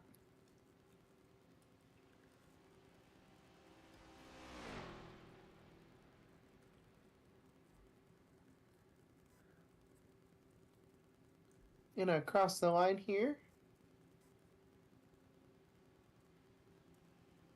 53.44. Yeah, you got it right on the nose. It was a 53.4. So that's Pretty much good for just like third. Rockwood and Ramirez. Yeah, that's third fastest.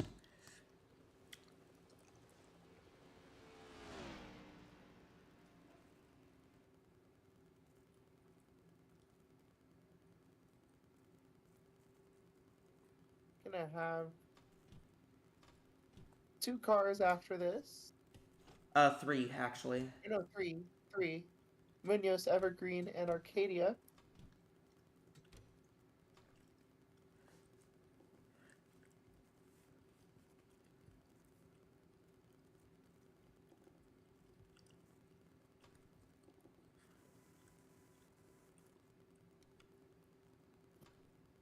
So yeah, we'll see. We'll see how this ends up going. But 3 more cars left to run in Daytona in the Echo Energy 300 qualifying.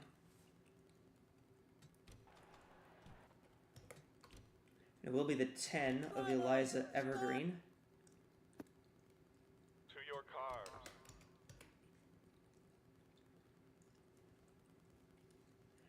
Evergreen ran a 50.182 in the first round.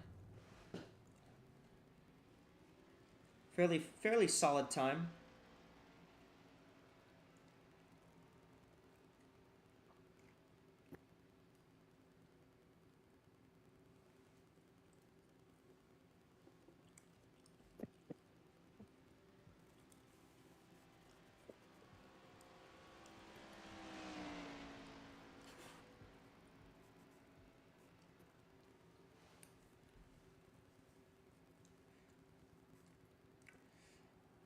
But the Ozark Motorsports, right now, the 54 is the car that they have that's on the front row. The 31 is in 5th at the moment. We'll see if that stands, because the 10 obviously is up here.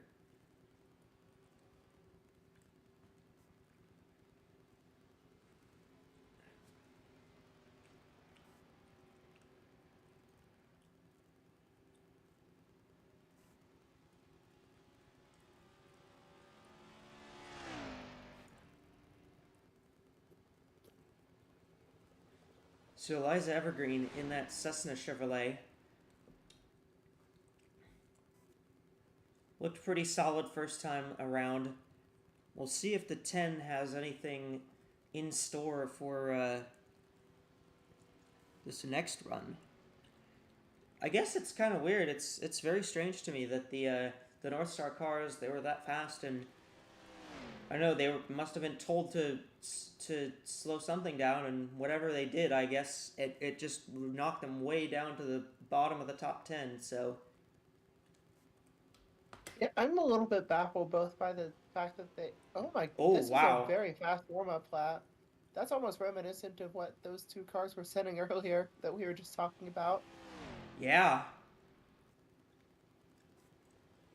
The cornering speed looks pretty good. I think this will be the fastest lap time if this holds up to our expectations. Gonna hit 181 at the end of the backstretch, possibly. no, I just missed it. Not quite. 10's This is still going to be a very good lap. very fast in the corners, though. This is probably going to be front row at least. Corner. Time to beat is a 2.60. And Evergreen will get a 1.52. That is fastest. Eliza Evergreen takes the pole away. And with only 2 cars to go, I find it hard to believe that someone will overtake that 10.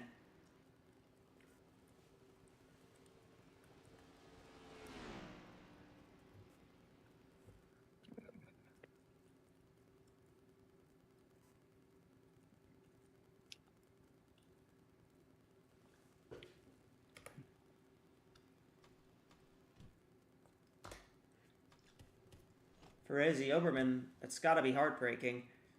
You think you're on the pole for that long, and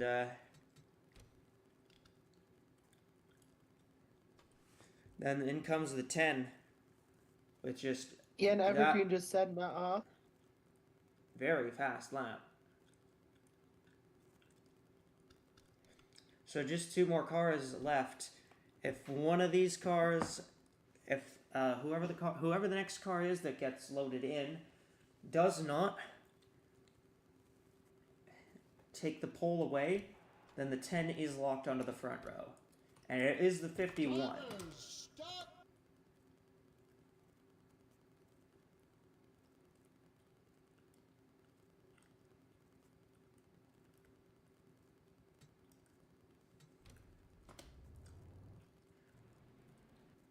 It is the 51 at the moment that's in, that is up.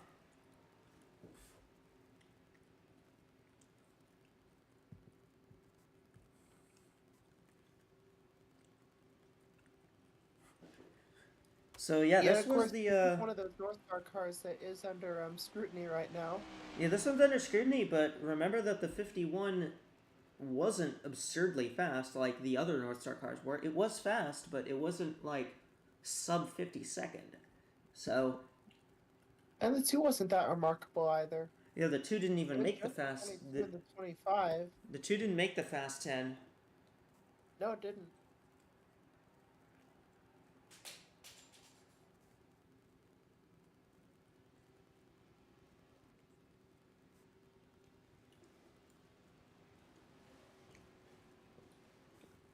So yeah, it will. I'm curious as to what's going to happen here.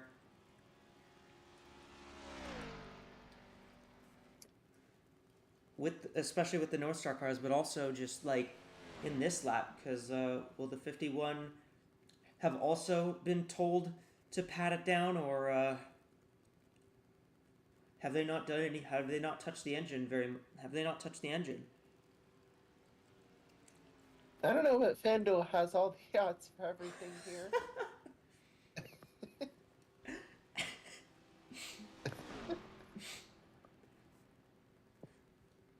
All right, here comes the 51 to start the timed lap.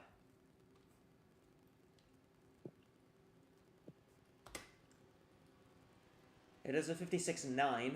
Not particularly amazingly fast, but not amazingly fast, but serviceable. Seems to be on par with the other North Star cars that made it here. And I think this is going to be a 50.4, just judging by some of the laps that have been similar to this. And this one looks a teeny bit slower than some of those 50.3 whatevers. Yeah. Didn't hit 180, I don't think. No, this isn't going to be with that 3 through 5 group. Or 2 through 4, whatever it is. Yeah.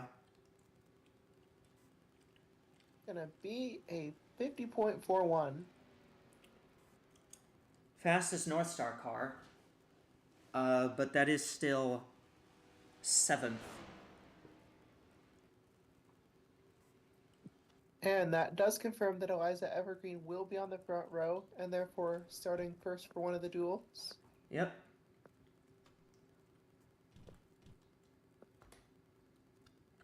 So last car to go will be the 7 of Reina Munoz.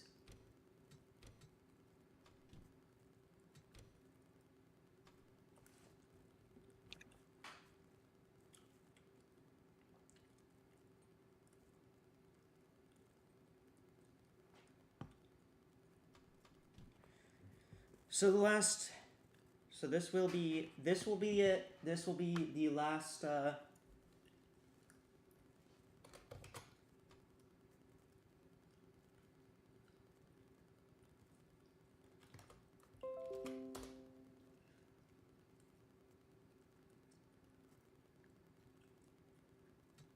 Will be the last car to go in group Drivers, start in this second round of qualifying.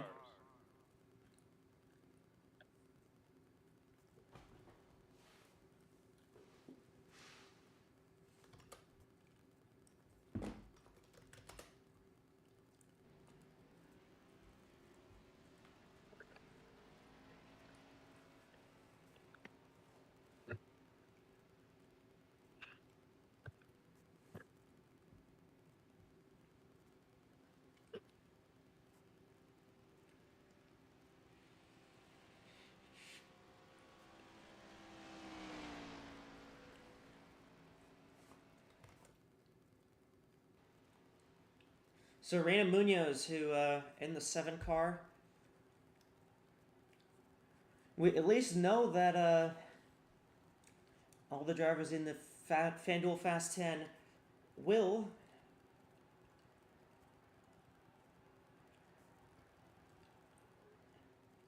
be will be in the big race on Saturday.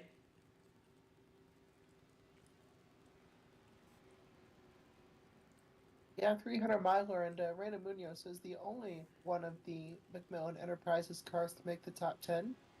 The other three not particularly remarkable. Yep. But that's just how it is. That's racing.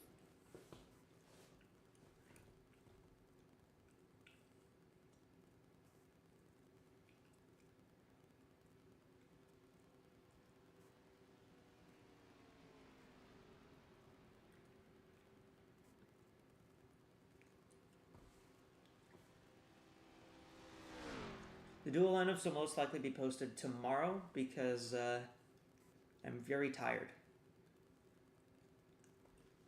Can't blame you. It's 2:30 here at Daytona. I've needed 3-5 hours to stay awake this long. Yeah. It's okay. I'll have some silly thing happen overnight. True. But yeah. Not a great warm up. lap there.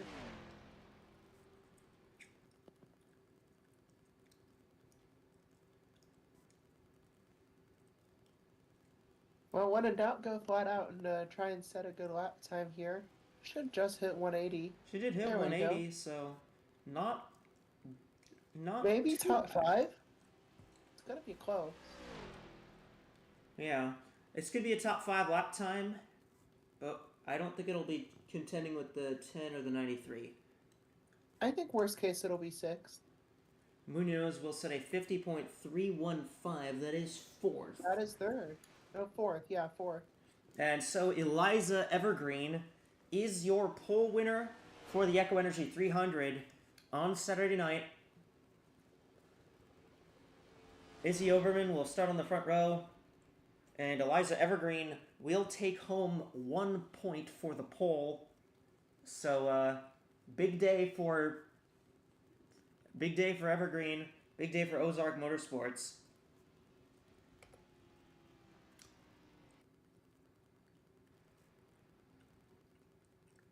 And absolutely stellar for that team.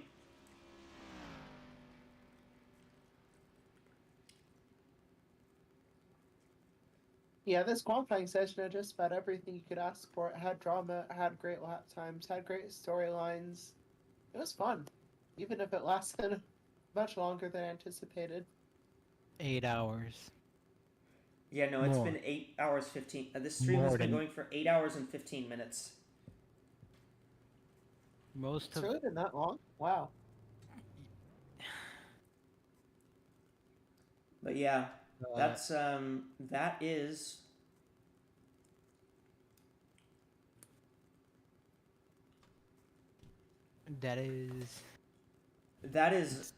that's it. We're gonna send you to the FanDuel fan studio for our concluding thoughts for, I don't know, like 5 minutes or so.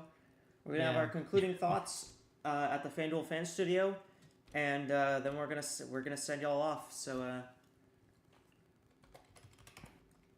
What do thank you think, you. Lou? That was crazy, wasn't it? That was there's so much happened today. So much happened. Here's what we know. Fords are good. Ford is good. In Continental and in Cup, Mercedes good. We might have a team that already has cheated. We might have a team that already gets disqualified, and it's not even race 1.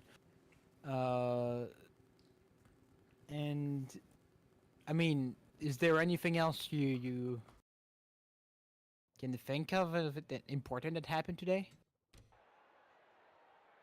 I'm pretty surprised at how much, well, of course those two Hondas were ridiculously fast to start with, and then they just completely lost it. And we talk about how fast Ford was, but it was a Chevy that started on pole, which I find very interesting. And of course, Toyota had a few fast entries. Yeah, just kind of all over the place, really. Yeah, it has been a chaotic day. It has been a day that is very much. I mean, as much as it took so long, it almost feels in a way like Indy 500 qualifying day. Because it was just continuing racing for literally an entire day's worth of racing without stopping or anything. So yes, this was fun. It was something different. I'll say. Do you have any closing thoughts? Anything you want to say? No, but thanks to FanDuel for all their hard work in presenting all this and the Yeah. Fast 10, the betting odds for qualifying, everything like that. And yeah, they've been very helpful, and they're going to send us off here pretty soon. And thank goodness. I think we all need to sleep, don't we, Echo? Yes. The Yes. duels are in 13 hours. Yes, we all If need they to sleep. go at schedule time. All of the teams need sleep. I think all of the us commentators need to sleep. I think yeah, we all need some sleep, but I think a lot of these race teams are going to be Up for a few hours. up for a few hours, yeah. I mean, the teams will be notified. The teams already know. The teams will be notified where they start in the duels, but they won't be released publicly for a little bit because I need to sleep basically. But the duels will be tomorrow at 4 p.m. so that we can clear the track quickly enough for NASCAR Cup Series qualifying. And I think we also will have a Daytona 500. We'll have a practice session as well for the 500 at some point. I don't remember when. Friday? I think it's Friday, yeah.